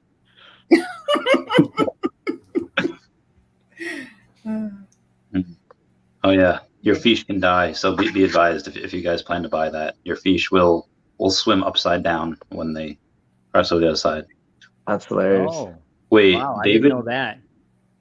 Oh, So I they didn't- are going to do the video clips thing, just like NBA. Isn't that what I didn't do NBA Top Shop, but isn't the NBA Top Shop you are basically buying video clips? Yeah. Wait, where and when did was this at Decon in London? I didn't see that, but then again, I didn't go to both Q&As, and no, There I was don't. that one where he was just standing at, and he was just like giving it all up. He just gave up the whole. Yeah, I don't know. I can't remember, but he basically like just gave up the whole like plan for the next 2 years. I saw that. What's up with the Star Wars vehicles? Aren't those coming soon? Two of them. Are They will. So Puddin says that a movie is a smaller file size than some of these animated 3D collectibles. So it's very possible. The only problem is piracy laws, movie industry itself. Okay. Well, I know, like, no, if it's a 5-second clip, I don't know. Well, he's talking about a whole ass movie. That's insane. Yeah. well, I know with Quentin Tarantino, he was trying to make his own NFTs, and with a Pulp Fiction, I believe, and then they came after him, and there was a whole legal thing that just finally settled because they were saying, no, we have the rights to the movie, and he's saying, no, this is my movie. And now they finally settled that I guess they're going to work together. So that can kind of pave the way for also other movies. Oh, so many great scenes in Discord. Pulp Fiction. Can you imagine? Like some of those clips are going to sell for I'm telling you, a ton of freaking money. excited. Y'all are making my stomach have butterflies. I would love anything Quentin Tarantino. Bring it on. I joined that Discord of that group, but I never really kind of kept up with it because I never like saw any headway. But yeah, I was way down to buy some Tarantino NFTs. That'd be freaking sweet. Those are going to be worth some money, I bet. Yeah. So I'm ready to see what they do because they just settled this like maybe 2 weeks ago. Wow. It's probably wonder because how they they're work all with the like, there's actors, so much though. money to be had here. Let's just figure it out so we can all make some money. Heck yeah. Yeah. So your guys' opinion on something, and Bill Gardner brings up something really interesting, which probably won't happen, but I think there's a greater than 0% chance that it does. Disney is very, very bad at making video games. Like they don't do any of their own. They license that out. And because they probably didn't know anything about NFTs before Veve, there's a chance that they wouldn't know how to make a metaverse. And because Reese had mentioned that the Viveverse was licensed out, that another company is building the Viveverse, do you guys think it's possible that the company that's building the Viveverse might also build the Disneyverse? And do you think that they might be one and the same? I mean, No, I don't think so. The thing is that I think that, well, number one, I think it's really hard to make good video games. I mean, there's actually not very many people that make good video games, if you really think about it. You know what I mean? Yeah. There's literally not that many companies that make good video games. And then I think that because and I've said this many times before. My vision of the Veveverse is World of Warcraft because I played a lot of it. You go there and you hang out all together in this like different world, and you can do whatever you want. You can go fishing, you can do whatever, and there's different cities that you can go to and visit, and you take a car or take them, whatever. But that may not be what it is, and obviously they've stated that. It could be just an extension of what we're doing right now, which it could be just like a virtual reality Zoom where you could do different Zoom calls with people, and then you're just picking which vault you're going to be in. See what I mean? True. So, and of course, maybe it could extend off to that. But I would bet that Disney, their game is not any of that. Their game is, I would bet, to do some sort of extension of their parks in VR. Yeah. That's what I think their game will be. That makes sense. And I shouldn't say game as in like video game. I'm like, I meant game as in like that's what they envision, because that is where they're good at. Because think of all the different times they basically replicated their parks. Well, there's their parks. There's like those cruises that are basically like a park on the water. That's true. So I think that's what they'll say. They see it as. That's a good point. I see that. I have to pee, but before I utilize the latrine, I'll leave with a question. T was asking, should we read our comics or leave them in mint condition because they have that green check mark after reading? What's your guys' opinion? What are your thoughts on that? I'll be right back. He said that, David, you said that they had talked about this whole thing. When you read them, they would decay. But he said that's not implemented and that's not a part of anything yet. And if they were to do that, then they would tell us. They would change the UI so that you wouldn't accidentally, how you can like accidentally read them right now? Like they would change it so you couldn't accidentally read them. And then they would be very explicit in like showing you how many times you've read it and all that stuff. So a bunch of the app would have to change to support that thing. So Tiwi, I think if you want to read your comics, read your comics. I don't think that's an issue at this point. I agree. I mean, they can't get the search bar to work. I don't think they can get it so the comics are going to decay after you read them 5 times. Don't read the secret rare. Just read the common. Right. Yes. And then if you're in that, and then listen to Wet Wizard. Yeah, just read the common. Don't read the secret rare. Very good. Yeah. Point. But how many times have you opened it up on accident because you're just clicking on it or whatever? I've done that like 10 times. So many times. Multiple times. Yeah. So what were you girls mentioning in regards to the Veveverse with Disney and Veve being tied together? I'm thinking Veve's going to be like a hub, and there will be, you can go have like little portals. You can go to Disney, you can go to Marvel, you can go to, like, depending on who else signs with them, like you could go to Harry Potter World, you can go to all different places. That's what I'm thinking. And that would replicate their parks, right? Because don't they have like a Harry Potter World Park? Then they have like a Jurassic World Park. Then they have that don't they have that Avengers Park thing? I don't know. Yeah. So I want to go to that thing. Ooh, you can go to Star Wars Park. Yeah, they have the Star Wars. They have the Star Wars park, right? Yeah. So all that would be, I think, is if Disneyland does whatever they're going to do, they build it however they want to do it, and then Veve is just interoperable with it. Mm-hmm. And they'd be tied together. And maybe that's the beginning. Our stuff is only interoperable with those things. It's not interoperable with if some guy down the street creates a metaverse. Our stuff is not interoperable with it. Mm-hmm. What do you think, Eva? You can go. Randy and I actually had this conversation a few months ago, and I think that Veve and Disney are working together for the Veveverse. Mm-hmm. Obviously, we have no proof. We have no way to know, but it would just make sense. They got into NFTs with Veve. They've seen a huge success. Everything runs. Why am I hearing myself in the background? Do you guys hear the echo or no? Okay.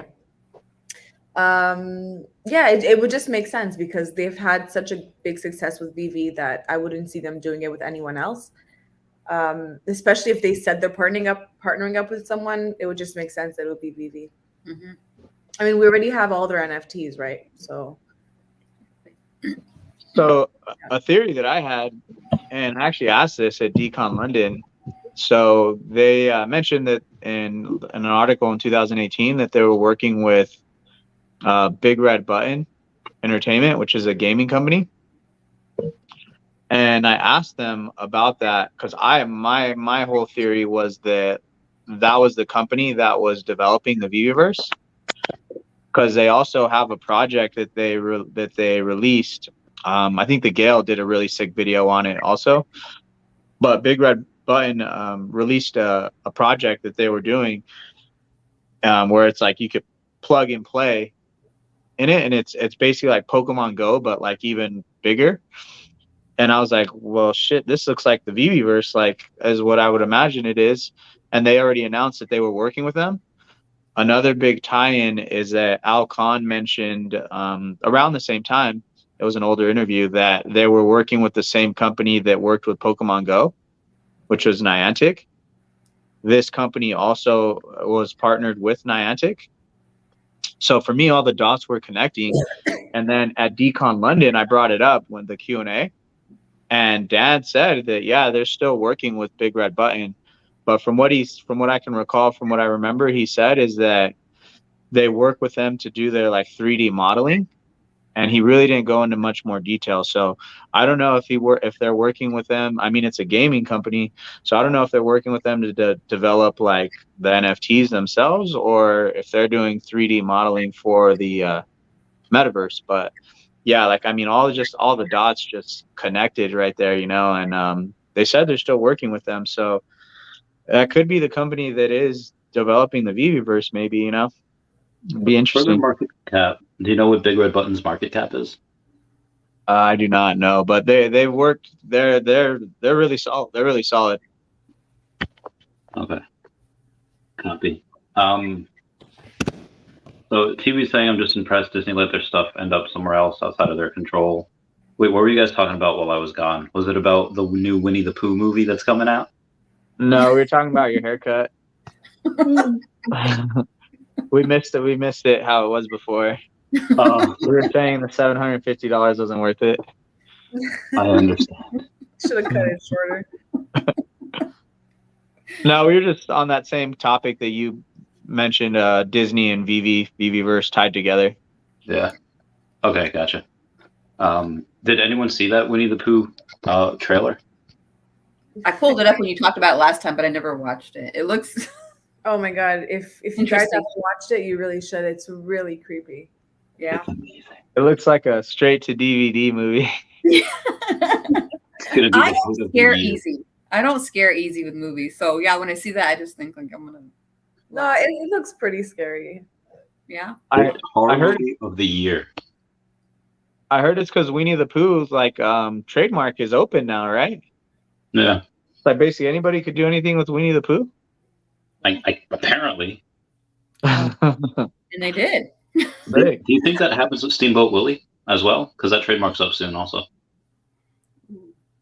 Yeah. I don't know. I mean, if they let Winnie the Pooh go, Winnie the Pooh, like I would imagine they would do anything and everything to keep that within house if it was possible, but yeah, they let it go, so maybe they don't have any control. There are screenshots. I actually have one in Orlando. They are doing NFTs for, I guess, their House of Horror. Have you guys seen those? No. Yes. Oh, nice. I'll pull it up here. They have I'm gonna jump off, you guys. You guys have a great night. Thanks for having me on, Randy. Hey, sleep in. Take it easy, brother. Good seeing you as always. Hey, are you going to DCon? Yeah, that's what I was gonna ask. I don't know. I haven't decided yet. Oh, right on. Hope you But can I make think it. I can stay in that house. I think there's a bunch of other creators that are staying in a house that I could sleep at. Or I'll I be could there. just Yeah, get a you room. can. I could just get a room. I don't know. I'll probably show up. When's everybody showing up on Friday? Thursday. I know most of our crew is coming on Thursday. yeah, I think Thursday. And then it starts on Friday night, though, right? Yeah, Mhm. that's the VIP Friday night. Maybe I'll fly in Friday morning, stay one night, and leave Saturday. It'll be sick. When is most the festivities? That Friday night, do you think? Maybe. Probably. Friday, Saturday night. Yeah, because Friday, well, Friday's only for VIP, so people are only going to go there for a few hours, and they're going to want to party. Mhm. But then Saturday, everyone's going to be there, so it's like, There's gonna be two. Yeah, Saturday is really huge. I think both days are going to be really huge. So either I'm or, too I mean, old. it's I kind can of a only handle pick. one day at a time. I don't know if Veve is going to do it. So they did an official party at Decon London. I would imagine they would do one at Decon LA. I forgot. Actually, Alex was saying They something are. about it. I forgot what he Are they said. doing they're it gonna- Friday night or Saturday night? they're going to rent a bunch of buses, and they're going to try to bus us. But I think it's too Oh, big that's right. because that was so cute, Eva.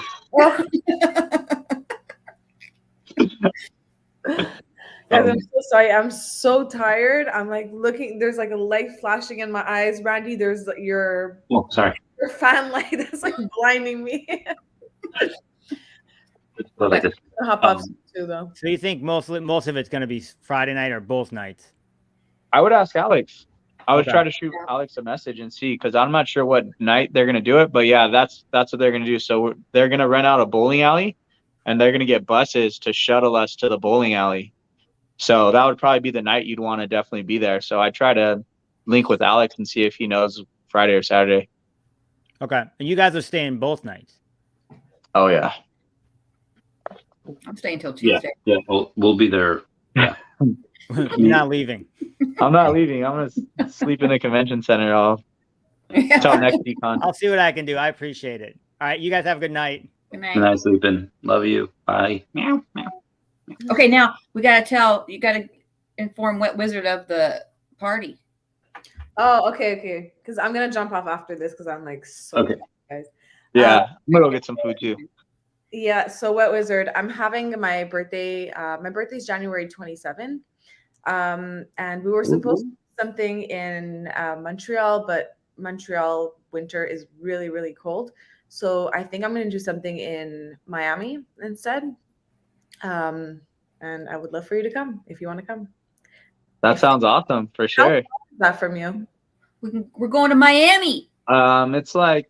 It's probably like a 4 to 5 hour flight. Okay.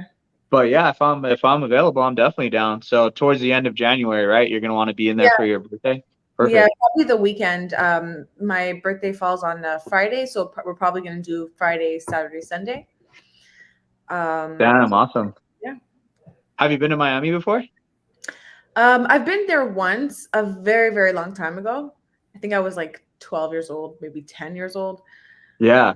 Very, very long, like 20 years ago. Damn, that's gonna be fun. Hell yeah. I don't think I have any plans for January as of right now. I don't think so. Okay. I might be up for that. That's awesome. That sounds like fun. Thank you for the invite for sure. Of course. Other people there too. Brittany's gonna go. Yeah, we're gonna be a few people. I mean, so far it's I guess us four plus Brittany. Is that it? And then Maybe Wendy. Maybe and Wendy, Tiwi. maybe Tiwi. I'm sure the list will grow. Yeah. That sounds dope. Yeah. Did I think Fanbam was telling me that you have a brother who lives there or something? Yeah, my brother has my brother lives here, but he has a condo in Miami. Oh, okay. So he's going to Miami beginning of January, so I reserved his condo for my birthday, so we're good. Oh, hell yeah. Yeah, so I was gonna say he probably knows some like legit places to check out, huh? Some good suggestions. Yeah, he has like he goes there quite often, and he has a lot of friends there. So I can for sure ask him where we can go, because I'm not, like I told you, I haven't been there in a very long time. Have you been there? Or I went there last year. It was Okay. pretty dope. Yeah, I know a couple of cool places in Miami and Okay. in Miami area, downtown Miami and stuff. Okay, nice. So you'll probably help us because I don't know anything there. Yeah, that'll be fun. That'll be an awesome trip. You'll have a He'll take us super good everywhere. birthday for sure. He will Where'd take you us say that? everywhere. Said he'll take us everywhere. Oh. He'll take us Yeah, I got this You're a tour guide. this last time I was there. Oh, that's awesome. Yeah, y'all. Yeah, I'm That's really great. looking forward to it. I want to meet more Veve fam. Heck yeah. Yeah. Are you We'll trying bring to the come to party. Decon at all? Not this year because my boyfriend's into Veve too, and Right. he can't take off of work, so it's going to be a bit hard. But Yeah. next year, I think I'm going to start coming to more events. Definitely, they may do something closer to you. I mean, because there's a big Veve so. Canada group. Like, there's a bunch of awesome, along with yourself, a bunch of awesome influencers that are from Canada. I was like surprised. Yeah, there's quite a few actually. So yeah, it would be really cool if Veve came to Canada. Heck yeah. Yeah, that'd be dope. Yeah. Can't wait. Awesome. Super excited for it. All right, Eva, thank you so much for joining. You've been here for like 3 hours. It's been amazing. I think I've been here for 4 hours and 19 minutes, or is that how long the stream was? That's how long the stream was so far. Okay. So yeah, I think I've been here for like 3 hours. I'm so tired. I'm so sorry, guys. Yeah, You don't look tired. It's late at night. You have a good one. You enjoy. I'll catch you later. Bye-bye. Can't wait to meet you, Eva. Me too. Can't You're wait. my number one. Bye, guys. Bye.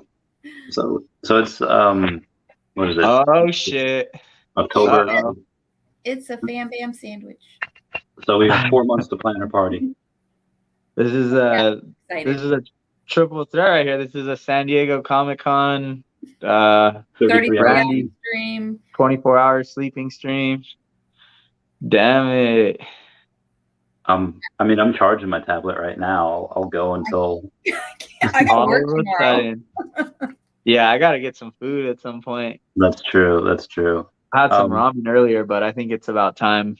Tiwi, you can bring your own +1, I imagine. Tiwi, you got a hubby, right?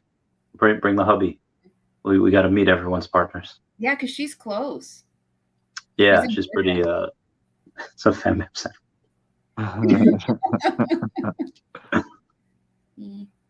Yeah, we got to. I don't know. So if it's I feel like the Brady Bunch. the story of an ugly man. That was a fun one.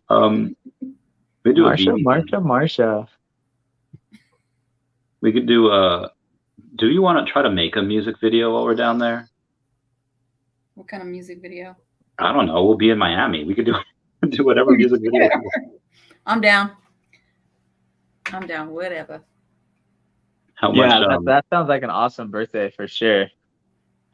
Nice glasses. Veve sunglasses. Yeah, what's going on, Sean Skywalker? How you doing, fam? How much trouble do we want to get in down there? How much trouble do we want to bring Eva's way? It is her 30th. Trouble. It's a big day.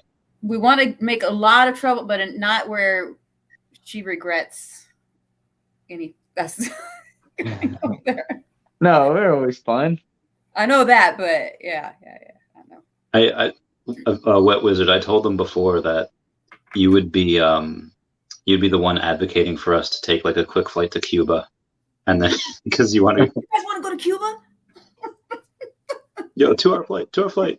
Be there in 2 hours. We'll grab Just dinner. to go get a couple of cigars and we'll be right back. I could picture people doing that. Havana? Spend a night in Havana? Oh my gosh. Oh, this is gonna be wild. This is gonna be fun. Yeah, I know some really cool places in Miami too that are like pretty fun. Yeah. I bet you do. Just I didn't spend much. I spent like most of my trip was around South Beach. Like I had like a Airbnb on South Beach, and I kind of regretted that a little bit. Like South Beach isn't as cool as I thought it would be. Like, but downtown Miami is cool. There's some good places in Little Havana just to go eat, and like you could have a cool time there. Key West is my favorite though. I love Key West. Oh, Key West is yeah. I have a friend that has a place down there. It looks wow. Yeah, he uses like a rental property because he makes a lot. Like he just has an Airbnb. Yeah, Key West is fucking sweet. He probably makes bank off that property. Yeah, there's a company that takes like 20% of the profits, but they do all the booking, they do all the cleaning, they do like everything. So they do very good job at it. That's worth it. I mean, I don't know what type of person Tiwi is. I feel like I don't know if Tiwi's like if Tiwi has to be protected or if Tiwi's a wild one. I think she's a wild one. Tiwi, you a wild one, or are you? I think she's a wild one. Because she says, Yeah. Keys is awesome. No, we'd go to the nice places. Yeah. Cocaine Cowboys is awesome. Well, I love that show. You said the movies. It would be at the nice places, but you wanted us to go to Mexico where we could get $5, you know what? I feel like that wasn't the best place. Oh, so I think that was Andy's idea. I wouldn't have taken you guys down to Mexico. I mean, if my other friend was there, then we could have. But yeah, I mean, it's fun as fuck though. Don't get me wrong, but no, there was so much to do in San Diego and Comic-Con night. Mm-hmm. I ended up going to Mexico the next day, but to like the beach area. It was awesome. Nice. I thought y'all went that night. I thought you were saying like after, like everybody left. We left at like 1 a.m. I guess. Oh no, I was Was it? hammered. Oh, no. I was hammered when we left. When we left the country bar place, I was annihilated. Honestly, fam, how did we get home that night? I don't even remember going to our hotel. I don't remember any. I don't know. I mean, I remember, but I don't remember I don't remember leaving. You guys ordered off the that app, the piggyback app.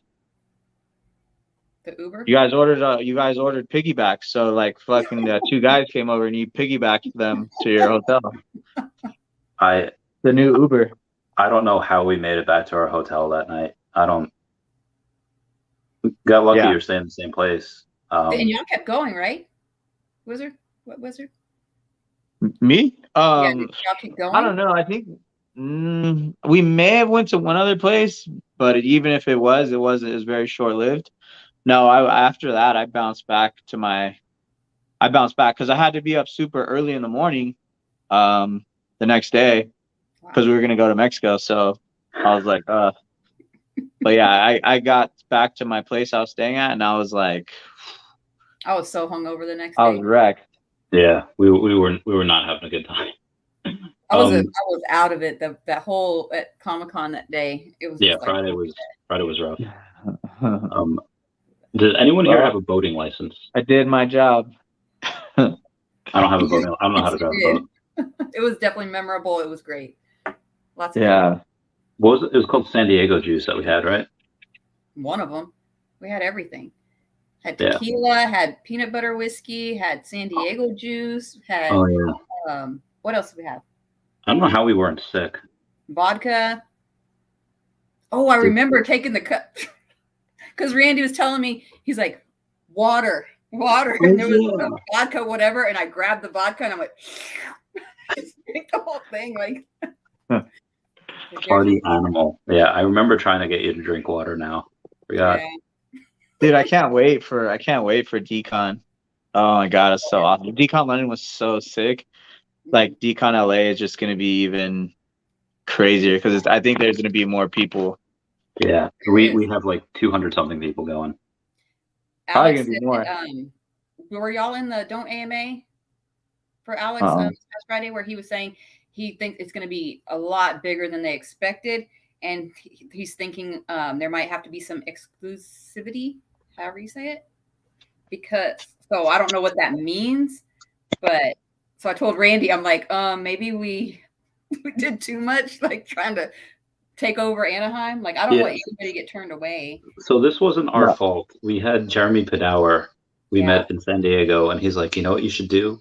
You should take over a convention. Just roll. And he said only to roll in like 50 deep. We took that, and we're rolling in like 200 something deep. 300 something. I swear it's going to be more. It's going to be more. That's what I'm saying. Yeah. Decon London, like the people were anticipating like 150 or something. There was probably like 300 to 400 people, at least that first day. Like, wait, so how many recognized you? Like, how many recognized Taps and everybody? How many people recognize the fam? A good amount, yeah. Definitely a lot more people recognize Taps, obviously. Yeah, a couple people recognized me, which I was surprised about. But yeah, it was awesome. Like, it was so sick. Like, everybody that was there was freaking awesome and amazing. Like, nothing but love for London. Yeah. So Like all the people were so sweet. if it's Oh, gonna there be you go. bigger That's a than cool London, shirt. From Energy. we might Y'all get it from Energy. we might have 600 to 800 people. Can they even sell that many tickets for decon in Anaheim? For sure. Decon's sure. huge. So Wizard, you were at both. Which one had the bigger location? Oh, Decon LA was 10 times bigger. Oh, Decon London was pretty small. So they're trying to get it started over there. So I think it was their second year. okay. So they're kind of trying to get the movement going.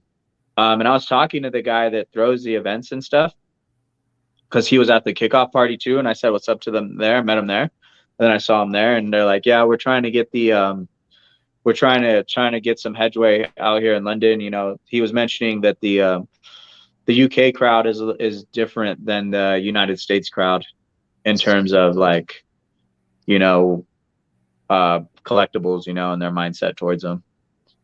So it was way smaller. Like I was surprised. It was really small.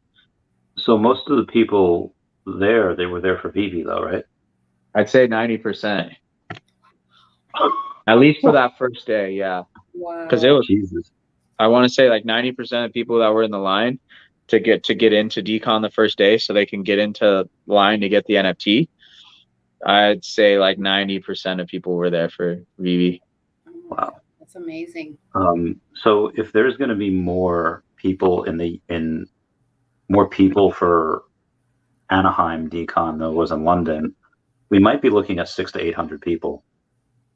I don't know if it's going to be that big, but I would say, yeah, possibly 3 to 5, maybe.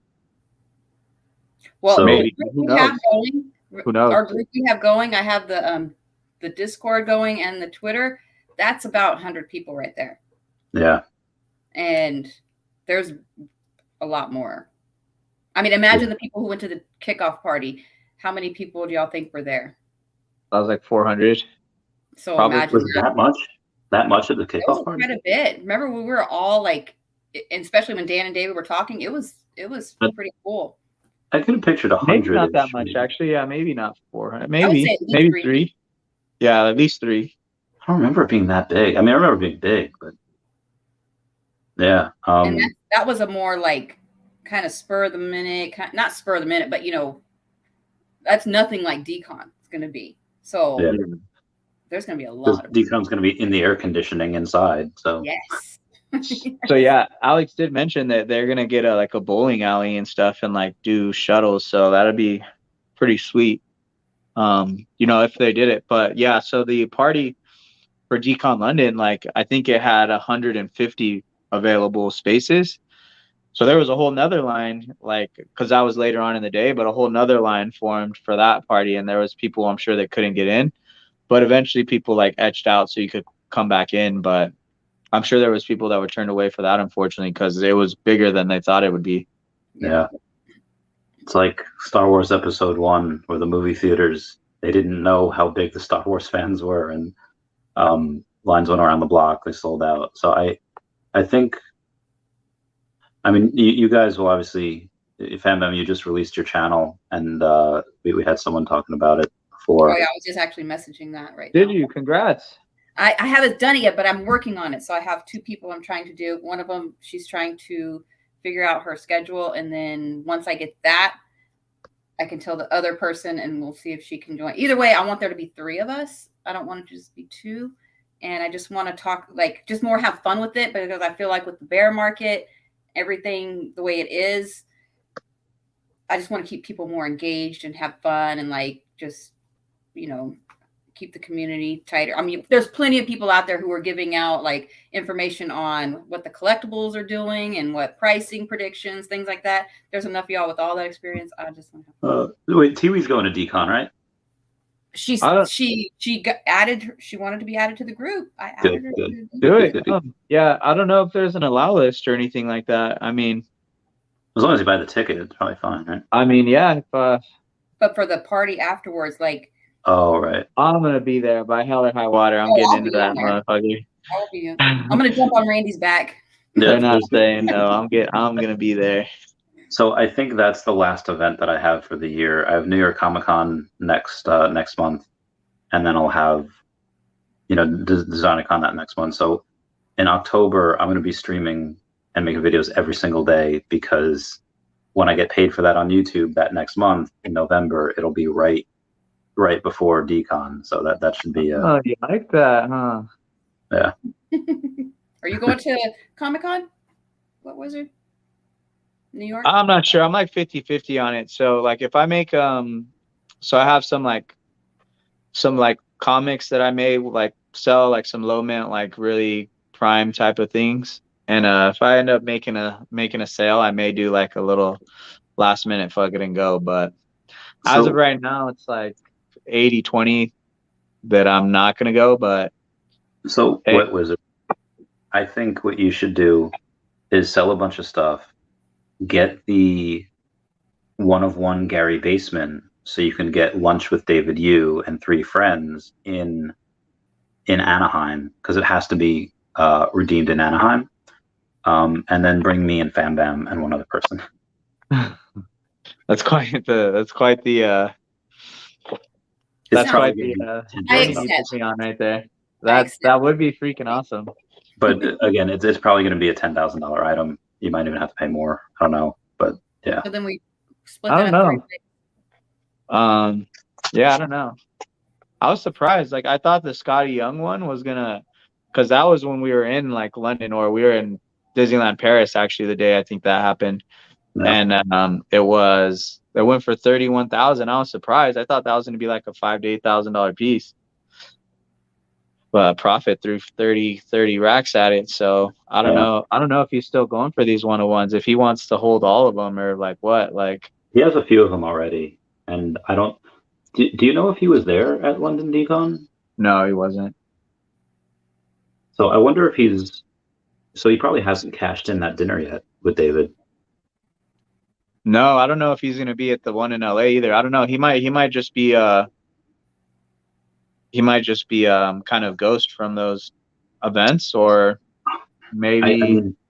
I think that'd be such an awesome move if he wins this one also, and then he's just like, David, let's just combine this lunch and dinner into like a 6-hour party fest, and they just go crazy together.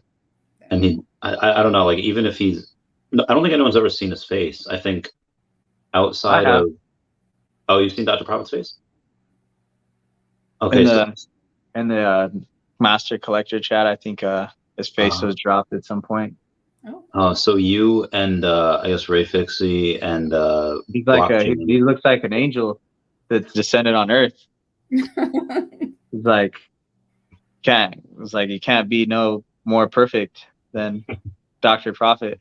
It's like, damn, did this guy fucking have all the money and get all the ladies? Jesus Christ.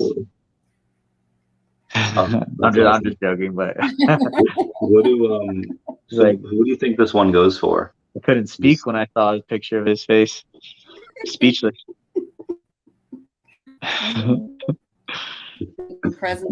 Tui volunteers herself to be the other person. Yeah, 100%. Whatever. Yeah, I'm gonna be there at that party. So whoever is rolling around, we're gonna get there. We're in it. We're gonna have to. If I get a windfall, I'll go. If I get a windfall in the next couple of days and I get like $50,000, I'll throw 10 of it at this, and then if everyone else wants to donate like 1 or 2K for the other, so we get to like 12 or 15K, might be able to. A windfall? Are you talking about the lottery? Yeah, I don't know if I get like, yeah. I want That's a lottery game, isn't it? I want that lunch with David Yu. I don't know what the lotto is right now, what Mega Millions or Powerball is. Yeah. Man, he could. Yeah, I'm sure. Okay. I wonder if he's gonna combine them, like it's just gonna be a big lunch, or if it's gonna. No, I think hopefully he does. Just gives them their separate lunches, you know. Yeah. I don't know. It'd be cool. It'd be sweet to have lunch with David for sure. Yeah. I hope he would spill all the tea. Oh, you know he would. He's a busy guy. With a few drinks in him. What do you think he drinks? I don't know if he drinks. Yeah. Actually, I heard he did drink a little bit, but no, I don't think he's. That guy's so busy. I've heard like they'll be like at like dinner or something like that, and he's got to go. He has to like he'll be there for like 10 minutes, and he's got to go. Oh, I got to go to a meeting. He'll come back down for a little bit. Oh, I got to go to a meeting. Yeah, which is awesome. I love to hear that. Yeah. Well, at the kickoff party too, he was going to try to make that, and he couldn't because he had meetings. Remember that he was going to. Yeah, he's went. busy. that's true. It's a good He's point. a busy guy. Pretty cool. That is fair. Which is why I'm curious why he's doing all of these. I think it might be because he knows that, yeah, the app is worth a couple billion right now, but it'll probably be worth tens of billions in the future, and maybe he won't have time for this after that. Maybe that's why he's doing these while he can. I'm not sure. I mean, well, yeah, and then it's also launching the new vertical, and then I'm sure he wants to kind of connect as well with his top people in the app and stuff like that. So like, yeah, I probably just he felt like he needed a little bit extra utility incentive for people to bid on those one-on-ones. No. So we got a question for you. And do you have the Pitbull hoverboard? Because WAP Mammoth has the number 42. No, I don't have any of the low. I think actually I have a number 90 Pitbull hoverboard. Nice. Or no, I have a number 90 Marty's board. Nice. No, I don't have the 41 Pitbull board. I tried to go for the 41 Marty board. I think I mentioned that on one of the streams, but I just couldn't come to a deal with the guy. What did you offer and what did he want? I don't know. This is a while back. I mean, I think I remember this was back when R2D2 was pretty high too. I think I offered him like an R2D2. I think those were around like multiple thousands at the time. And I don't know. It was like a little package. I think I also was offering him like gems too. I thought it was a fair deal, but he wanted a bit more because I was like his a big piece, which was a nice piece too. So I understood.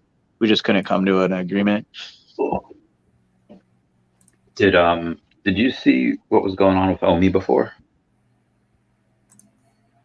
What do you mean?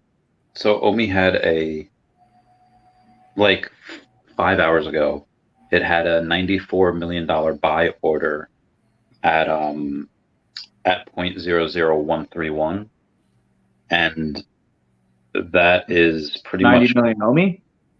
Yeah, 94 million OMI. Yeah, sorry. Okay. I thought you were saying $94 million. I'm like, yeah, oh, 94. That was at 0.00131, and it's gone. There's a 0.0013007 that still has $8 million buy order left, but that's gone. We might go below 0.00130 today. It might go into the 1.2s. So did that order get filled? Yeah, the order is filled. Those two giant red candles there. That was it. That was it filling. So you mean it was a sell order? It was a sell order, but it was I thought you said a buy order. I mean, it was a buy order, but somebody sold into it. So did somebody sell 94 million, or did somebody? Oh, okay, I get what you're saying. I'm sorry. Yeah, I mean, obviously both had to happen, but yeah, yeah, someone dumped a lot. I think they were trying to get it to go below that, but it's gone. But I think it was kind of like a wash. There's no because there's like not, it's only down 1%. So there's like $120,000 sell order. So that other one got filled. What do you think happens when to both collectibles and OMI when Bitcoin goes back down to like 15K when it capitulates before we recover? What do I think is going to happen? Yeah, do you see? Well, everything's going to go down. I mean, I think everything's going to go down. The thing that I'm really kind of curious about is when this OUP article is going to come out, because I think that's the next thing for OMI in terms of like bullishness. Yeah. Not sure if it'll last. It may retrace, but I mean, that's going to be a big thing that's literally I'm waiting for, because that's the tokenomics. So the reason why I was so bullish on OMI previously is because of the tokenomics. So now they're reshaping it, and supposedly it's supposed to be better. We'll see. I hope it's better. Yeah. So if the tokenomics are like super legit, I mean, it could definitely push up the coin. I don't know how long it'll last if the macro is extremely like bearish, but yeah, I mean, that's the thing that for OMI, the collectibles have MCP as well. So I don't know when the hell that's going to launch. So, I mean, there's going to be some positive things that are going to be doing it, but I mean, there's going to be a big anchor that's going to be pulling it down. So, I think it'll definitely get dragged down along with everything. And yeah, I mean, you know, it's just not here. OEP is going to help once that actually gets pushed in. MCP as well, but there's just a couple. There's still more time for Veve and OMI in order to be like. Talking about that before. Did you hear the space that Reese was in 2 days ago? No, I missed it, unfortunately. It was on Monday though, wasn't it? Wasn't it yesterday? Oh, it might have been yesterday. Yeah, sorry, the days kind of mold into one. Yeah. I had mentioned that you're going to be able to get these tickets that you can buy with OMI, and you could wager the tickets. So you're basically wagering OMI, but not wagering OMI. And even if you don't get it, 10% of what you wager is burned. So there's constant burn on every drop, which I'm super excited about. And then you have, I posted a video on that, and Brock McBlockchain had tweeted, you know, the tickets are cool and they're good, but he said it's nowhere near to the best thing in that. I was like, oh. So I'm very, very bullish on it now.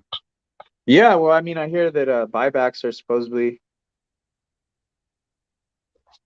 be worked in at some point. They said that's not over. You know, they just have to figure out the regulations. So hopefully they figured out those regulations. I mean, yeah, I think they want OMI to do well as well, because I mean they hold a bunch of it, you know. So yeah, I mean they're very incentivized to do OMI like good. So hopefully that OEP is like legit. Yeah, but I'm not 100% really banking on buybacks. I'm just hoping for burn. I'm just hoping for constant burn via OUP, via staking. Staking's gonna be wild. I can't wait for that. Veveverse, yeah, staking is going to be another big one. I mean, staking on a coin, traditionally when staking gets introduced to a coin, it definitely helps out the price action. You know, we'll see. OUP and MCP for me, like that's what everything rides on for me. Oh, like yeah. a lot, like a big percentage of it rides on that for me. So, I mean, and a lot of people, you know, like. Go ahead, I'm sorry. When do y'all think that they're going to allow us to buy crypto? Like how we could cash out in crypto, but we can put crypto in. They were talking about that. When do you think that's going to happen? Hopefully this year, but if not, probably latest Q1 next year. I mean, if we're going to have crypto to gem and we cash out in crypto, I would say probably within 6 months. Without all the drops that were happening over the weekend and things, what do y'all think they were working on? Hopefully, actually, I don't know. That's a great question, because they did reduce the drops, right? And they made an announcement because I don't know, maybe the queue system. That's possible. I mean, they did just have an update on the app. I couldn't really figure out what they were updating though. Like there's an update on my Google Play Store for the app. And I did it, but I can't really figure out what it did. I can't figure out like if there's any new functions. Search bar still doesn't work. But I putting cheeks to the eyes when we were talking about the search bar. It was before then. Yeah, the search bar. But I would say if you have,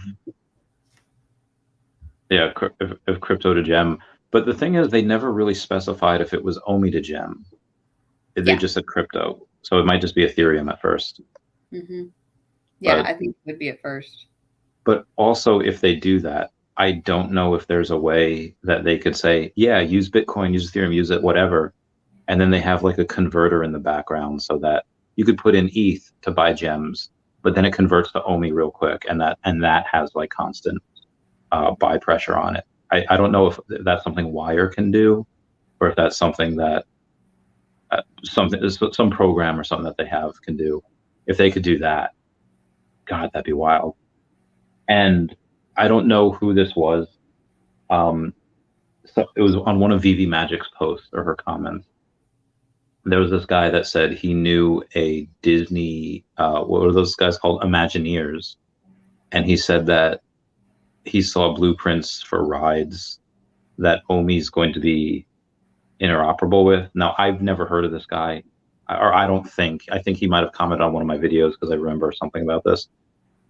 Do you think that's possible that Disney would do that? That they would say, yeah, come and, I don't know, use 5 OMI or use, like 50 cents or $1 worth of OMI and take like a selfie with your Veve NFTs in our park or something like that, or like a ride. Do you think that's possible?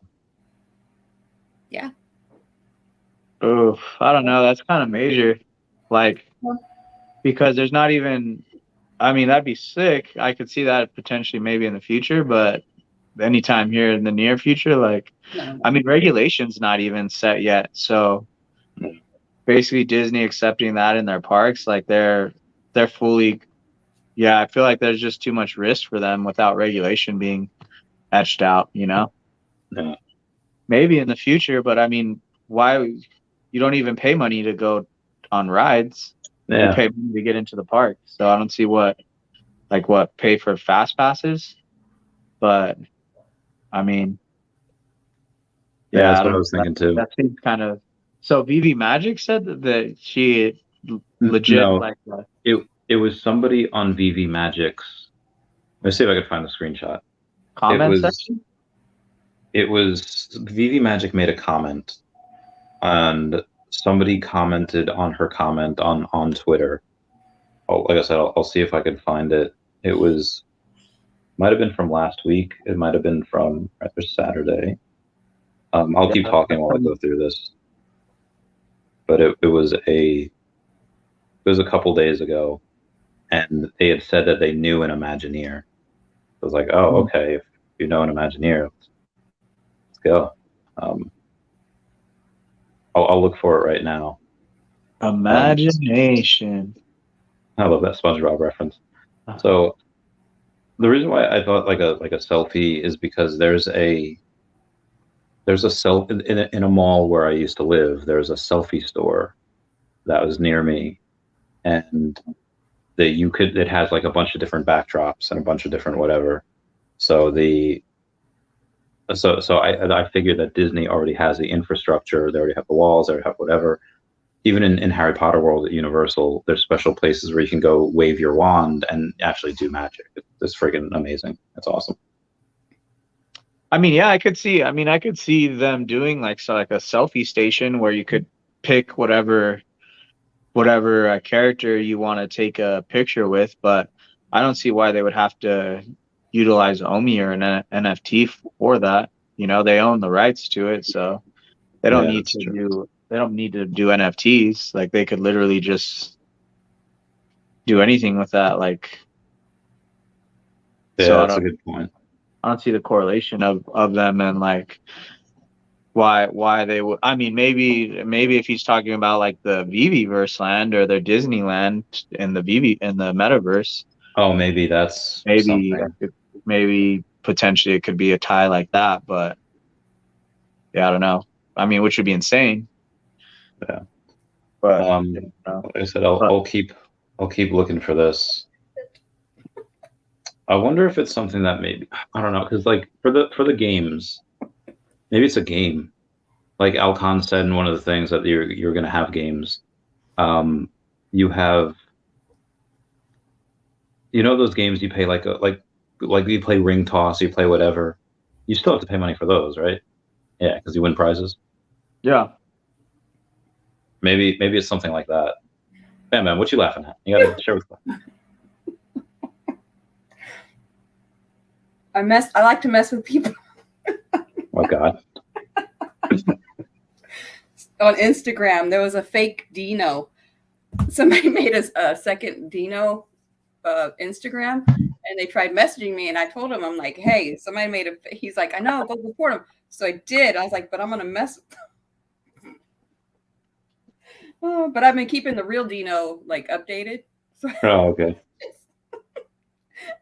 so we're going through this whole thing, like. And there was a fake Kyla May too. Huh? Like KK Collections, there's a fake her on Instagram the other day. So he's like, I'm like, oh yeah, I'm very interested. Just like, let me know, what do I need to do? You know, of course he's trying to scam me. He's like, yeah, I just need your name, your location, your phone number, your email, blah, blah, blah. And I was like, you already have that. I was like, I sent it to you 2 weeks ago. It's in your email. Remember when we were working on that project for David and Dan? Like, just to be stupid. He's like, yes, I know. He's like, blah, blah, blah, blah, blah. Anyways. And then he gives me some website to go to. And I was like, oh, it's not working for me. And they're like, what? And I was like, yeah. I was like, do you think you could put my email in? And he's like, yeah, what is it? And I was like, go fuck yourself. It didn't work out. BS. It's amazing. And then he just saw it and he hasn't said anything back. Oh, that's hilarious. He's like, this email's not working. I was like, it's not working. So I put it here. It's like that's hilarious. It didn't work. I think I'm gonna get out of here, guys. I'm gonna go grab some food.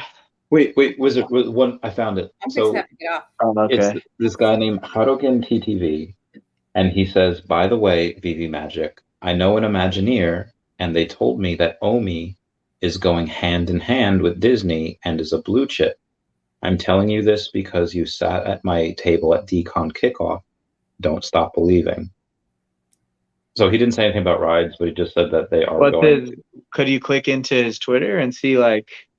I can check at Hadoken TTV. All right, let's see what we got. I was looking. Okay, hold on. HADO. I mean, I agree with him. I think OMI is a blue chip. I mean, I definitely don't rule out the possibility, but yeah, I mean, Disney. Well, imagine if Disney is just as accepted in its parks in general. Like if you want to buy a ticket or if you want to anything, you know, if you want to buy their concessions, buy a drink, Yeah. you know, with the new coming crypto age, like maybe Disney would allow some cryptos to be used. And what if like OMI is one of the few? Across the park, admission, food, that'd be freaking huge. I mean, he seems to comment a lot on a lot of other people's stuff. Like I see him commenting on Orange Bag Lady stuff and Rootless Girl stuff and BB Magic. It seems like he only comments on girl stuff, which is interesting. Oh no, the plot thickens, huh? He commented on Reverend Alex G's post, so we have something there. He's like, hey girls, I got some super secret Veve info. Message me back, please. I'm not trying to base on you, man. My bad.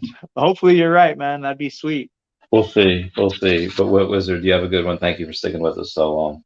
Yeah, I'll wait for Fam Bam to come back to say bye. Okay. I gotta go too. I gotta go do some stuff. Okay, goodbye, friendos. I'll see y'all later. Bye, everybody. Bye. Thanks for joining. Take care. Feesh. Are we off? Okay. Are we still streaming? Oh, yeah. I'm still. But did you have something you need to say before, like off camera? Oh no, I just streaming, like whatever. But because I'm gonna have to go. I haven't done anything over there. Like I need to go put up my food. I need to go do some. Yeah, it says go eat. I gotta go to bed. Yeah, go eat. Go tuck your son in, and you go have a good night. Okie dokie. There's Superstar Money. Hi, Superstar Money. I will. He's great. I'll carry on the torch, and then I'll text in the Randy's Angels chat, and we'll go from there. Okay. Bye, All right. guys. Good night. Bye. Thank you for coming on again. Thank you for having me. Bye. Bye, guys. So, guys, I am finally alone again. I'm gonna bring you guys up to the bed.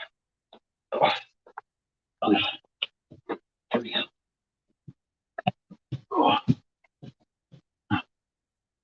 Still the longest. Okay. Randy, how do you think we're going to qualify for the different tickets? Strictly amount of OMI?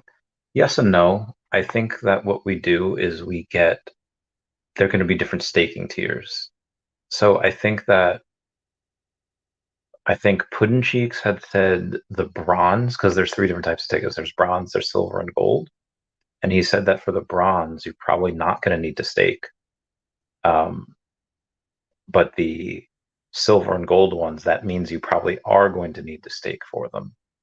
And if that's true, then, well, we know there are at least 2 staking tiers, and there might be 5 or 10 or 4. We don't know yet. And we don't know the highest. Originally, there was only supposed to be, I think, a $50,000 staking tier. But in this updated one, I'm hoping that they go up to like $100,000 staking tier, for OMI. But that seems a little ridiculous. I could see a lot of complaints of that. So they might even go lower. They might even do they might cut it in half. They might go to like 25,000 to entice more people to get to that top tier, or they could keep it at 50. Those are the 3 I'm kind of working with right now. I don't know what the final ones will do, but if you have to be in the top staking tier to get the gold tickets, that's a really good incentive to be that top staking tier. And again, right now, let's say they go bottom. Let's say it's $25,000. Well, that's a lot of money. But if you look at it, if you put in $2,500, if you have $2,500 worth of OMI right now, guarantee you that at some point next year, you're at $25,000. So I think a lot more people can do it than they give themselves credit for, but that's just me. Because I caught that too. This is by FamBam. I'll actually be on Superstar Money's channel technically today. Let's see what time it's going to be. I'm going to be on Superstars Money channel today at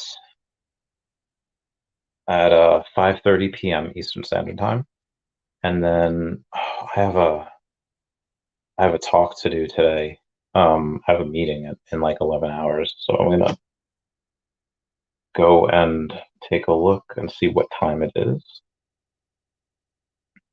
Yeah, it's 11 a.m. Eastern Standard Time, so I'll have to go off soon. Oh, thank you for the stuff. And I'll have to get ready for that. So I'll take a look.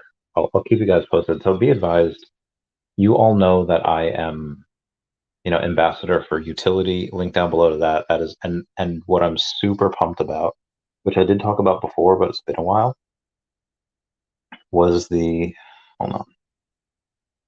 retweet from Meta Ladies. And again, Meta Ladies has 96,000 followers, which I think is really awesome. Let's see who else follows. DAW Collector, not sure who that is. Francesco Perron, no idea who that is. Virtual Art. Oh, Veve Fambam. Fanzo, and then Synth Daddy. I interviewed Synth Daddy. He's pretty cool. He's a cool dude. Cool cat.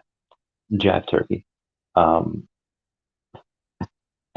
I'm gonna see if I can get Meta Ladies on the podcast. Bring us artists together. So yeah. Link down below. Thanks for the stream. Get some sleep. See you soon. Bye, Superstar Money.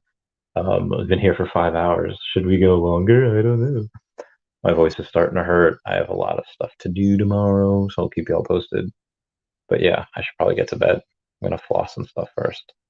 I love you guys, and I'll catch you all later. Bye-bye. Meow, meow, meow, meow, meow, meow. Thank you for everyone stopping by. Thank you for the super chats. I love you guys. Goodbye. Meow, meow, meow.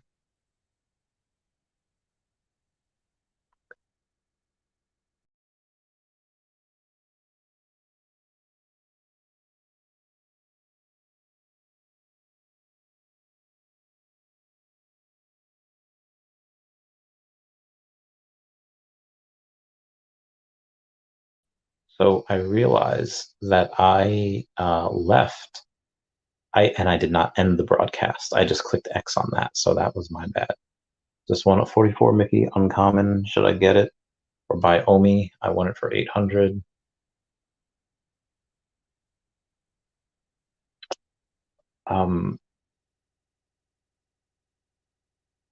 So a number 44 Mickey uncommon, is that the Fantasia Mickey?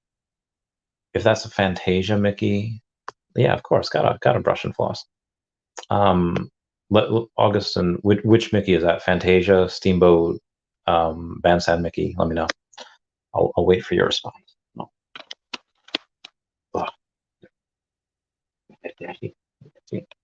Auction, and yes, so is Fantasia. Let's do something here. Let us. Okay. Fantasia. Let's take a look and see what we like. Go to the Veve thing here. Go to the store. Go to the. Let's go to the market. The market should have it, right? Collectibles. You said the uncommon. Yeah, uncommon. Okay. Ultra rare. We got number what? 40, 44. Okay. You want it for $800? If you want it, how do? It's got like 800 is probably a lot. Let's see if I can get there. Okay. Oh, you're talking about if you should buy it or not. So I can tell that the common is $50 or the uncommon is $50. That's a floor price. But I would say 400 for sub 100. Yeah, I wouldn't spend $800 on it because you can get a number 51 for 567. You can get a 78 for 349. Number 81 for 250. Yeah. Like I said, you can get number 81 for 250. It's not worth it for $800. Oh, King Mavs. King Mavs is number 41. At 560,000, which is great. So I would say, yeah, I would not. I would put that into OMI. I would not buy that for $800. But when you say you won, was it like an auction? Because be advised, if it's an auction on Veve and you don't pay, you are like banned from the marketplace for X amount of time. Yeah. But I think like I said, there's a sub 80 there for like $300 or $250, or it's a sub 100 for 250. $800. I would buy more OMI because that's what I would do. I don't know your financial situation though, so I don't know. Anyway, guys, that's it for me. I love you all. Everyone say bye-bye to Dashi. Bye-bye, Dashi. And yeah. Oh God, yeah. I think next time ask me before you bid that much, because that's I pay your bills. You bought it. I don't know, like that always annoyed me when I would sell something on eBay at auction and people just wouldn't pay. Be like, well, thanks for wasting my time. Like if you make that mistake, just please promise me, Augustin, that that's going to be the one time you do that, because that's just, it just messes with the seller, and it's just like, oh, and it discourages them from maybe selling other stuff. As you can tell, I am so tired. But Augustin, everyone else, I love you all. Class dismissed. Goodbye.